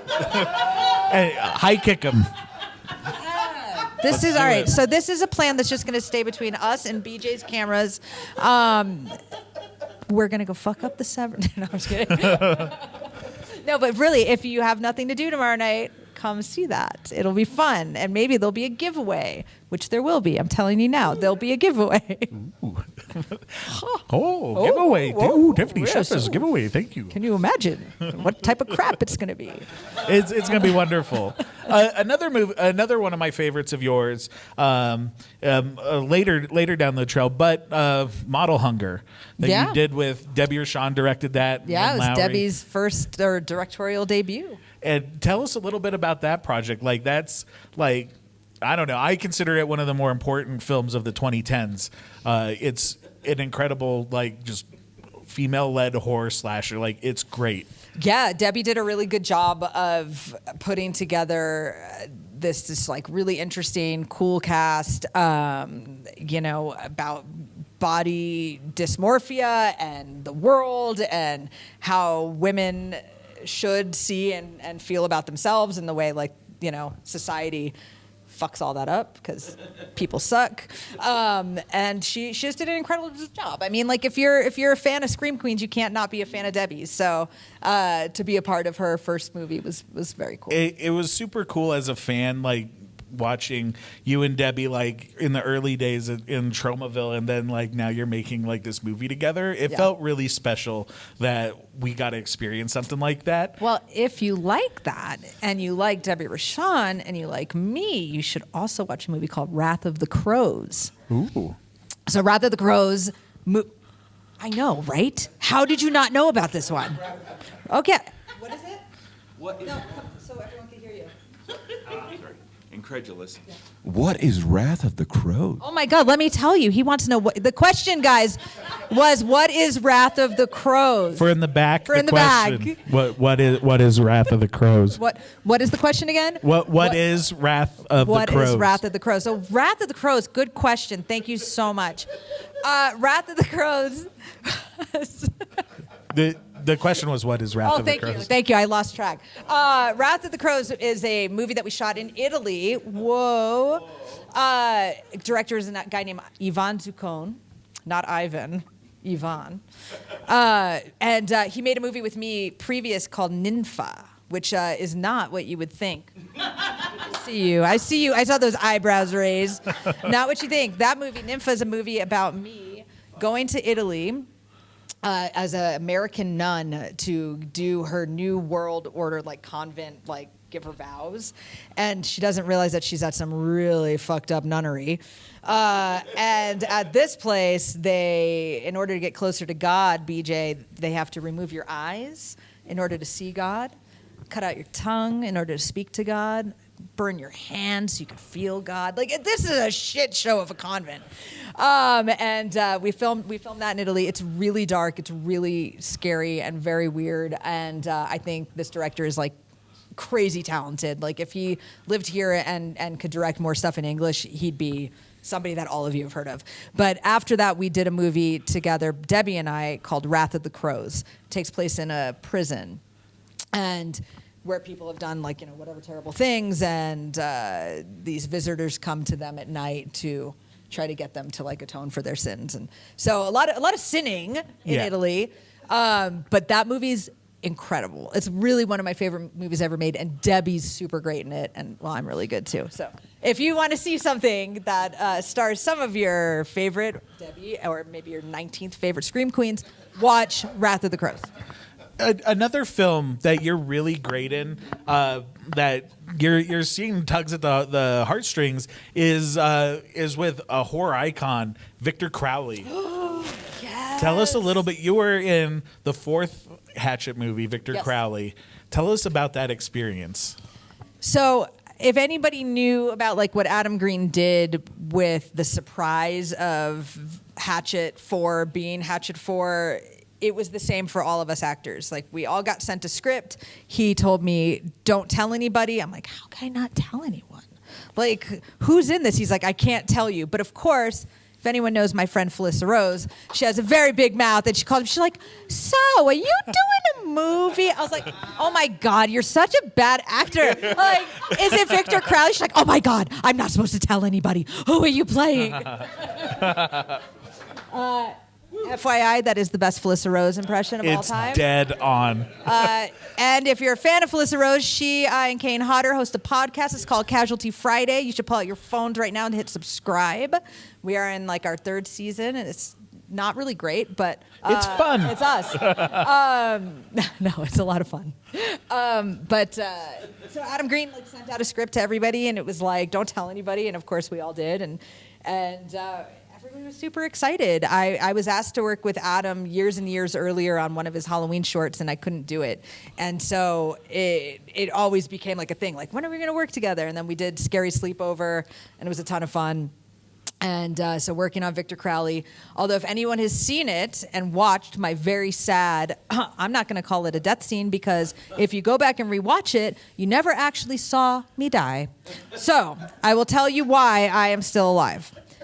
So I'm there. All these idiots can't figure out how to take away like 1 inch of water in front of my mouth to help me breathe, which is absolutely bullshit that you have such terrible friends that they can't figure out how to put like a silly straw in your mouth or like one of those oxygen tubes you could have just ripped off and had me breathing the whole time. So dumb. Anyhow, I'm there drowning, dying. Well, then Victor Crowley comes to the window and they all run to the other side of the plane, which in my head would make the plane, tilt, meaning the water would flow away from Casey, me, making me breathe. They all run out of the plane. Victor Crowley's there. This whole fight happens. Blah, blah, blah. Victor Crowley takes me because I'm pregnant. I have the baby. And he raises the baby as his, a mini Victor Crowley. There it is, Hatchet 5, starring Tiffany Shepis. And my baby. Yes. So if you guys all want to write to Adam and tell him that you all came up with this on your own. At Adam effing Green. Adam effing Green. At Adam effing Green. I came up with this idea this weekend, and you all tell him it was your idea. Maybe we can get this made. I also have a Kickstarter. No, I'm just kidding. We'll go to your Indiegogo. Yeah, it's just as Tiffany Shepis. I don't know why. It's a direct link to your PayPal? Yeah, I don't know. So weird. And then you later went on to explore other fandoms in the Star Trek, which I would say has just as popular a fandom as horror. Oh my God, yeah. And you're in the new Picard series. I am on season 3 of Picard. I play Dr. Oak. So much fun, and it's one of those things that, I mean, you guys know, like I've been going to conventions, I've told you now, since I was 15, 16 years old. And the only thing I ever, like, because I think our genre is the best genre. Like, I was a fan growing up. How I didn't even tell you how I got the part in Romeo and Juliet. I was a little actor kid in New York. And I was just making movies like with my big giant VHS on my block, like having friends jump off the roof and like cover themselves in ketchup. And that's all I knew. Like, I didn't think that there was a world where you could just go become an actor.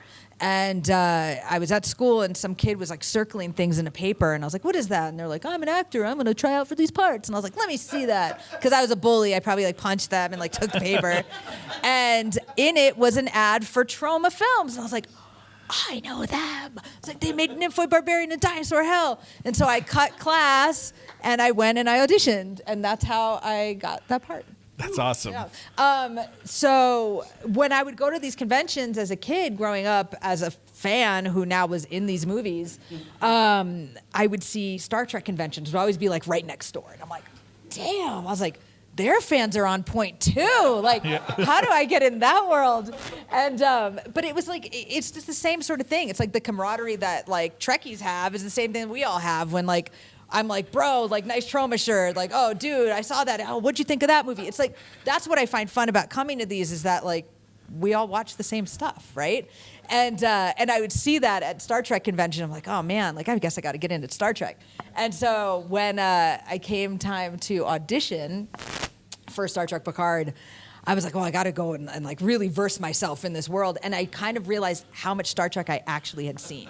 Like you don't realize it until all of a sudden I'm going back, like, oh, I've seen this. Oh, I know who all these characters are because it's such pop culture, right? It's like in our DNA. In our DNA. Like, just like, you know, Jason and Freddie are, so is, you know, Star Trek Next Gen. So super excited. I play Dr. Oak. She's, I guess, kind of a bitch.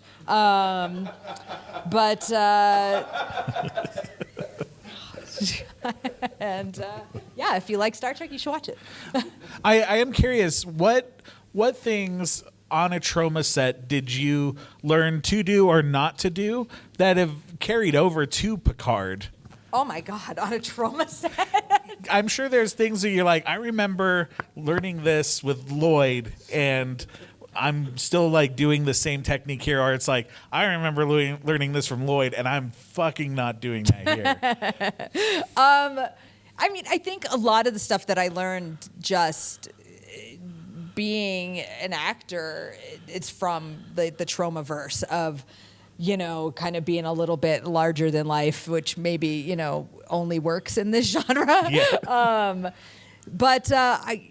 I can't really off the cuff think of something that carried over from it, other than just realizing that like I said, like all of us that are genre fans, whether it be sci-fi or horror, it's all kind of the same. Yeah. Right? It all kind of mixes and melds together into that same pot.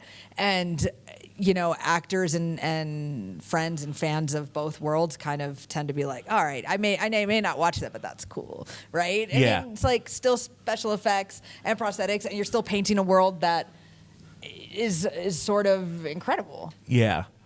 So I didn't answer that at all because I don't know. You did exactly what I hoped. Is very political. I appreciate. So no melon crushings in Star Trek. I'm sure there was, just not on mine. I wish there was more melon crushings. Be like, no, it's got to be a cantaloupe. Yes. And another favorite in my household is Tales of Halloween. Yes. If you guys haven't seen Tales of Halloween, very fun anthology. So many horror people in it. Actually, one of the people that is here today, Alex Esso, is in one of the segments. I think that's how you say her name. Alex Esso, right? Esso. Yeah, she's in one of the segments. I'm in one. Barry Bostwick. I did Adam Green. Yeah, Barry Bostwick. It's chock full of horror people, and all directed, each segment directed by a very cool horror director, and it's a lot of fun. And also, if you like horror anthologies, I did another anthology called Deathcember. So holiday horrors at its finest, and it may actually be one of my favorite characters to play of all time, a Christmas shopping Karen, and I am shockingly good at it. So you should watch that just for that. So, directed by Michael Verratti, also of Troma fame. And he directs Dragula, if you're watching that on Shudder And the as Chainsaw well. Awards, which I will be on this year as well. I am curious, with all the films you've been in, is there a role that you feel sticks out to you that not enough people talk about? The Hazing. So The Hazing, which is going to be playing here this weekend, I think we talked about that a little bit. It's really just more of a fun popcorn movie. It's not like the role itself was something that I'm like, oh man, you guys all have to see this. This character's so amazing. It's more that I just really like my acting in it. Yeah. I think she's funny and fun and cool. But another one is a movie called The Frankenstein Syndrome, which I play a molecular biologist who's, of course, hired to develop a serum that will, of course, bring back, regenerate dead tissue, which, of course, means bringing the dead back to life. Dun, dun, dun. But it's really, it's not campy like a lot of the stuff that I usually do. So it's very serious, which a lot of my fans actually were like, why aren't you being funny? Why aren't you being naked? But it's really cool, and a lot of people that do see it it's a really interesting, fun one. And I met my husband making that movie. He directed it. So. That's awesome. Aww. But we hated each other when we made the movie, and that's a true story. Absolutely hated each other. And it wasn't until many, many months later that I was like, oh, you're actually kind of cool. And another thing that I love about you that I don't know if everybody knows is that you are also an activist out there. And I don't know if you... This is a gear switch, guys. Yeah, a little bit of a switch, but I do think it's important that people know the multifaceted Tiffany Shepis. And you're more than just a scream queen. You are an important person right now. Thank you. We advocate for just gun safety. Have a gun? Totally cool. Just make sure a kid can't get it, right? It's kind of common sense. That's what I advocate for. I have real life experience with it. Our daughter was shot at a school shooting. And the number one cause of death of kids and teens right now is gun violence. And the majority of time it's a preventable one because somebody left a gun out, right? You hear about it all the time. Kid just, oh, it's on my coffee table. I didn't think my kid could play with it, or I didn't think my kid would because I taught him gun safety. It's not always the case. Preventable deaths. Have a gun, no problem. Do what you want, but make sure it's stored safely. That's the end of my speech. I appreciate you mentioning that and for letting me put you on the spot like that. No, thank you. Pardon? So we work with a lot of them, but we have one that we started ourselves that is called Trauma to Triumph. It's trauma-triumph.org, and it is tax deductible. So what we do with our organization is we provide monetary scholarships to children specifically who were victims of violent crime. So if you were a wounded victim of violent crime, not necessarily have to be shooting, it could be you were whatever the case may be. There's lots of bad things that happen. We'll provide resources, support, and scholarships. Yeah, thank you. Thank you for asking. Well, I think on that, maybe we will open up to the floor for some Q&As. If you're ready for some Q&As, I'm gonna try not to fall off the stage here. I can handle. Oh. Well, now I gotta hop back up on the chair here. Test 1 2. Somebody better come up with a question. Test 1 2. Mo definitely has a question. Mo's got a question. Thank you. It's hot in here. It's toast. Well, that's because you're here. She's gonna start with "I love you." Well, it's true.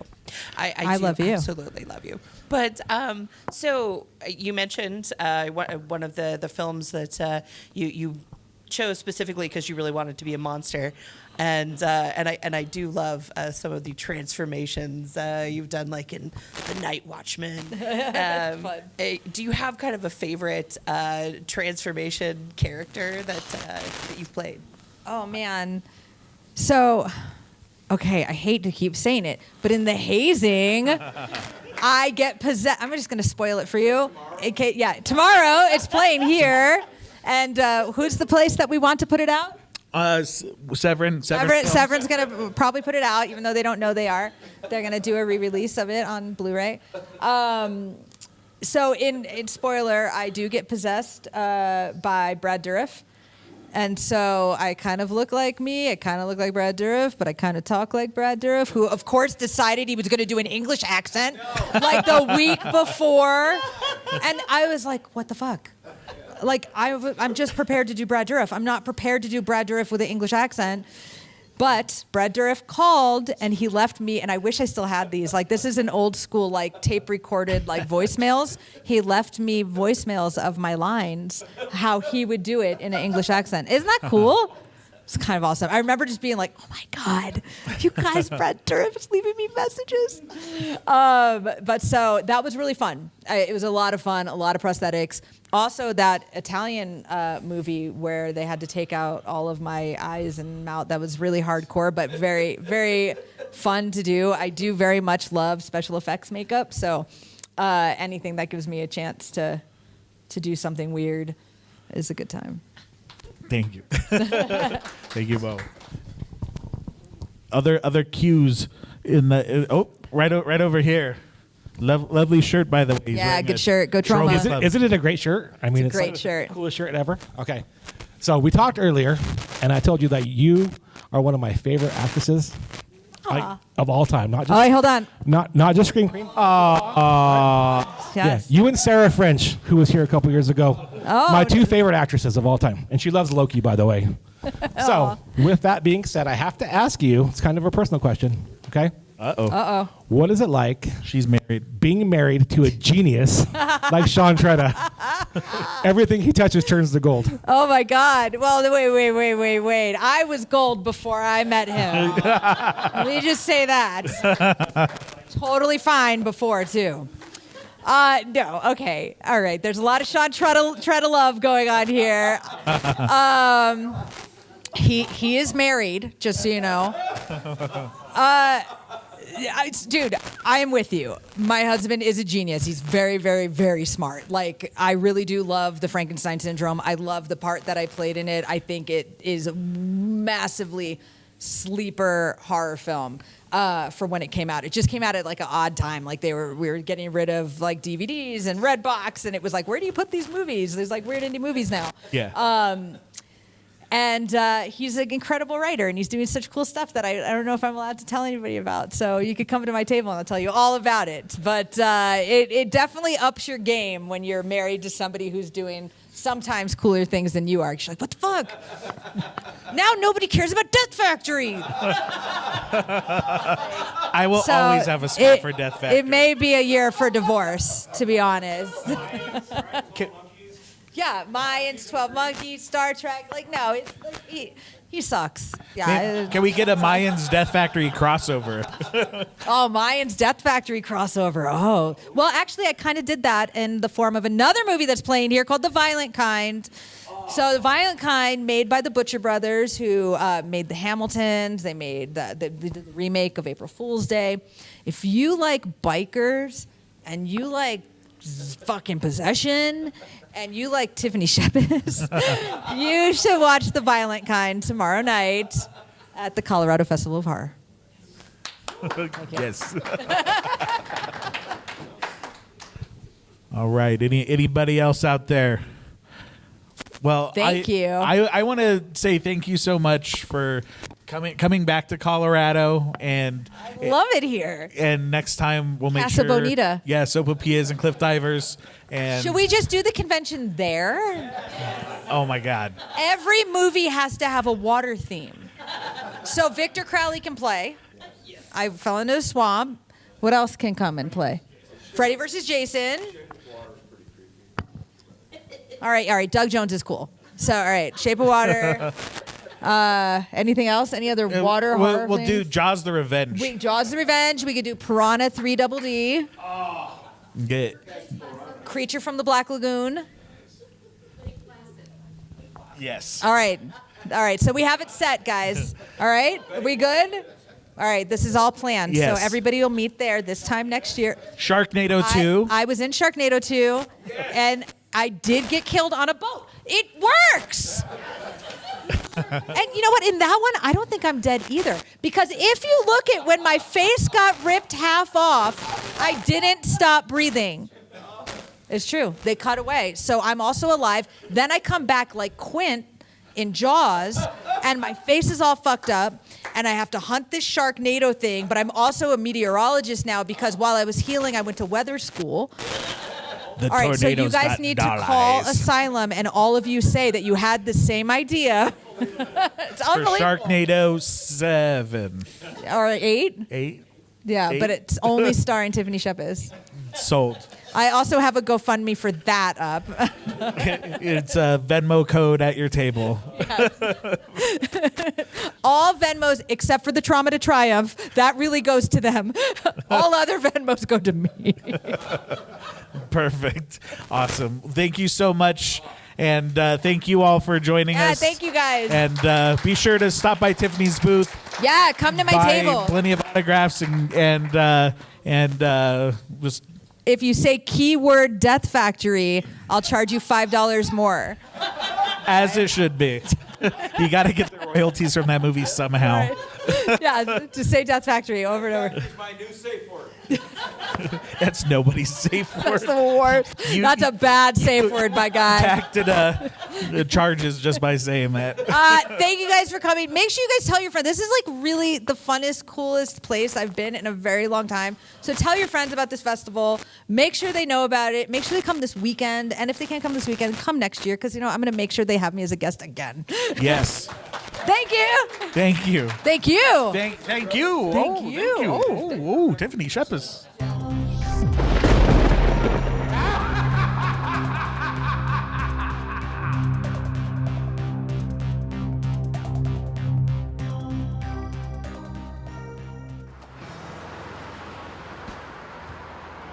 Malvina here.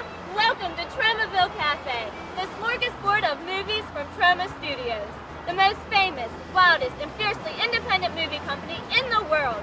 Here I am once again in front of the majestic Troma building in New York City, introducing another fabulous Troma film, Try Uncle. Well, what are you waiting for? Come on, let's go. Hello. Look, it's the Toxic Avenger and Romeo and Juliet co-screenwriter James Gunn. Nabina, get out of here. He's got a gun. Get out of here. Kaufman's gone insane. Lloyd, stop shooting. Look, it's the president of Troma Studios and creator of Toxic Avenger, Lloyd Kaufman. Hi, Lloyd. Lloyd, come on, buddy. Just take it easy. Calm down. Share with us your feelings, Lloyd. We know this is your inner child's plea for help. I have no inner child, and if I did, it would be a vampire eating away at my overly full intestines. Ew! Michael Hurst, co-founder of Troma Studios. What's happened to your partner? It seems as if Lloyd's gone absolutely nuts. Well, he's always been absolutely nuts.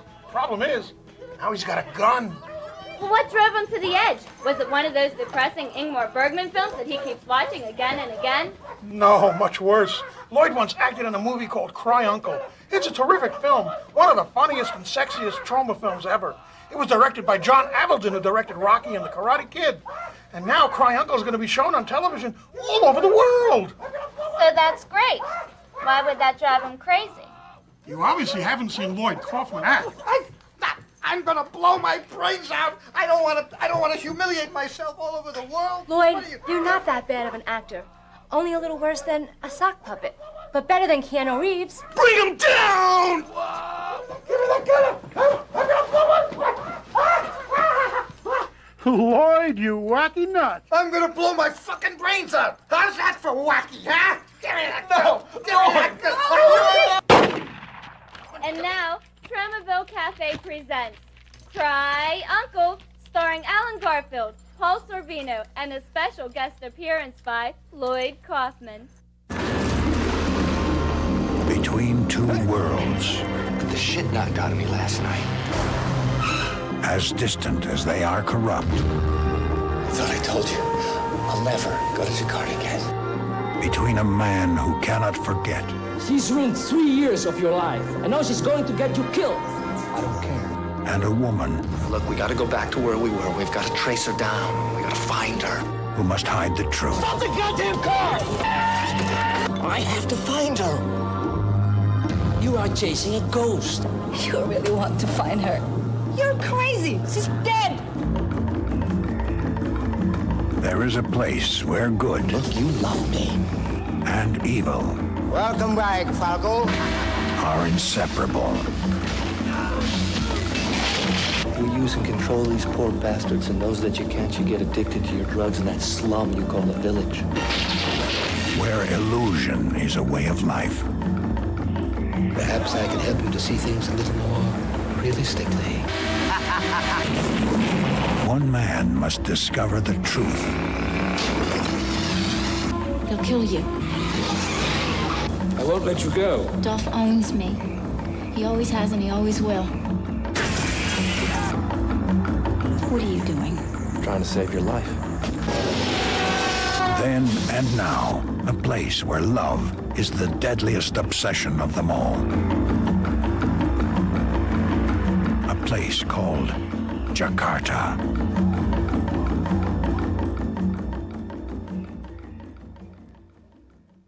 The following is a public service announcement for hamsters. If you are not a hamster, please leave the room and return in 2 minutes. Hi, I'm Schizophrenia. Here with a message for all you mesocrites or ortists. That is, hamsters. Hi, Billy! Uncle Toxie! Imagine little Billy's happiness when he receives a new pet from his uncle. I have something very special for you today, Billy. It's a hamster! Wow, a hamster! They're nocturnal! The young boy's face flushes with joy. He's not only found a new pet to love and cherish, but indeed a friend. I think I'll call her Princess. Over the next few weeks, Billy loves his hamster. A hamster just like you. Like he's never loved anything before. The moments between Princess and Billy are wonderful, magical. Look, Mommy! Princess has my sock! Look, Mom! Princess is eating her own poos! You're silly, Princess! But as you hamsters know, this is not a one-sided relationship. A hamster loves their humans more than anything else in the world. I just love Billy, and I find him strangely attractive. Like many other hamsters across the world, a beautiful thing happens to Princess. It's shortly after a neighbor's hamster, Butch, comes over for a day and plays with Princess. Mommy, Princess is fat! She's gonna have babies! The birth process is the most wonderful experience of Billy's life. Nothing in the world is more beautiful than watching a mother nurture her young. And Billy remembers what Uncle Toxie told him. Now, Billy, you must remember, do not touch the baby hamsters. You see, sometimes when you do that, the mothers reject the young, reject the young, reject the young. But they're so darling, he just can't help it. There have been many atrocities in life. No! But undoubtedly, Princess eating her babies is one of the worst. Oh, dear God in heaven, no! Billy's life is forever altered by this horrible event on his beloved pet. No longer is the world a lovely place. It's a place where parents kill their young. It's a place fraught with pain, peril, and hamster holocausts. 2 days later, Billy's mother comes home to find her son hanging from the rafters, dead. And it's all because of you. You! So please, hamsters, I beg of you, don't feast on your wee ones.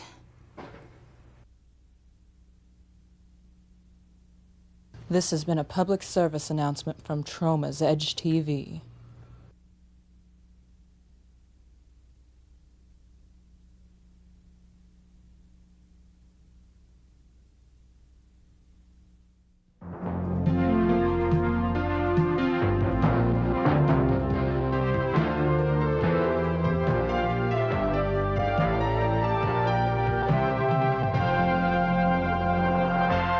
Greetings from Tromaville. I'm Lloyd Kaufman, president of Troma Entertainment and creator of The Toxic Avenger. Over the years, Troma has made a lot of money feeding the public craving for sex and violence. And that's why we feel it's now time to give something back to the community. Troma has financed a touching new documentary about two young people who are trying to make the world a better place by helping the homeless. We provide homeless individuals with a lollipop. But they're not just any lollipop, which would be great. Each wrapper features some of James's original artwork. I think that a homeless person might see one of my artworks and it might change their worthless life into a life that has meaning. You know, I don't want to start a charity just because something bad happened to me. No, oh no, I got breast cancer. Oh no, my kid was kidnapped. James and Jenna Gunn have to surmount innumerable odds. $250,000 out of our pockets to hand suckers out to homeless people. So what you're saying is you're open to the idea, but you're No, not. what I'm saying is I'm closed to this idea. And even battle their own internal struggles. If anybody cares anything about the homeless, it's me. You're the one that's on the telephones trying to get on TV all day. The only reason I'd ever want to be on TV is because I know I would be a good example for other stupid, sucking people. But in the end, their tenderness, They smell. They do smell. intelligence, Think back to like the Holocaust. A terrible, terrible time? Yes. Worth it? Perhaps. perseverance, Honey, what are you doing? What? You're not wearing that. Oh, come on, baby. Safety first. and love bring them through. What's wrong? What's up? That guy, he said that he was gonna f my bloody gash. I don't know what it means, but I dropped my mask. That guy? He said you're gonna bloody what? Gash. That's your vagina, baby. He's talking about your vagina. God damn it. They're an example of what we all can be if we would only try. I'm gonna get a Frappuccino. You guys want anything? Oh, I would love a Diet Coke. Diet Coke. Join Troma Studios in taking the high ground with Lolly Love on DVD. I really can't think of much else but Jesus Christ. He gave himself, and that's what I do with my art. The only difference is that Jesus is a totally made-up guy, and I'm completely real. Starring Jenna Fisher of the hit TV series The Office, James Gunn, writer of Dawn of the Dead and writer-director of Slither, Judy Greer of The Village and Elizabethtown, Jason Segel of How I Met Your Mother and Linda Cardellini of Scooby-Doo and ER. Directed by Jenna Fisher, Troma Entertainment presents the most outrageous, offensive, in-your-face comedy of the past 10 years, Lolly Love, available on DVD March 2006. Lolly Love. It's almost as good as helping the homeless yourself.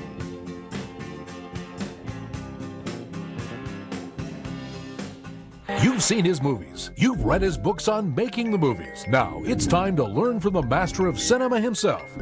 But since Hitchcock is dead, may we suggest president of Troma Entertainment and creator of The Toxic Avenger, Lloyd Kaufman, and Make Your Own Damn Movie, The Master Class. Make Your Own Damn Movie, The Master Class packs 30 years of cinematic know-how in a unique and valuable master class that'll teach you how to take your truly independent vision from conception to completion. Make Your Own Damn Movie, The Master Class is an entertaining yet informative crash course film school for everyone who's ever wanted to make movies but didn't know how. Using real-life examples from Kaufman's own 30 years in the business, Make Your Own Damn Movie, The Master Class illustrates step-by-step script writing, financing, pre-production, production, post-production, and distribution.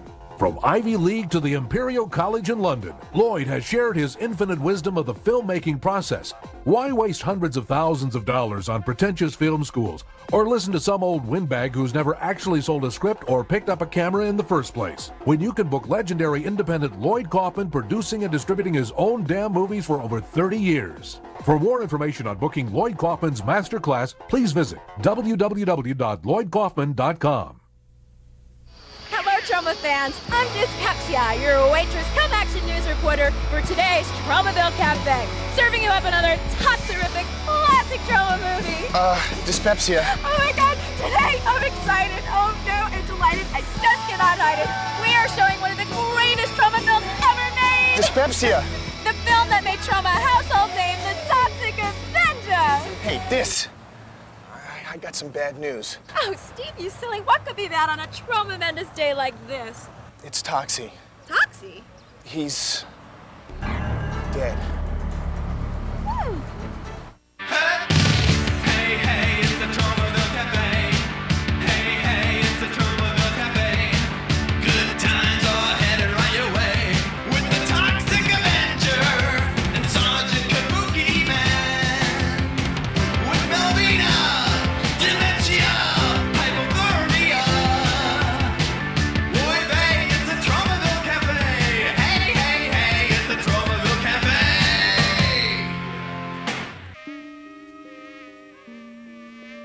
Doctor, what caused him to shed this mortal coil? Well, I'm not sure exactly, but early signs show it to be leprosy. Leprosy? Yes, I'm sorry. Shows all the hallmarks. Discoloration around the eyes, stiff limbs, sour stench, bubbly wobbly skin. Yeah, but he was like that when he was alive, and there are knives sticking out of his back. I have an explanation for that. Toxie was in the kitchen making a detergent sandwich. How do you know it was detergent? Detergent? They call me the Prince of Tide. He was making a detergent sandwich when suddenly he felt a piercing pain in his left shoulder. Oh, a piercing pain in my left shoulder. He knew right away it must be leprosy. Ow, leprosy. Then he did something strange which I can't explain. And to make matters worse, a giant Tromosaurus jumped out and bit him on the neck. This didn't really affect him much. Then he bumped his head on the cabinet door. Gee, I bet that's gonna bruise. And then he knocked over the stand-up container holding the knives. Due to the mystery known as gravity, all the knives fell into his back. And then he stumbled out of the kitchen, up 3 flights of stairs, down the hallway, into the elevator where he cut through the women's room and died right here beside us. Leprosy is a terrible thing. Doctor, where did you get your degree? The prestigious Ingmar Bergman Psychic School of Surgery, Plumbing, and Board Game Science. Why? Because any real doctor would know we don't keep our knives in a container on the counter. We keep them in a drawer. Then there's only one answer. After Toxie died of leprosy, some sicko came and stuck a bunch of knives in his dead body. Oh God, no! And now, join Tromaville Cafe in presenting that all-time great Troma classic, The Toxic Avenger. And after the show, find out what major creepazoid stuck knives into Toxie's dead body. Enjoy the show. It's from Troma, of course. Look, it's the president of Troma Studios and creator of The Toxic Avenger, Lloyd Kaufman. Hi, everybody. Hey, Lloyd, what are you doing with all those knives? I've been taking acupuncture classes down at the YMCA. Toxie's been letting me practice on them. Him? him! He's the one who stuck those knives in poor Toxie. That's it, pal. For what you did to my friend Toxie, I'm gonna tie your wrist to the rear fender of my Chevy Nova, and I'm gonna drag you around the city. We'll scrape your face off! You suck! Let's go! Get on, gang! Get on!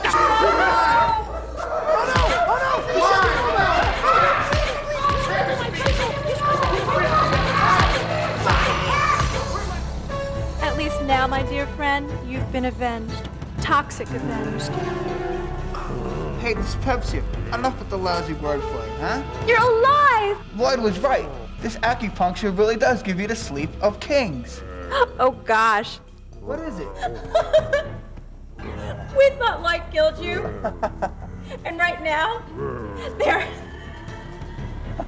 torturing him to death. Oh well, another one of the Troma team's crazy mix-ups. We'll see you all next time on Tromaville Cafe, brought to you by Troma Studios, producers of the world's wildest independent films. Say goodbye, Toxie. Goodbye, Toxie.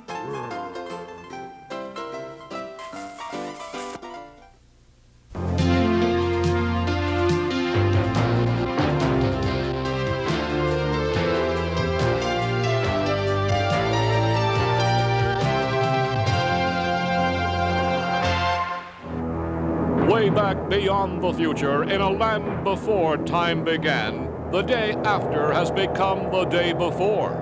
The Tromaville of the future has become a dinosaur hell. In this dinosaur hell, there is only one type of being that can survive: a barbarian. And what kind of barbarian? Why, a nymphoid barbarian. A nymphoid barbarian in dinosaur hell. Across a hostile landscape, humans battle for supremacy against mutants. Deadly dinosaurs have arisen from nuclear holocaust, and all of them are hot for a nymphoid barbarian in dinosaur hell. Yes, for the first time ever, the prehistoric meets the prepubescent. She's the last womanoid in the Tromaville of tomorrow, and she's wanted by men and mutant alike. She's a nymphoid barbarian in dinosaur hell. Starring international cult heroine Linda Corwin as the nymphoid barbarian. Not since Raquel Welch in 1 million years BC has one woman had to face such a fearsome collection of rabid reptiles. You've seen the Brontosaurus, the Tyrannosaurus, but you won't believe your eyes when you come face to face with the Tromosaurus. Only the Troma team could bring you the incredible state-of-the-art special effects from internationally acclaimed effects wizards Brett Piper and Alex Perney, the masterminds behind a nymphoid barbarian in dinosaur hell. You'll swear you are watching the real thing. A nymphoid barbarian in dinosaur hell. Primitive, brutal, horrifying, lust-crazed inhuman monsters, all battling over one beautiful, seductive, tantalizing prize. A nymphoid barbarian in dinosaur hell. She's the heroine every woman wants to be. The courage of a lioness, the hunting skills of an Amazon, and all the beauty of a fine young nymphoid. Only one man will possess the ultimate weapon. But no man can ever possess a nymphoid barbarian in dinosaur hell. You must see a nymphoid barbarian in dinosaur hell. The prehistoric and the prepubescent together at last.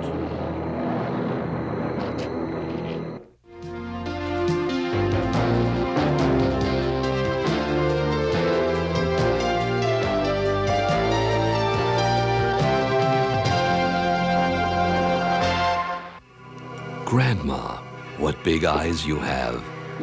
Grandma, what big teeth you have. Grandma, what a big mouth you have. Oh, goody goody, we're taking a trip to Granny's house. She and her sister are having a birthday party. Isn't that nice? Perhaps it is time to open up our presents. But be careful, because someone has sent these two sweet old ladies a very nasty present.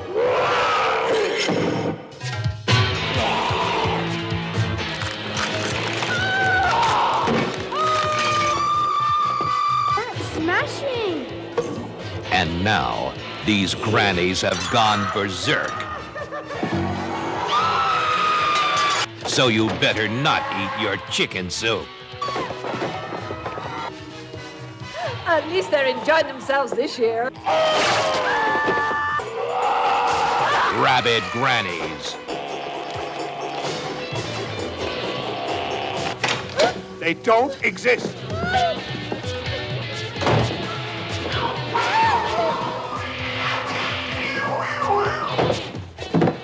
They exist. They're not just grannies, they're party animals, ready to get down.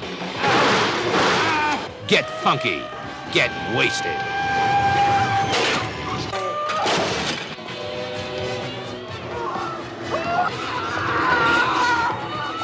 Rabid grannies. Grannies serving up something special for dinner. You. Rabid grannies from Troma.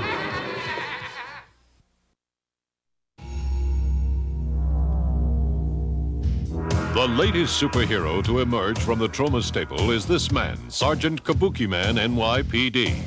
He began life as Sergeant Harry Griswold, a 10-year veteran of Gotham's finest, but stumbled one day into a bizarre and mystical time warp that imbued him with the superhuman powers of the Grand Kabuki. The film was an overnight smash for Troma. Sergeant Kabuki Man was toasted around the world. This past summer, he jetted to the south of France to attend the Cannes Film Festival, where his lavish parties and late-night escapades soon became legendary. Fame, wealth, a bevy of international playmates. It all seemed too good for the young superhero. Until the day it all came crashing down. A sexual harassment suit brought by a young extra who had worked on the film sent Troma and the entire film community into shock. The actress who brought the suit has never been publicly identified until now. She is Coco the Monkey, a 16-pound capuchin from Gainesville, Florida. She played the small but crucial role of Bobo the Monkey in the Kabuki Man film. On the day that we visited Troma, a meeting was in session between attorneys for both sides in an effort to calm the situation.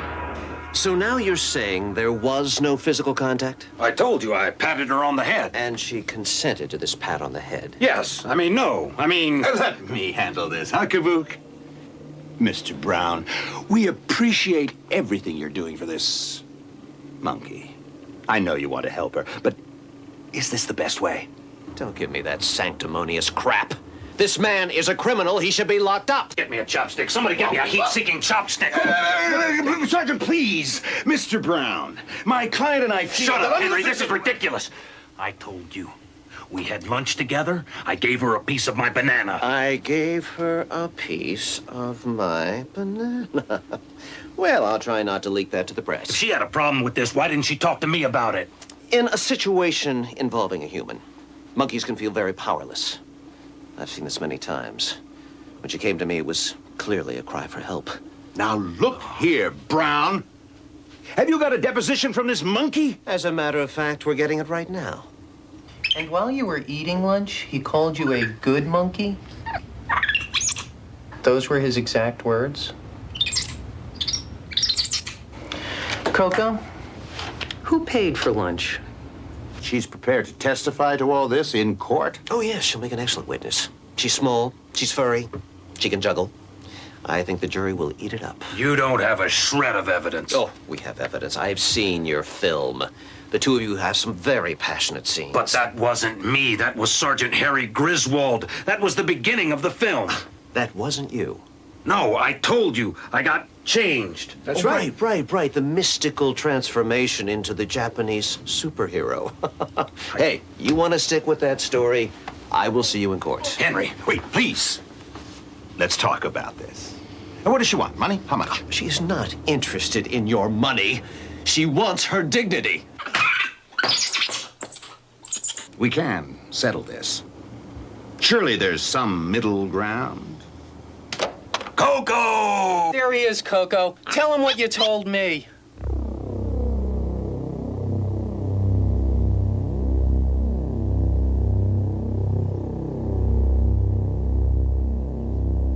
You know, this new script of ours has got a great part for a monkey.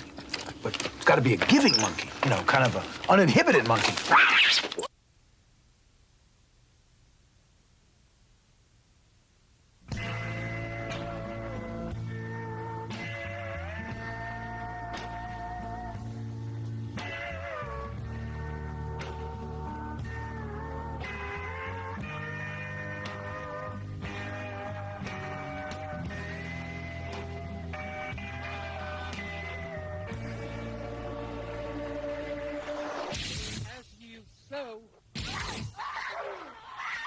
So shall you reap.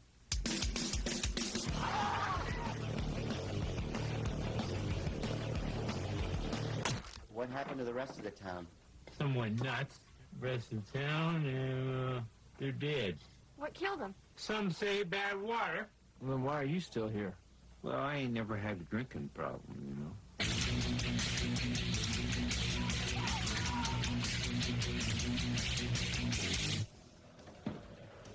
I don't like the way you're looking at my sister, boy. She's a stripper. You call my sister a whore? Well, she does have $14 of mine. Great deal of it in singles.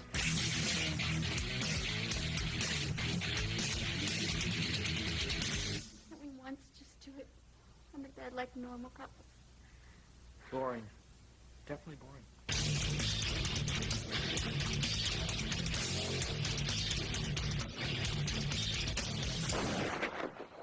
You know how to use one of these? No.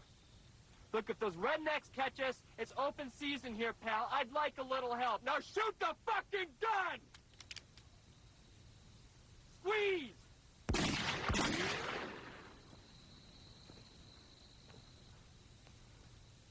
You shot the truck. Sorry. I can't believe you shot the truck.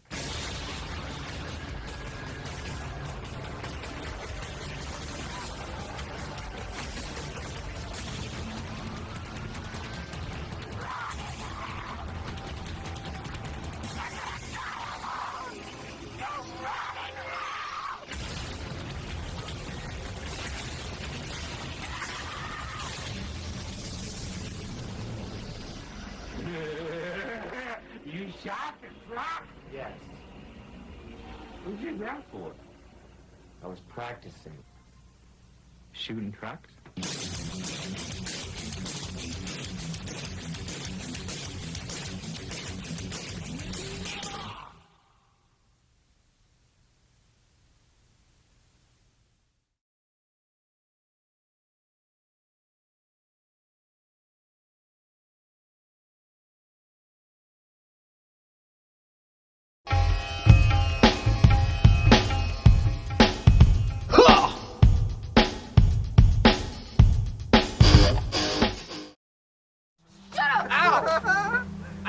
Now that should have been on tape. It's on!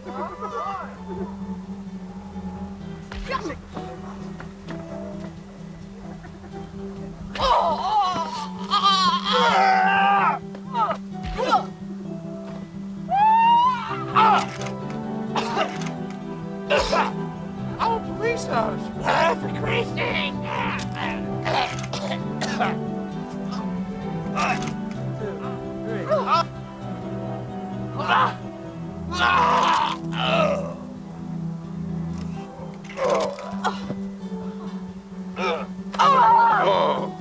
That's it!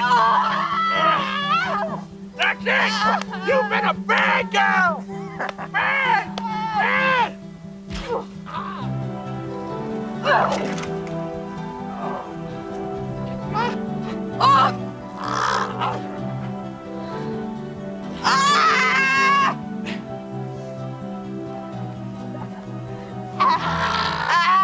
wanna go down, huh?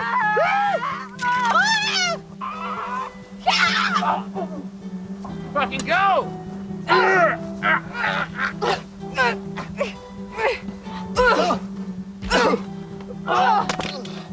You're going down, whore! Shut up,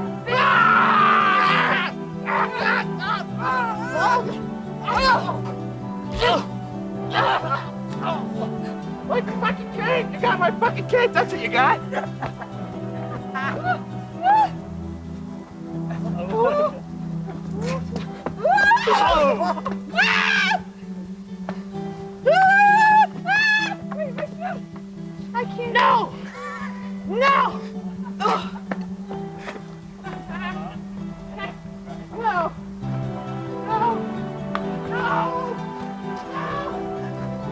That's just funny.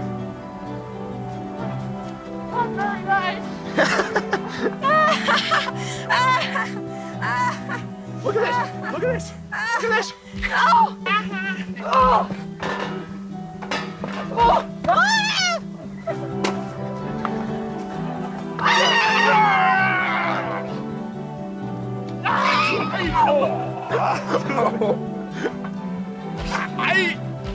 I'm not doing it. She's hitting you.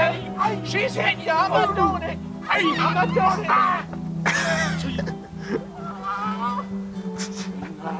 My name is Snap.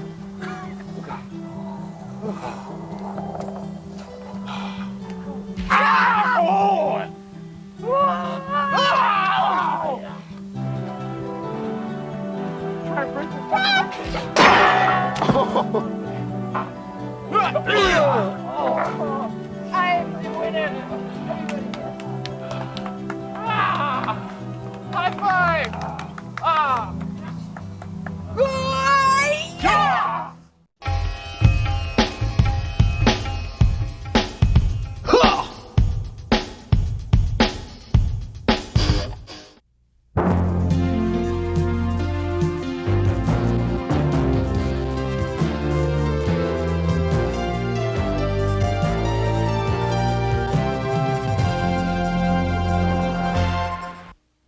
Long ago, in a distant future, deep within the depths of a galaxy beyond infinity, a battle is raging.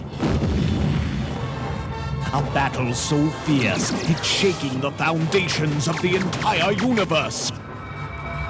On a dangerous, desolate planet, fugitives from an evil galactic empire battle their ruthless pursuers and the planet's primitive inhabitants. It's a death mission. Their final goal, to find the key to the ultimate destruction of the Empire, an elusive substance more valuable than anything known to humankind. The final obstacle, a venomous force which guards this life-giving prize. The force is Star Worms. The movie is Len Sten's Star Worms 2, Attack of the Pleasure Pods. A movie with more sophisticated weaponry, more action,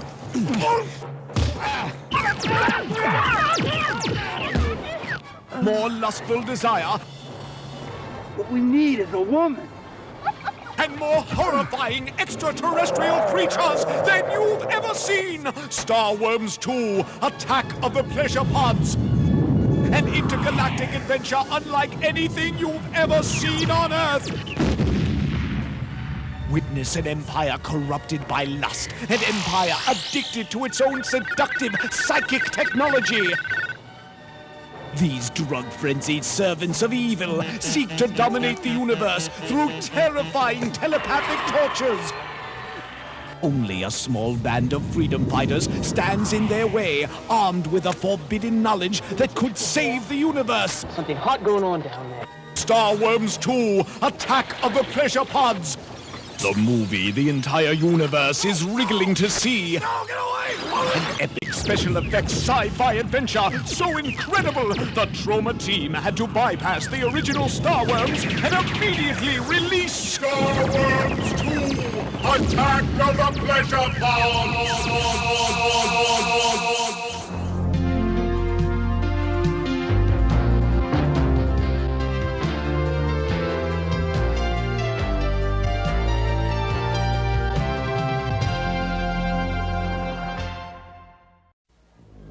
Welcome to Tromaville High, an average American high school, with one exception. It's located only 1 mile away from a nuclear power plant. They said it was 100% safe. But they were wrong. There's no danger, Governor. We have the situation well in hand.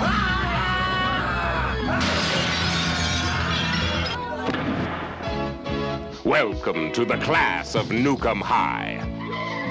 Yes, at Nukem High, strange things are happening. The Honor Society has changed from a group of clean-cut preppies into a vicious gang of cretins. We're the youth of today. The teenage student body is transformed into horrifying mutations. And physical education is turned into a nightmare of violence.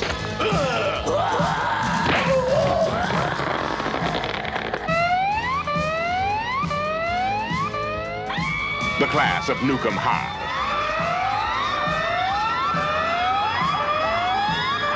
Introducing Warren and Chrissy. I love you. Two young lovers caught in a world gone mad. To die! The class of Nukem High.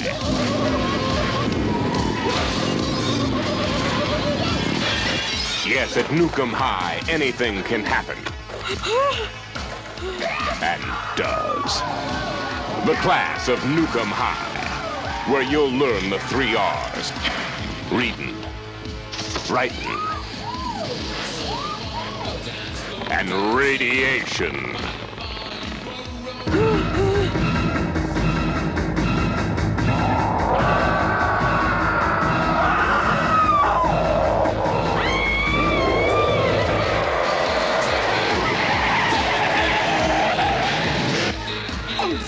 See the most explosive action of the year.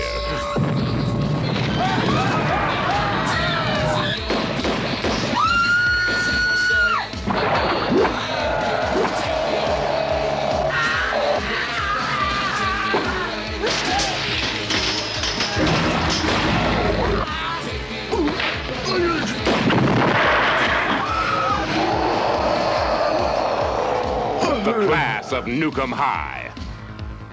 Rated R.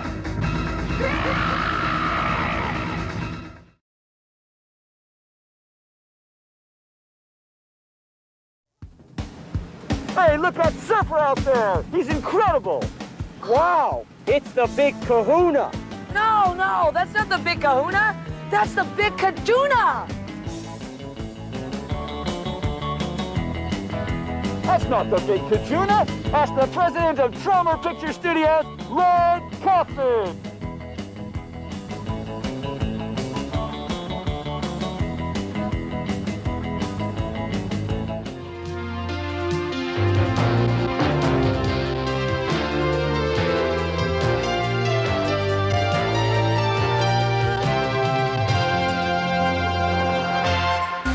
From the heartland of America the Beautiful comes a beautiful new superhero. Hey, asshole! A modern-day Joan of Arc who definitely won't get burned. A female fighter with an edge over the competition. Now, it's my turn. Yeah! Karate, black belt, 15 years. Ballet, 6 months. Born to shop. Ma'am, are you ready to put a down payment on that beautiful diamond necklace I showed you? Yes, I'm ready. She learns to kill. They call her Macho Woman. Inconspicuously disguised as a mild-mannered, conspicuous consumer. Macho Woman cleverly sets out to infiltrate a ruthless gang of corporate elitist bullies.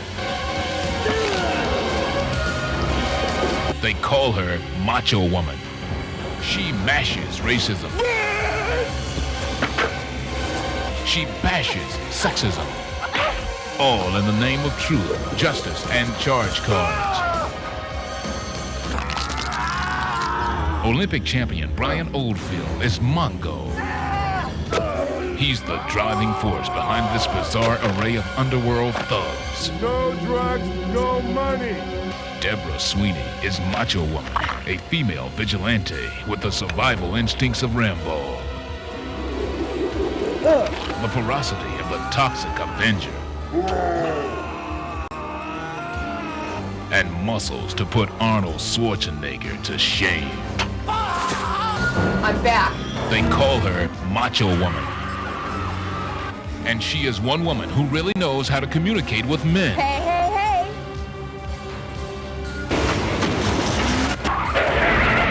Fire! Yeah, sure.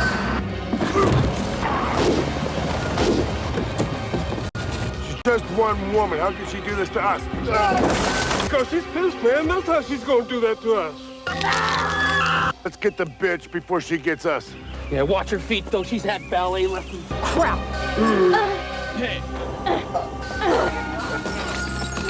Finally, a female crusader, gifted with the strength of an ox, as well as the charm, intelligence, and sensitivity of a lady. Say your last words. You squat when you pee. Stylishly directed by Patrick Donahue. They Call Me Macho Woman is yet another example of the groundbreaking cinema that only the Troma team can bring to the silver screen. They call her Macho Woman.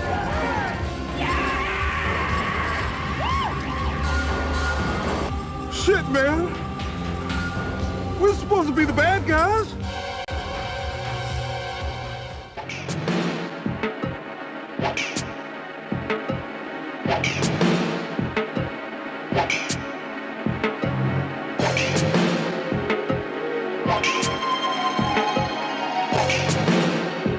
His destiny had been foretold. Its fate had been forewarned. He did not know that something so sweet could be so evil. Now, the fate of mankind hangs in the balance as Kadeem Hardison, TV's Dwayne Wayne. This honey I met the other night was bad. Bad. Super bad. And Bill Nunn from Do the Right Thing get busy in the first contemporary horror thriller of its kind. James Bond III's Death by Temptation. She's every man's dream and your worst nightmare. She leaves with men, and you never see them again.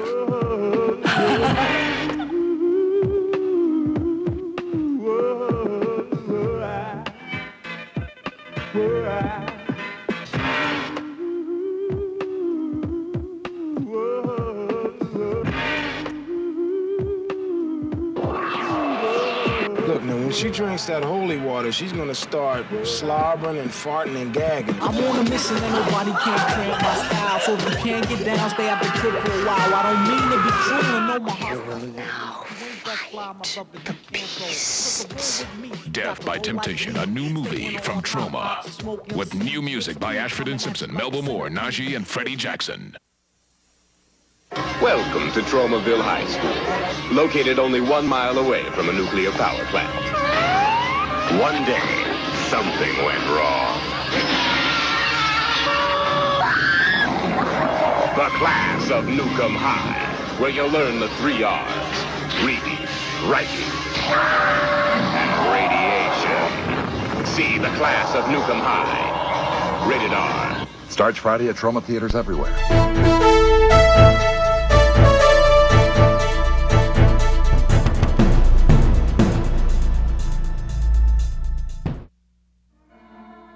Well, Dario, thanks for letting us come into your house and do this interview. You know, you're a hero in Tromaville, and you've been a friend of ours for a long time, and we're very grateful to you. And at any rate, let me begin the interview, if it's okay with you. Of course. Tell us a little bit about the Stendhal syndrome. The soul of this thriller, it's the art. Sometimes art is deadly. When the masterpiece of art are more great, profound, it's much more dangerous for some people. We have a sickness, particularly sickness up in the famous museum of, especially in Europe. The name of sickness is the Stendhal syndrome. Stendhal because the famous French writer. In Florence, when he was in front of famous masterpiece of Giotto, he becomes sick. He was the first person eaten by this syndrome. Every day I was in Florence too, and I see every day around 6-7 persons are eaten by this sickness. Sometimes split personality, or people don't recognize himself, or or lost memory. We have the famous hospital of Florence. We have 2 rooms just for this sickness. Sometimes the big painter are wonderful, sometimes it's not good for your health. And then this is the story I start for this film. Dario, did you ever experience the Stendhal syndrome? I thinking maybe when I was very young with my family, I was for the first times in Athens, and I visited the Parthenon.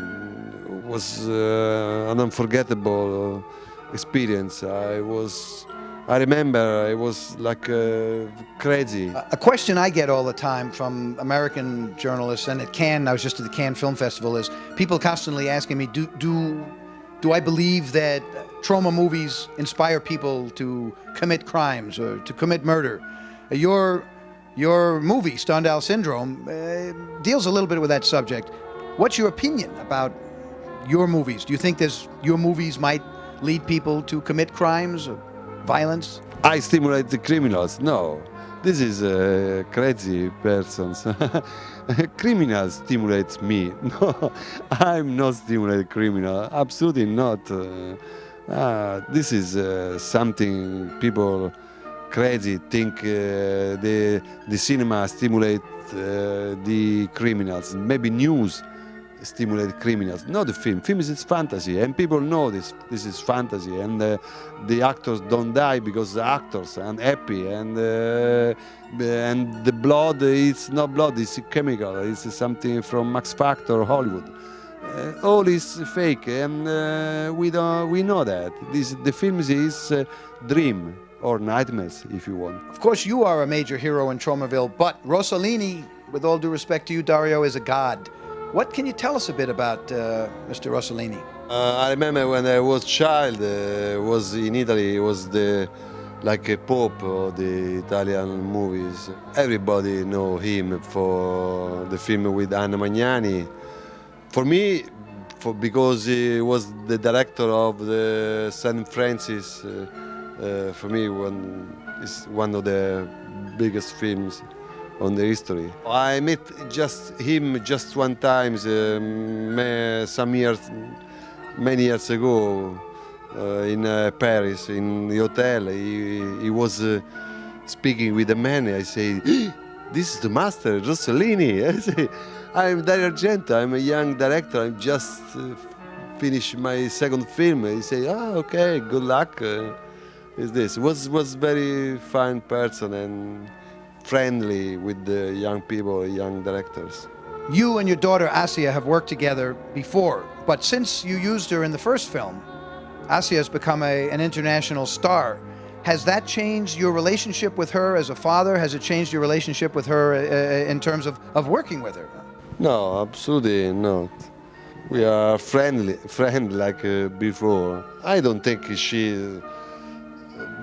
I think she actress good, but I don't think she a star. Star also is something not good for a good actor. Star means also stupid, no party and newspaper and scandal, everything. No, I don't think she's this way. I have daughters, and I don't know if I could direct one of my daughters in a rape scene or in a scene where she is being brutally beaten. How was it for you to be directing your own daughter, your beautiful daughter, in a rape scene or in a scene where she's being beaten up? It must have been very difficult for you, Dario. No, it was very difficult for us, for me and for her. I don't like to remember very well because when was there and she's naked and she must do acting and the girls raped by men, and I remember the morning was both are nervous because nudity, and my daughter she cried me, but at the end they say, we are films, I'm director, you actress. Okay, we must to forget these things. We are father and daughter. And we forget for 3 days, and the end was very happy. The last scene, rape scene, great. Last nudity, wonderful, Asia. You know, clearly you're a world-class director. Your films are very successful, and you're one of the greats of our era. Would you ever want to do a big-time Hollywood movie? Is that of any interest to you? No, I don't want. I like to follow my career. I don't want to work with this system. I don't like this system, the agent and the lawyer and too many ties, too many wires. No, I don't like this. You and I have certainly had our movies changed in different countries, and even in America, Troma movies have been disemboweled.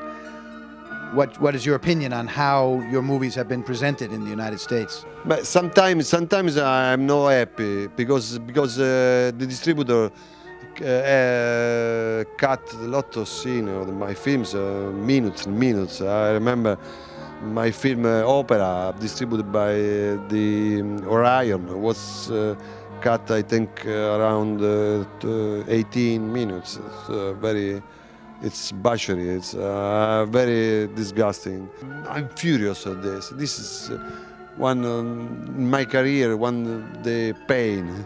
Well, from that point of view, the good news is that Troma will only distribute Stendhal Syndrome in the director's cut, and so your vision will survive. Oh, Lloyd, thank you very much. The bad news, unfortunately, is that we have very little money, so we cannot give Stendhal Syndrome the kind of theatrical distribution campaign that the major companies can do. However, the movie will open in New York and LA and the major markets, and it will open as you want it to. Okay, I try to support you on the movie, on the theater, because I like it. It's really an obscenity.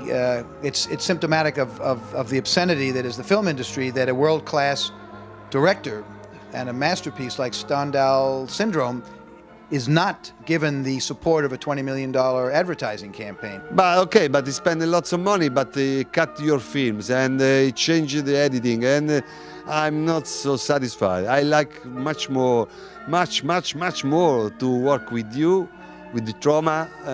People are not so much money, but he loves movie. He loves the work. He have a respect for the authors, for the directors, for the film.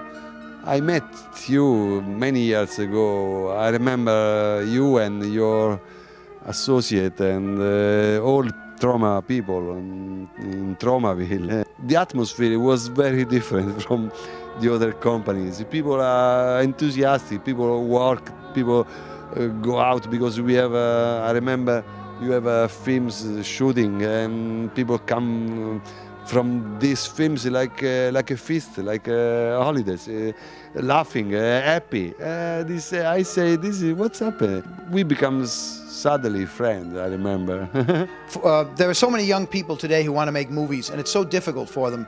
They come to Troma for advice often, and part of the purpose of this interview is to give young people an educational tool and also some advice. What's your advice for young people today who want to make movies?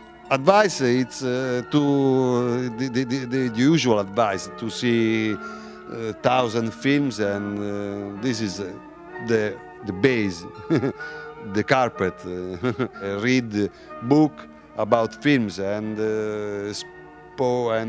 discuss with your friends about films. And this is the university. The university is this. Go on the theater and watch films. I'm Beowulf, and I've got big muscles, look! And I'm here to introduce Troma's Wizards of the Demon Sword, directed by Fred Olin Ray, who also directed Demented Death Farm Massacre and Haunting Fear! And I'm Jane Jensen, Juliet of Tromeo and Juliet. Wizards of the Demon Sword stars Lawrence Tierney of Reservoir Dogs. And I'm Sergeant Kabuki Man, NYPD. Demon Sword also stars Russ Tamblyn, who is in the West Side Story, and, more importantly, the groundbreaking Satan Sadist. And I'm the Toxic Avenger. My favorite character in the film is played by Michael Berryman from The Hills Have Eyes. And here's Lloyd Kaufman, president of Troma Studios and creator of the Toxic Avenger. Look at my muscles! Hello. You know, Demon Sword is my favorite fantasy action film. It's got a dragon in it, sort of like the Loch Ness Monster, only the Loch Ness Monster's real. So I would put Wizards of the Demon Sword in the non-fiction section of my video store. And I'm Dementia, one of the stars of the Tromaville Cafe TV show. And I like Dawn Wildsmith from Demon Sword. She also played in Surf Nazis Must Die! And I'm Skippy! Great movie! Great film! And we're the Troma team! Hey, wait a minute. Who's that guy? Yeah! He's not one of us! Kill him! And now, here's Wizards of the Demon Sword! From Troma Team Video! Oh! My spleen! Oh, wait!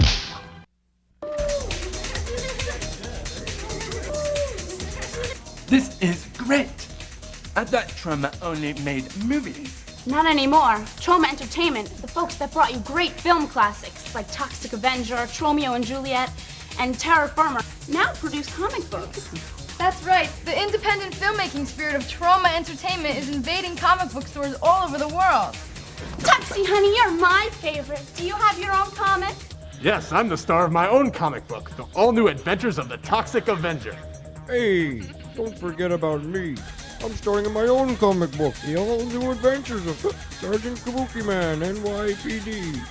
Every Troma comic is jam-packed with traumatic action, traumatic suspense, traumatic stories, and, wow, traumatic art!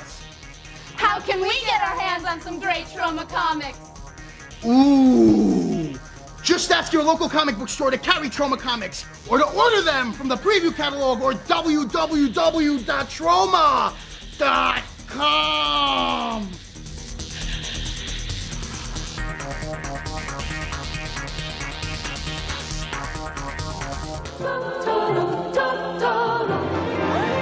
Jump aboard!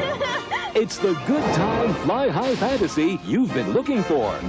It's a journey that will take you to heights you've always dreamed about. Hang on tight to My Neighbor Totoro. They're furry, they're cuddly, they're huge, and they're loud. And most of all, they're lovable. And there was a little one, and one this big, and a great big one. But to grown-ups, You don't believe me. they're invisible. Enter a beautiful new world of enchantment, where your house turns out to be a magical playground. And your neighbor is a magical Totoro. It's the fantasy that's bigger than your imagination. You'll never forget your ride on the 12-legged cat bus. Wasn't an umbrella he took with him Daddy's? It's the roller coaster thrill of a lifetime. You'll laugh with Totoro. You'll cry with Totoro. Best of all, you'll fly with Totoro. Since the time you were small, you've dreamed of adventures this tall.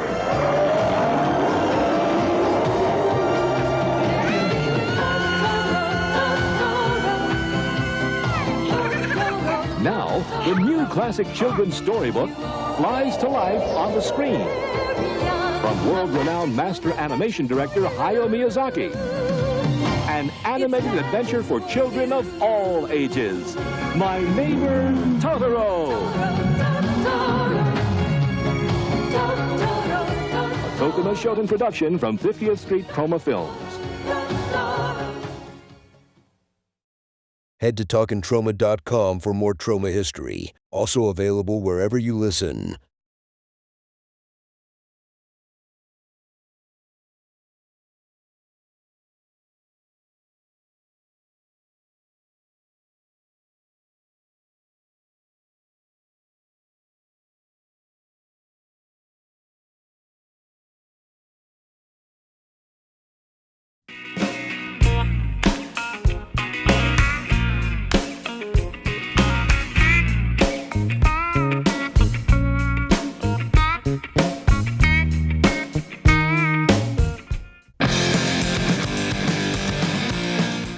little-known fact. Many of the Troma movies come from Austen novels. Everyone knows that Blood-Sucking Freaks was based on Mansfield Park. And now I'm back, ready to take on the Hollywood despoilers who try to destroy my work. And who are you?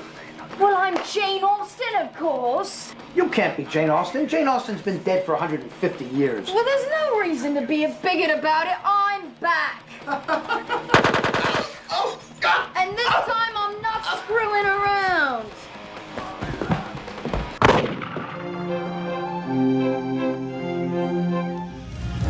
Hi, my name is Asphyxia. Do you want to make me hot?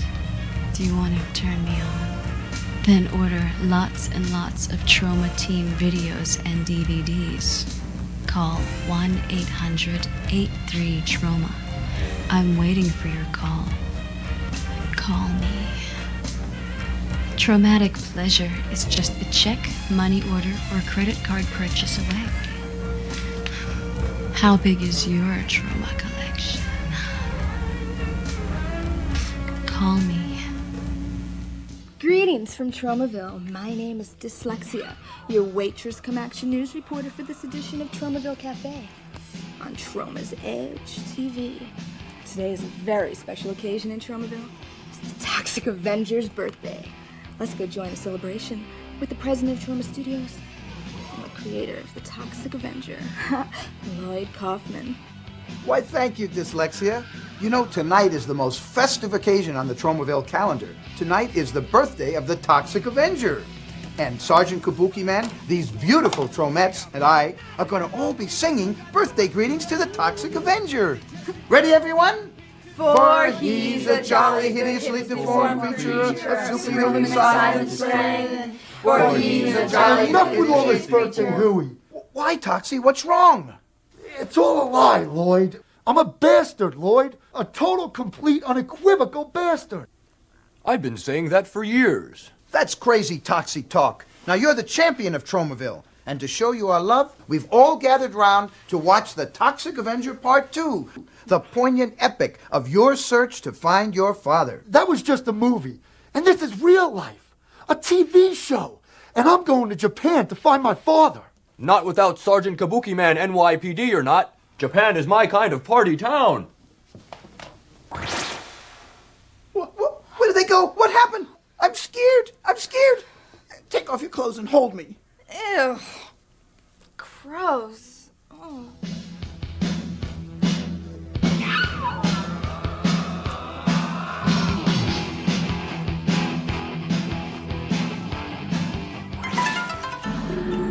Oh, Japan! Land of the midnight sun. The American influence is overpowering traditional Japanese culture. Look at all these American tourists. They don't even carry fancy camera equipment. You must remember, Sergeant Kabuki Man NYPD is a huge superstar here in Japan. Fans will mob me any minute.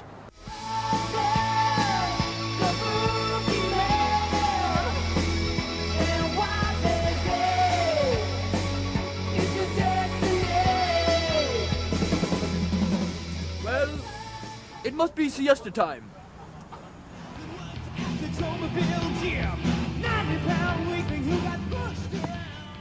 Are you my daddy? No! How can you be so sure? Because I have no sperm, stupid. Why? Because I don't have a penis. Why not? Oh my God! Because I'm a woman, goddammit! You big bloke, you big stupid idiot! Oh, the idea! 1, 2, 1, 2. Hey, you stepped on the line! I did not, Peter. Why you? Excuse me, little girls. Are you my father? Your father? Are you crazy? I'm a single mother trying to raise my daughter alone. And she's not doing a very good job. Now get out of here before I brain you with my baseball bat! Okay. Sayonara.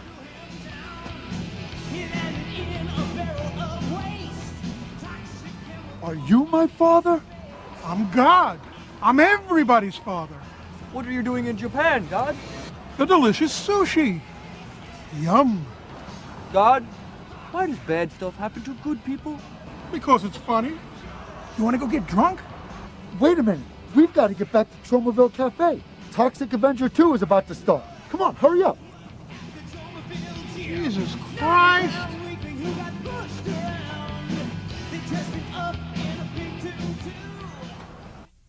Now I'm doomed to never know my true origins. Not at all, Toxie. Tell me something. Who am I? You're Lloyd Kaufman, the president of Troma Studios and the creator of the Toxic Avenger. Good God, Lloyd, you're my daddy! Yay! Woohoo! Congratulations! I have just one question. Why wasn't I breastfed? That's because your mother read the wrong book by Spock. She read the book by Mr. Spock from Star Trek. But there's no time like the present. Why don't we just take out the old... Here we are, Toxie, now. Oh, gentle now. Don't bite, Toxie. This brings us to another sickening close of Tromaville Cafe. Catch us next time. Say goodbye, everybody. Goodbye, everybody. Goodbye, everybody.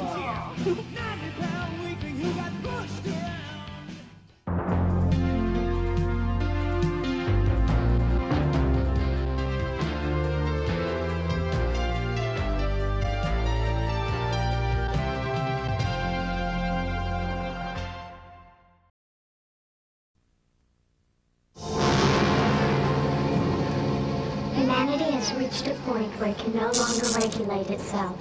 Hunger, disease, war, and genocide have been the overriding preoccupation of the race. The root of mankind's demise is lust, greed, and self-promotion. Purification through removal of emotion is the only solution.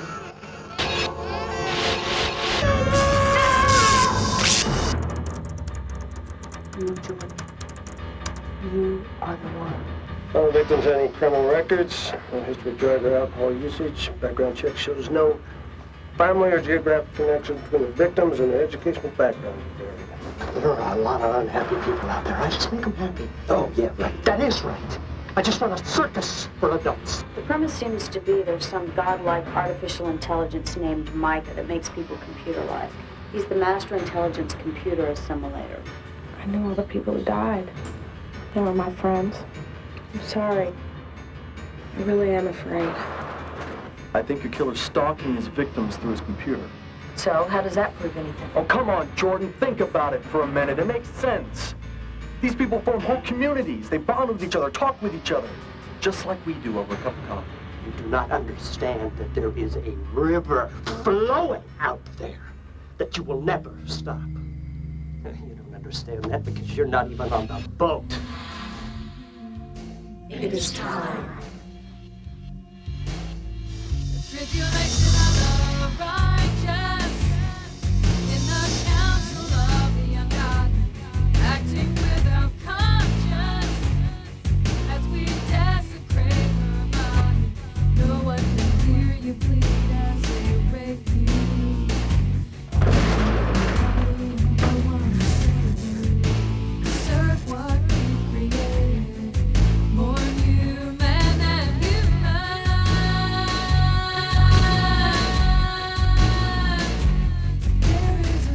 You kidnap a cop? You asshole! The lower life form hurt you and threatens you. You have the authority to kill it? It depends, yes or no? Yes! There's an evil in the hearts of men. It will not always be that way.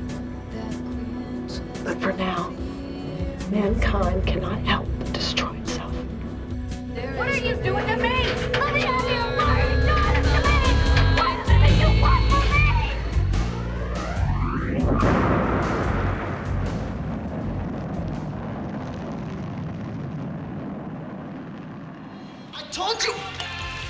I told you I'm not going to the party. Midterms are coming up. I've got to start cramming. Cramming? Listen, Laurie. If you want to prepare to go to college, you got to start ramming. Turn around. Come on, Eddie. Shut up, will you? Come on, man. This is the opportunity of a lifetime. Besides, maybe they'll like us and invite us to the frat next year. Hey, Chrissy's not going to go. She knows what kind of party you guys have. Come on. She'll go if you go. And the other girls will go if Chrissy goes. You gotta start studying Chrissy a little more and school a little less. You leave Chrissy out of this. You see? You wouldn't be so uptight if you're getting laid occasionally. What'd I say? What'd I say? You gotta lay off of Chrissy and I mean it, Eddie. right, all right. It's just that she's a bad influence on the other girls. They won't show up unless she's there. Yeah, but I can't help if no one trusts him and everybody thinks he's such a sleaze. Yeah. A sleaze? Yeah. A sleaze? Yeah. I don't believe it. They must be on to me. Thank God I'm graduating. I am graduating. So come on, are you coming or what? All right, if it means that much, yeah, I'll go. All right! Come on. Chrissy, you know something? I mean, except for the bad grass on Saturday night, I really had a nice time. Saturday? Warren, I don't remember going out with you Saturday night. Did we have a good time? What? I'm her mother. Don't you think I would have noticed? Look, Doctor, last week Chrissy went to a beach party. Do you think I'd have let her out of the house in a bikini if I thought she was 9 months pregnant? When I got home from school yesterday, everything electrical went crazy when I went near it. And then I passed out and I had this dream that I killed Pete. That's a bizarre dream. Chrissy, listen, you don't understand. Pete was killed yesterday. What? What? What if I did it? It's ridiculous. It was just a dream. Maybe. Okay.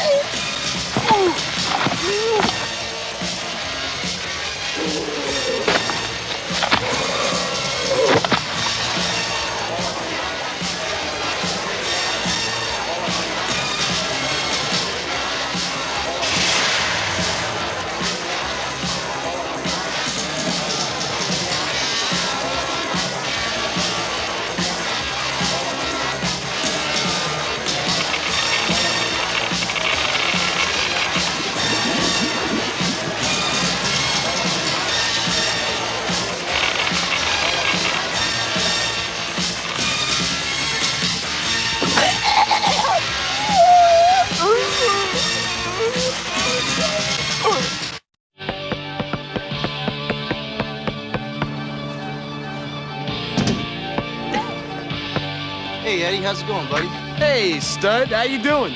I don't know, I feel pretty lousy. Still seeing giant boners? Ha ha, you're so funny.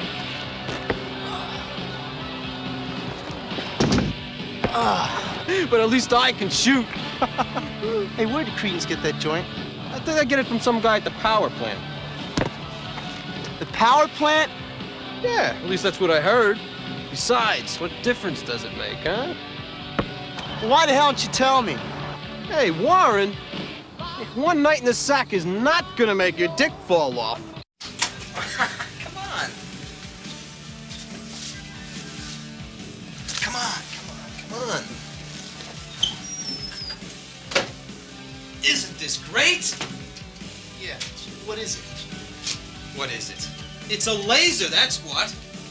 Mr. Hyde just got it in last week. Hey, come on, you better watch it, Eddie. It's gonna be dangerous. Yeah, watch out, girls, for the biggest schlong since John Dillinger. Come on, point that thing in the other direction, will ya? Yeah, I'd like to point this in Judy's direction. She'd love it. Having fun, Eddie? Yeah! I mean, no! Eddie, don't you think you should put that down? Why, is it dangerous? Of course it is. This is a prototype laser designed to explode any radioactive material it's aimed at, like nuclear armaments, for example. You see, a colleague and I are developing its military application.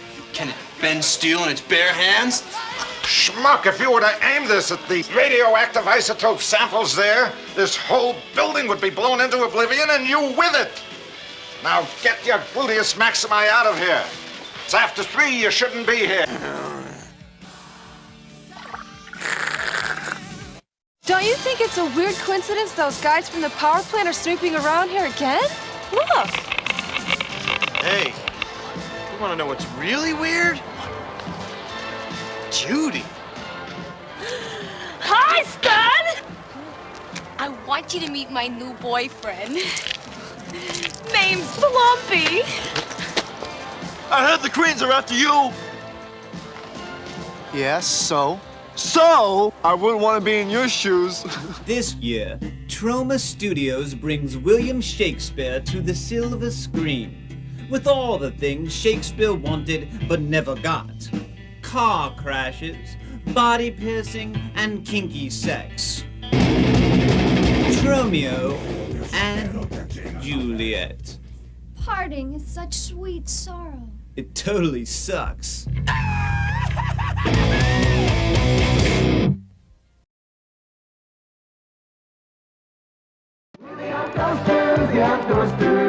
Get away from our place, or we'll break your knees and take your cheese and rub it. Hello, we're the Kaufman twins. Charlotte. And Lloyd. Yeah! And we'd like to see what Charles Kaufman looks like in the year And smells like. in the year 2003, because he made When Nature Calls in 1987. 80. Ah. Well, let's go. Let's go now. Let's go see Charles Kaufman as he is today.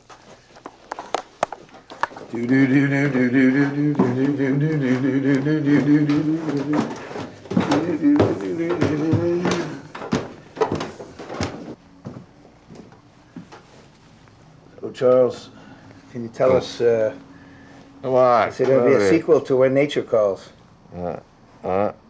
Will there be a sequel? Your fans want to know.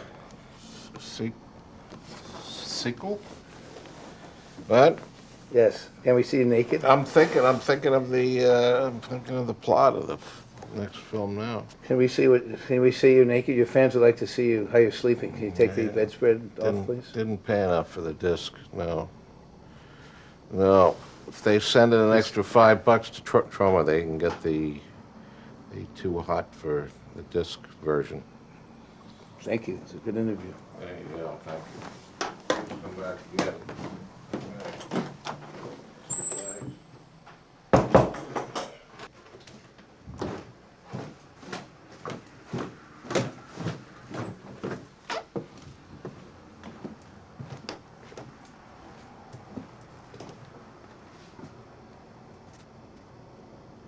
Charles, did you have any more thoughts about When Nature Calls?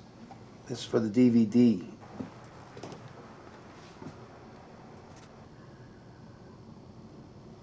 We heard there might be a sequel. Is that true? I'm thinking about the sequel. I'm working on it. Come on, you got things to say. Your fans want to know. Oh, kiss my ass. Send in $5 more. The disc was too cheap anyway. What? They want questions answered. Send in $5 more to Troma. We're selling the disc for too cheap anyway. They want questions. They can pay more. Well. Leave me alone. What's that, Charles? Get out of here. What? Get out.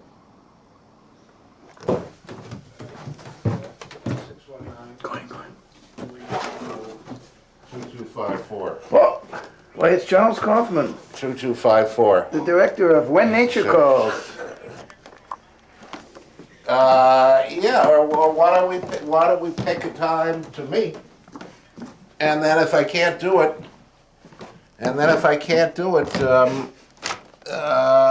we'll talk, or if you can't.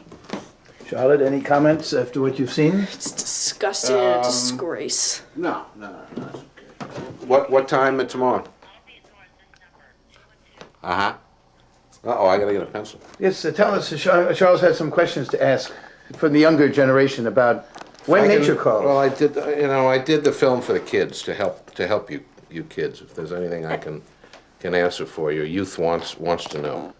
And in what way did you hope to advance kids in a moral sense? Next question. What kind of person does the bear represent in his character?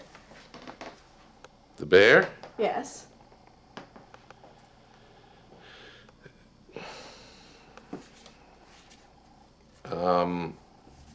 Can you ask me another one? How did you come up with the idea of the film?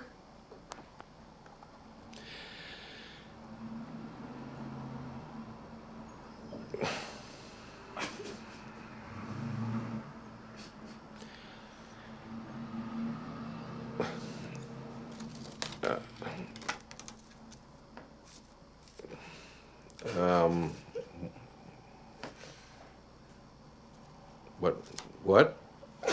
How did you come up with the concept or idea or storyline for the film?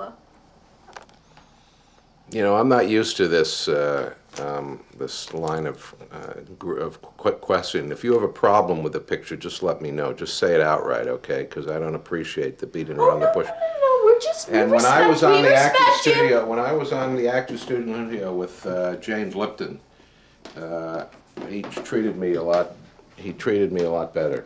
Okay, I don't appreciate the way the line of questions going. If you want to know if you have problems with my family, then let's have it out now. Okay. I've heard that your brother there's been some controversy in the media about him. My brother. Mm-hmm. Samuel. All right, let's cut this. Let's cut this. I'm not going to talk about my brother. Shut the camera. Well, this is the Kaufman twins, and I don't know about you, Charlotte, but I thought that was one heck of an interview. It was sincere, to the point. I just couldn't have asked for anything more. Well, When Nature Calls, you can see why When Nature Calls is such a brilliant film. It's obvious. It's a work of art. Signing off.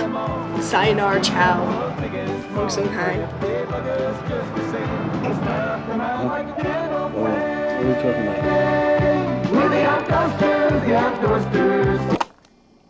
I'm just seeing if this is working. I think there's something wrong.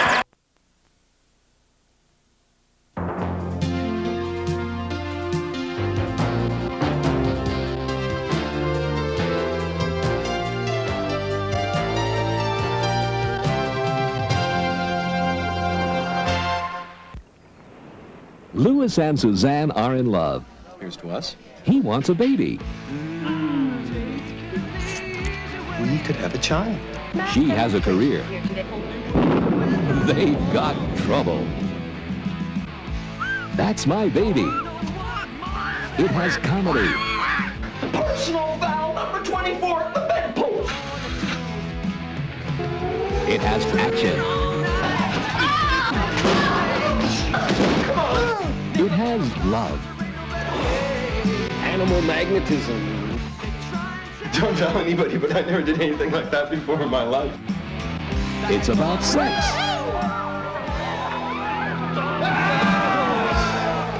It's about money. I'd be your boss, George, if you could handle that. It's about babies. If you're teething for something better than the same old formula, take a taste of That's My Baby. This is really good. It's about relationships. Have one. I lust after your body. It's about breaking up. Come on, Charlie. It's about making up. But we don't have to have a baby. We can get a kitten like everyone else, Suzanne. It's about making friends.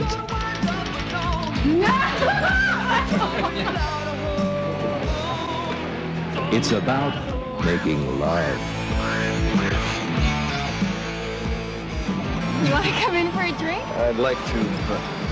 It's about making babies. A man's got to do what a man's got to do. So crawl out of your crib and go see That's My Baby. That's My Baby. The award-winning action comedy that's shaking rattles all over the world. If you've ever had a baby, if you've ever wanted a baby, I think you'd make a really good father. if you've ever seen a baby,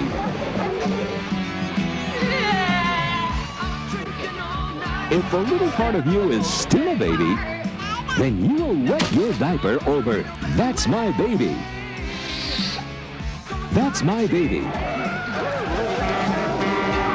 The favorite at 11 international film festivals. Written and directed with hilarity and tenderness by Edie Yollis and John Bradshaw. That's My Baby. For those of us who will never grow up.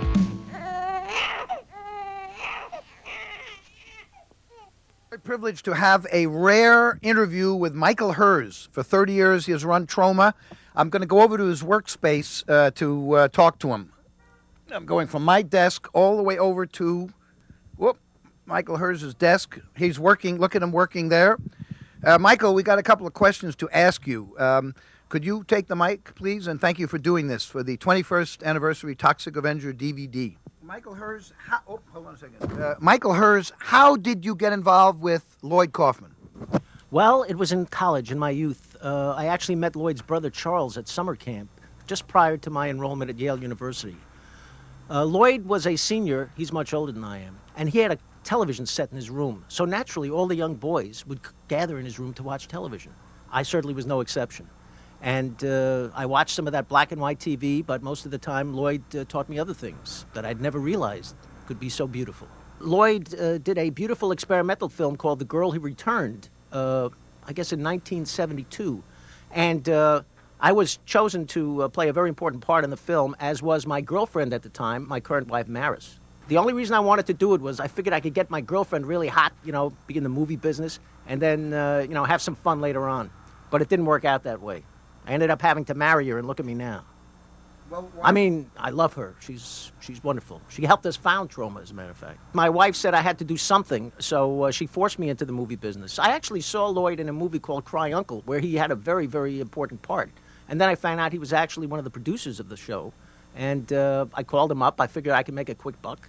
And met up with Lloyd, and he induced me to invest in a horrible movie where I lost everything. And then I felt obligated to stick with it until I could recoup my $9,000, which I have not to this day, by the way. What was that movie? That movie was called Big Gus, What's the Fuss? Actually, in Hebrew, it's called Habalash Ha'amitz Schwartz, starring Bumpet Sewer. And it was a beautiful movie, but it was a huge flop. So in my early years, naive as I was, I tried my hand at direction. But I soon found out that I was not suited for such a task. Well, on the films that we sort of co-directed, Lloyd was the creative genius. He's the one who would talk to the actors. I was more of a technical man. I would make sure that the hot lunches got there on time. I recollect that you did more of the directing of the actors on the movies that we co-directed, like Toxic Avenger. I thought you were, and especially with the females. I remember that I was very timid. I was pretty good with the hairless boys, but I remember that you were more with the actors. Well, I beg to differ, Lloyd, because you were on the camera most of the time, and when you weren't on the camera, you were certainly talking to the camera, and I hadn't the foggiest clue as to where the actors were because I wasn't able to look at the camera. So I think I had more to do with the what you call craft services and contract work. Occasionally I would direct, yes, but very soon I realized I had no gift for creating relationships with the actors. The first Turn On is the one and only film that I directed all by myself.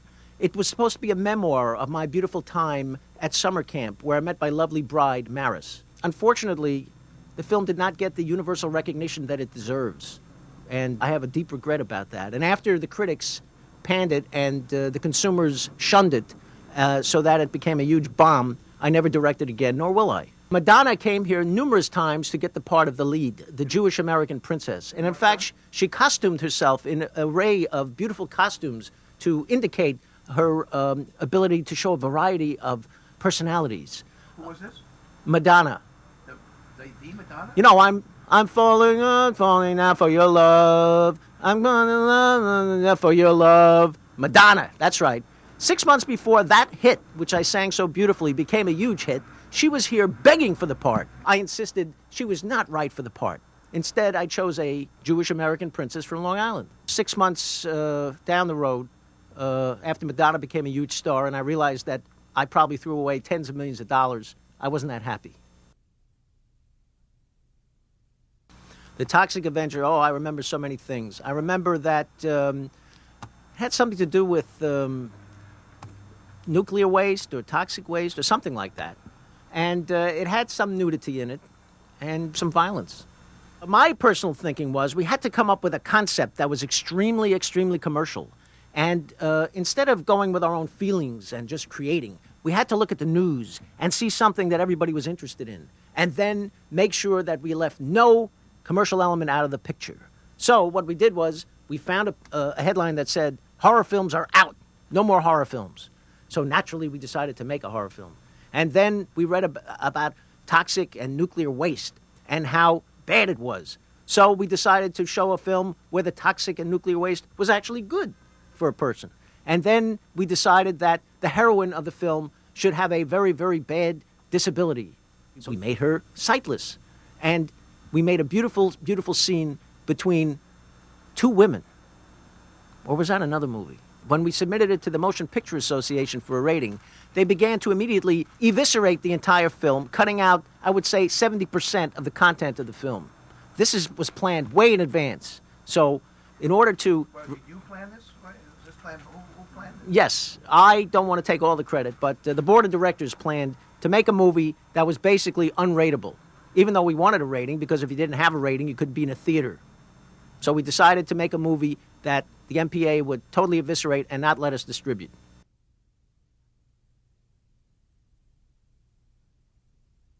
As much as I would like to take credit for the famous Troma head-crushing technique, I really can't. I would have to say that Lloyd Kaufman, the creative genius behind Troma, decided to crush a watermelon or some of a melon with some blood and guts on it that he got from somewhere, and just to put the icing on the cake, make sure that the head belonged to a little 6-year-old boy.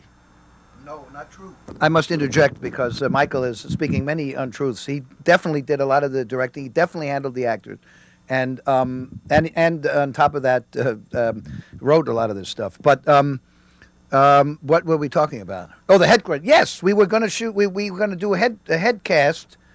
We were going to have a head cast and all that stuff. And Michael said, "Hey, just get a melon, put a wig on it," and all that. That was your idea, definitely. You were the responsible, even though I have been credited and had the glory of coming up with such a technique. I predicted that The Toxic Avenger, once it was completed and we actually saw it, would be the biggest flop since Big Gus, What's the Fuss? However, to my shock and surprise and awe, it became one of the biggest genre hits of all time. And it spawned numerous copycats, like Swamp Thing, for instance. It's a pale imitation. And also we've done 3 sequels to it, as well as an internationally distributed cartoon show for little kiddies. The visions that Lloyd and I had for the sequels diverged quite a bit. Lloyd wanted to make the films, and I said, nah, let's just pocket the money. Lloyd said to do it.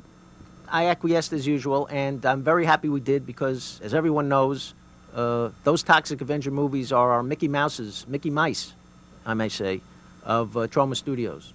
In the sequels to The Toxic Avenger, I had a very important, although behind-the-scenes role. For instance, you see the scenes with the hovercraft running around in the Toxic Avenger Part 3.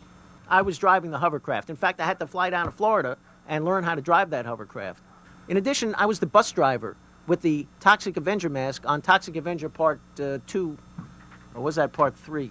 In any event, I drove the bus, and it was very funny because the mask sort of covered my eyes, and we had this big picnic scene with a lot of kids running around, and I almost hit 3 or 4 of the kids. Well, it is true that the turnover of our Troma team employees is quite vast. In fact, I think the average stay for most employees here is about 3.5 weeks. And this is good. It's a good thing because the people come to us. We tell them it's an impossible job and that they'll be miserable, and they decide to stay anyway. And then, true to our word, we make it very miserable, and the job is impossible. But they learn a lot of lessons along the way. For instance, they learn that the toilets must be cleaned every morning. And not only the top of the toilet seat, but the bottom as well, because when somebody takes a dump, there's like splashback, and the stuff gets underneath the toilet seat, and you got to do that as well. Some people have said that the Troma employees are afraid of me or despise me, hate me, don't like me. I really don't pay attention to that because I feel that I give them very, very important input. But you're a very nice person. Is this a business tactic to frighten the employees? I don't believe that I really do frighten the employees. I think that the employees are frightened of themselves. Because when they look at me, I try to lead by an example. And when they look at me and see how I work, there's a little fear that creeps up in the bowels of their inner self and being. Doggy Tales was a concept, a high concept, that went awry. I worked out and mapped out every detail, every nook and cranny, every T and I dotted on Doggy Tales. And then it fell into the hands of Lloyd Kaufman, who immediately started to pull at it and tear at it and pick at it, the way he does with all of the films he directs. And sure enough, it came out to be disastrous. But it was a great concept. It's a beautiful film, a little short film for all young boys and girls, especially boys. And you can get it on the Troma website, Troma.com. Tales from the Crapper was what we call a reclamation project. A brilliant, brilliant project. Certain footage was shot under adverse conditions and circumstances. And Lloyd Kaufman, a genius that he is, brought it together in one seamless, effortless tome to horror, suspense, sex, and violent motion pictures called Tales from the Crapper. I'm very heartened by the number of fans that I meet when I go on the road, especially in Las Vegas, who are Troma fans. And I try not to toot my own horn, so to speak. But on the rare occasion when I might be at the Hold'em table at the Bellagio and someone says to me, "Hey, what do you do?" I said, "Well, we're involved with some films." And they say, "Oh, yeah? What kind of films?" And I say, "The Toxic Avenger." They say, "Ah, The Toxic Avenger? That's my favorite movie. Here, listen to this. Boys, get them." Oh, no, that was from Big Gus What the Fuss. "Hey, I never cornholed me a... Hey, I never cornholed me a blind bitch before." That's from The Toxic Avenger. That's what they tell me. They actually remember that line. Someone once asked me, do I feel that there's any hope for Troma in the future? And I often say to people, where there's life, there's hope. And there's plenty of life at Troma. If you go down to the basement, there are all kinds of rats and vermin down there. And if you want to see some life, that's where you find it. So therefore, yes, there is hope for Troma. If there is a legacy of Troma Entertainment, which has been around for 30 years, and I believe is the longest running show in the independent film community, it is this. If you're a young boy or girl and you want to make an independent film, there's only one place for you to look, and that's right here at Troma. And if you have any questions or comments, or if you'd like to buy some DVDs wholesale, I commend you to go to Troma.com and join in our Troma family. And the legacy will be a lot of young boys and girls, especially boys, trying to make some films, probably not succeeding, but trying their best anyway, and volunteering for a lot of shit that Lloyd puts on all over the country and all over the world. Look, I only have time for one more question. I really have to go. Thanks very much. Well, by the way, this is very, very important. Michael, everybody today wants to make a movie. Everybody. What's your advice for young people today who want to make a movie? Well, my advice for people who want to make a movie today is you should act like a movie maker. When somebody calls you about something, don't return their calls. When you go to a restaurant and you're having lunch, just when the check arrives, go to the bathroom and stay there a good long time and let the guy who you invited to lunch pay for the check.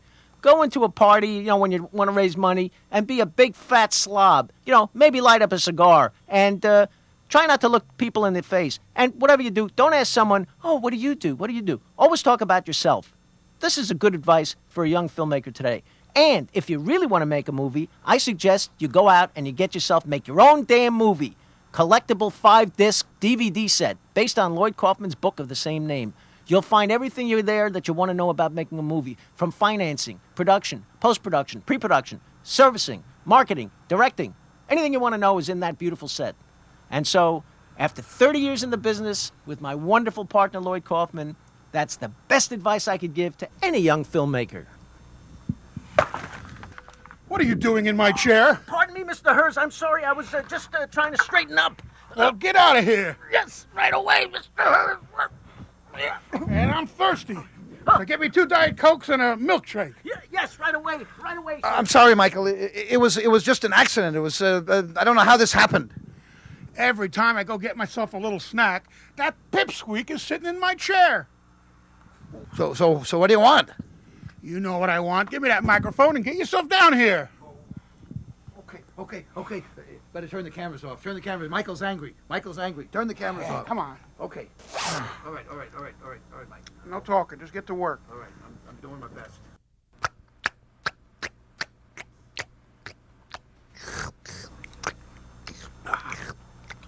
What a sandwich.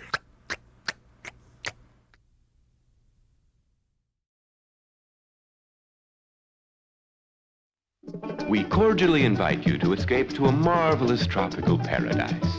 It's an island of peaceful beaches and happy tourists. Welcome to beautiful Zombie Island.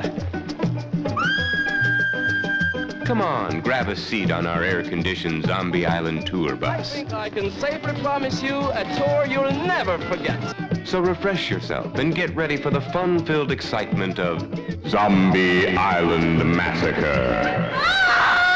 In Zombie Island Massacre, you'll witness ancient voodoo ceremonies. And if you're very lucky, and for no extra charge, you might even get to participate in these picturesque rituals. So come on down. Sample the world-famous Zombie Island cuisine. Cannibalism. German, French, and Italian, and all on cannibalism. Yes, Zombie Island Massacre, where young lovers take fun-filled vacations of terror, torture, violence, and death.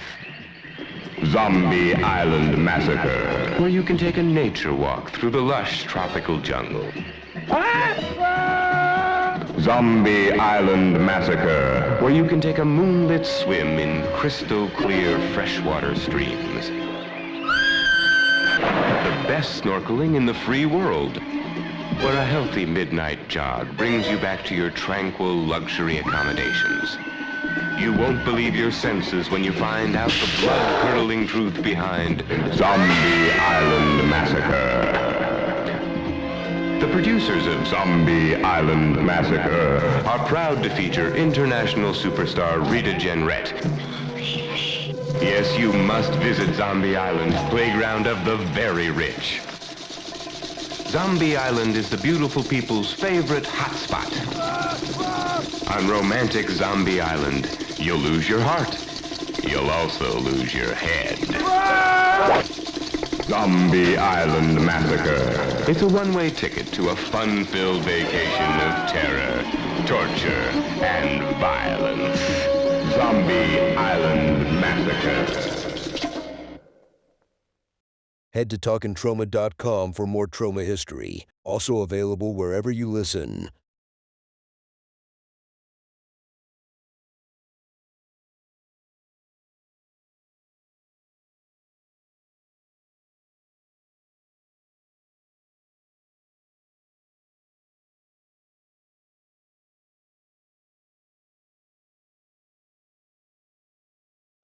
Introducing Talkin Troma with Zack Beins, the ultimate podcast experience for cinephiles and fans of all things Troma entertainment.